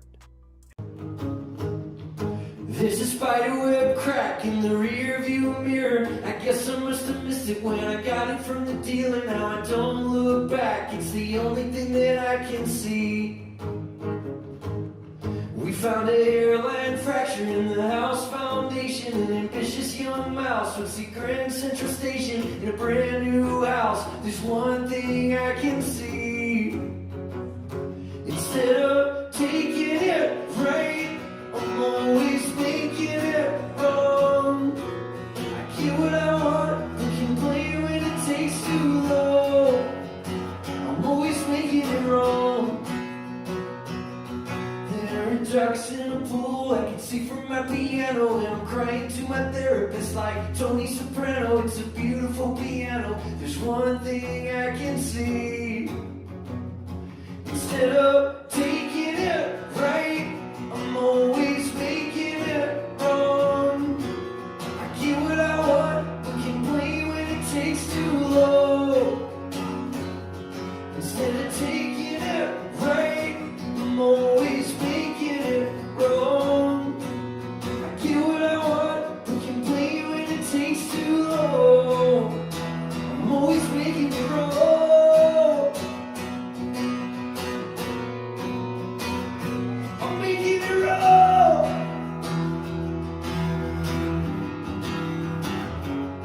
In a five-star lobby, there are dead carnations, a sunset view on a wonderful vacation. But those dead carnations are the one thing I can see.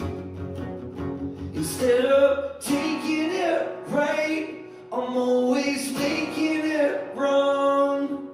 I get what I want, but complain when it takes too long. Instead of taking it right, I'm always making it wrong. Love and torture poets who complain that it's running too long. I'm making it wrong.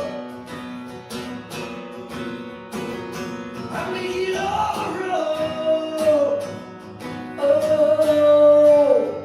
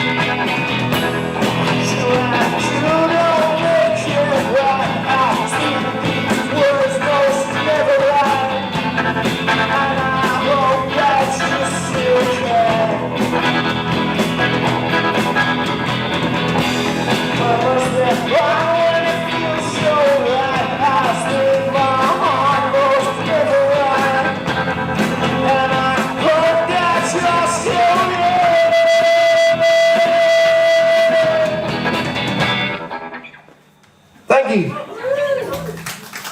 That's it every time. Honestly, people are like, when we Google you, like vapes come up now and like vape liquid and stuff, and I'm like, well, I'm gonna have to try and sort that out. And as a guitarist as well, it's easy to spice things up, but sometimes things just need to be the way they are. And I agree with you. I think it's just a completely perfect album. So we're at the point now where we can sell it out, which is nice. So we've only recently hit that stage.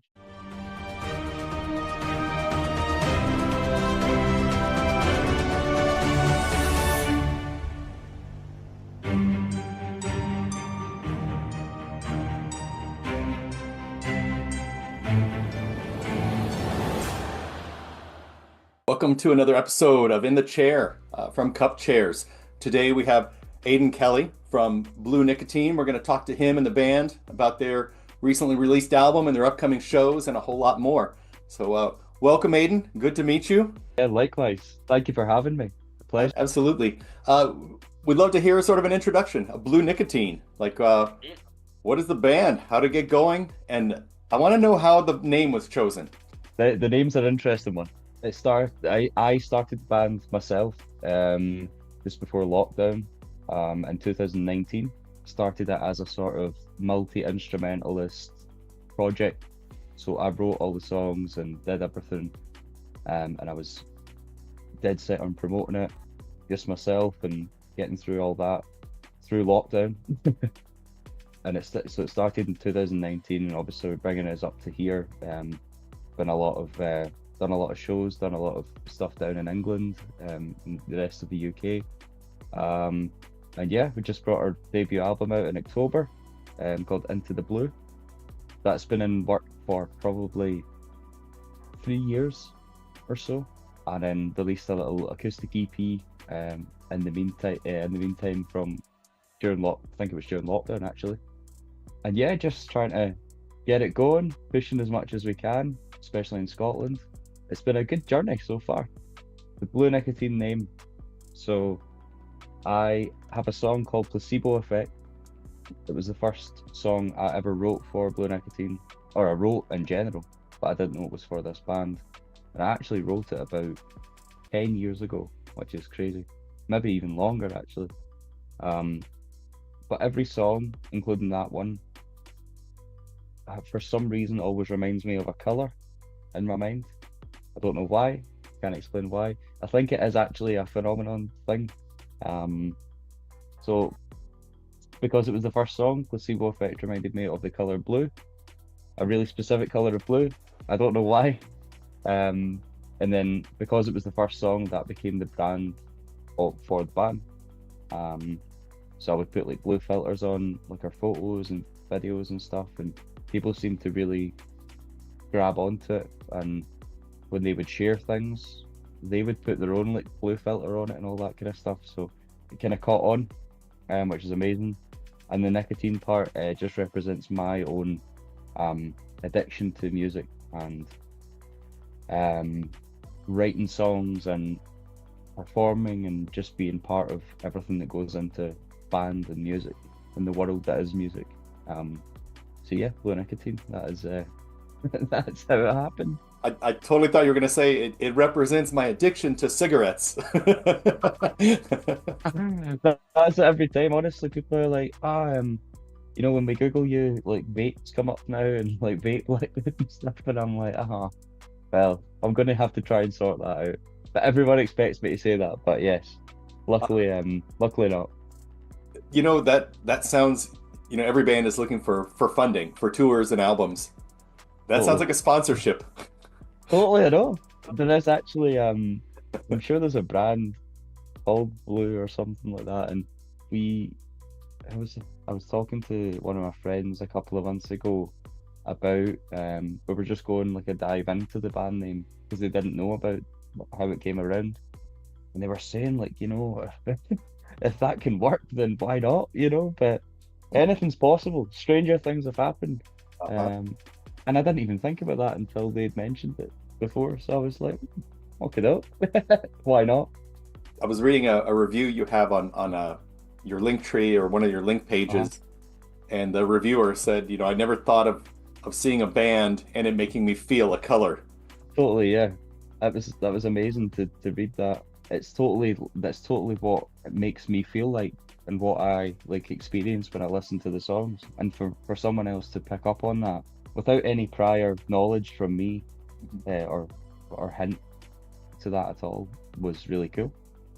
It's very strange, but I can't explain it. But So before I listened to the music, you know, I had a preconceived notion, just band name, and I think I saw the album cover and maybe a picture or two of the band. yeah, And so, you know, I think the easiest thing to associate with blue is the blues or feeling sad or something like that. And it's not exclusive to that, but I thought, oh, you know, maybe this is sort of a dark Depeche Mode sound or something like that.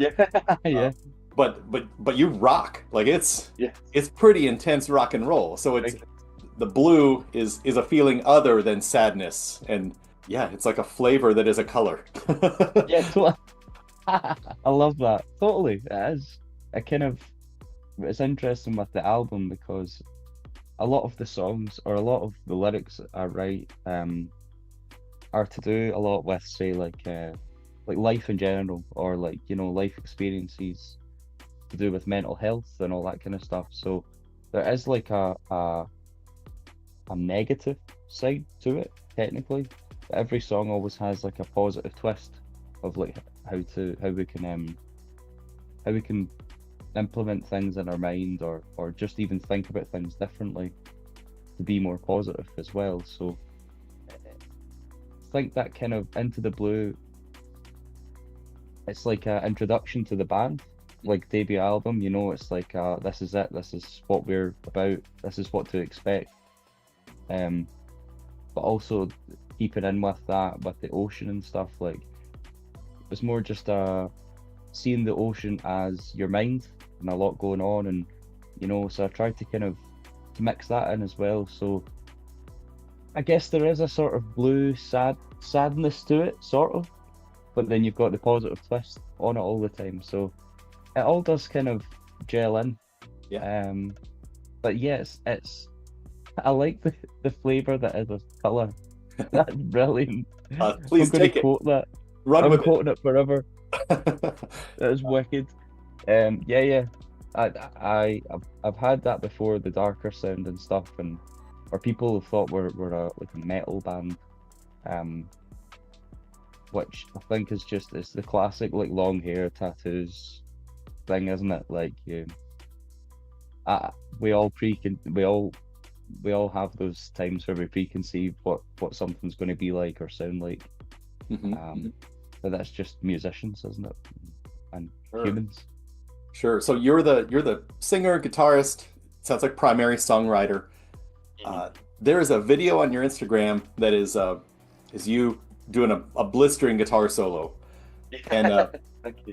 when I saw that, something about your pose, one of the comments says, you know, it reminds him of Zakk Wylde, which I can totally see that. But it looks like you're playing a Gibson. Yeah, on this ball, yeah. So you're playing a Gibson, it's up vertical and you're kind of slanted. And to me, it looks kind of like Slash. Yeah, but totally. It also reminded me of some Randy Rhoads moments. Like I don't think your playing has as much classical influence, but but something about the energy. So Zakk or Slash or Randy, who are some of your influences as far as just as a guitar player? As a guitar player, 100% Slash. It's just a sound that I have grown up with my entire life. I remember when I was younger, the first time I heard Appetite for Destruction, when my dad put it on, and it just became the soundtrack to like throughout my life at that time, but also learning of guitar. But another influence that made a huge impact a couple of years after, or quite a few years after, was Gary Moore, the blues guitarist. His playing, and again another Les Paul guy, it just brought a lot of influence down on me with that same playing, because he played in Thin Lizzy, and so he's done a bunch of different things. But I'm sure he's Irish, or was Irish, so that felt closer to home. Yeah. So it was just amazing to see that, you know, and be influenced by someone much closer to home. But I would say they're the main two. Slash is just so cool. He's always just like spoken to me in a different way. I think there's a lot of many guitarists that's their go-to person. But that's where the Les Paul appeared, and my dad was a blues guitarist as well. So it's all kind of just been in the rock blues world. So yeah, I'm definitely a Slash fanboy. Yeah.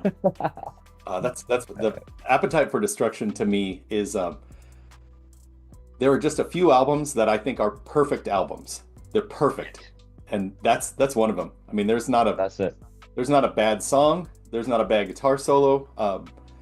As a drummer, Steven Adler's drumming on that album, it is not complex at all. It's very easy, but there is something about the mood that he plays with that, their following albums are good, but his drumming on the first album, it's playing to the song and what the song needs, you know. Especially as a drummer, as you know, and as a guitarist as well, it's easy to spice things up, but sometimes things just need to be the way they are. And I agree with you. I think it's just a completely perfect album. To me, the rhythm section is the plate, and the guitarist is one of the dishes on the components. Yeah, yeah. You have the singer, totally. The singer's steak and the guitarist meat and potatoes or whatever. 100%. No, but it's true though. It's true, and it's one of those ones that Appetite, and a lot of Bryan Adams as well. Actually, I remember just thinking about it. Actually, I don't think Bryan Adams actually played the guitar on it, but a lot of the playing on his songs, like Run to You and Summer of '69, and just that, it just had such a punchy, iconic sound, and that always rang with me, you know, as a player. But that's the main ones, you know. Yeah. Totally influence-wise for guitar. The albums that Cut Like a Knife and then Reckless, those two with all those hits. Amazing. All right, so I'm in Texas, and my whole life I've said Glasgow. Yeah, I know. Glasgow. I mean, that's how it's spelled, isn't it? So, yeah, fair enough. You know, Texas, Glasgow. But I love it. So you're there. You're playing shows regionally. What are some of the I guess the goals? It seems like you're playing shows regularly, and trying to do regionally. Are you doing efforts to do online promotion globally? Are you trying to grow small and just build up from there? There's nothing I've not tried, put it that way. For the record, coming out, we had like a PR company behind us, who were helping with social media adverts and all that good stuff.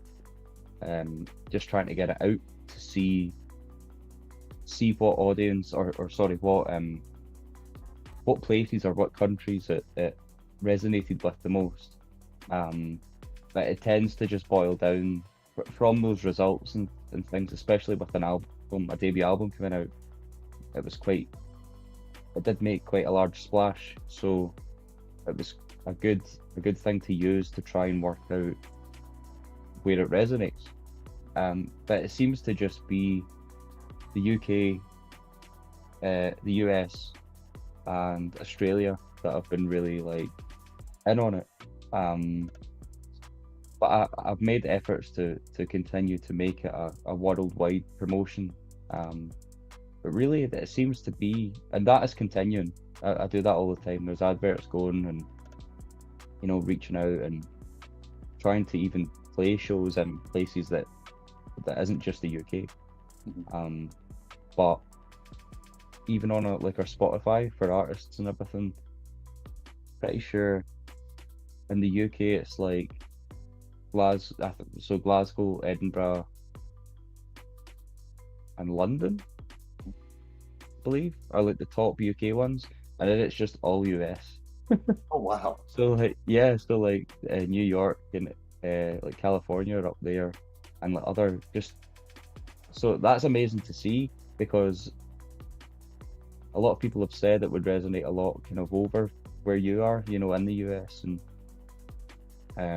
so it's nice to see that actually happening. But obviously keeping the worldwide thing going is great, but wherever it resonates is amazing, you know. Yeah, I do think that the sound has the sound of the band has sort of a raw energy to it, and to me it is very like Los Angeles club sort of sound. Yeah, and maybe it's the Guns N' Roses influence, you know, just 100%.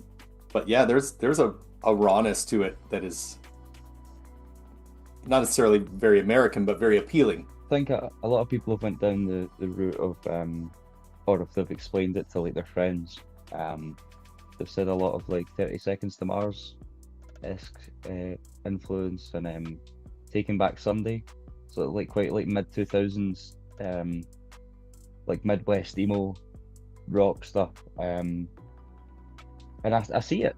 Yeah. I hear it. It seems to be a big mixing pot of different things that are going on in my brain. But yeah, I can see why that.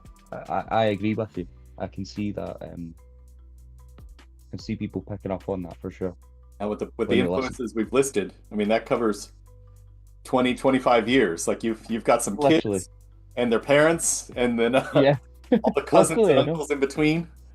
Brilliant. That's great. You have a pretty good show coming up tomorrow. Yeah, so we're supporting. It's our friends. They're a London band called Dead Air. One of their, in fact, their EP.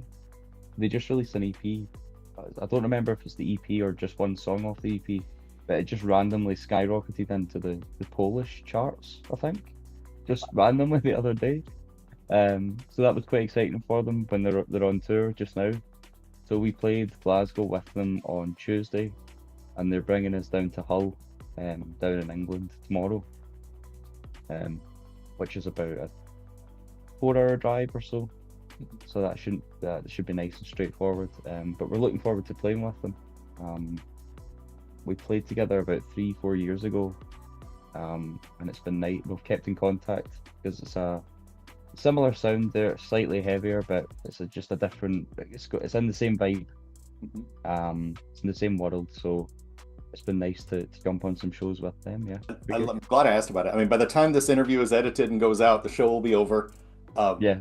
But just, I love hearing stories like that of what opportunities different bands have had that puts them on a map anywhere. Totally. I did some recording sessions with a band. It was just some middle-aged guys. They weren't really touring, but they just wanted drums on their album. So I'm just recording, and it's an enjoyable kind of Americana sort of sound, kind of country rock. And they said they had put out an album a few years ago, just those two in a studio, and put it online, and it got on some Apple Music playlist, and it got millions of streams, and they ended up making, I don't know, like $15,000 or $20,000 from it. Wild. So they don't know why. They hadn't really been able to capitalize on the success of it other than that money, but it paid for their whole next album. Totally. And, it's amazing. I had never thought about that. Just yeah, totally. I kind of hate the idea of let's get famous by playlists like that. Yeah, it happens, but I don't think that's how a band should try to get famous. You know, you try to get music, but when it happens to nice people, great.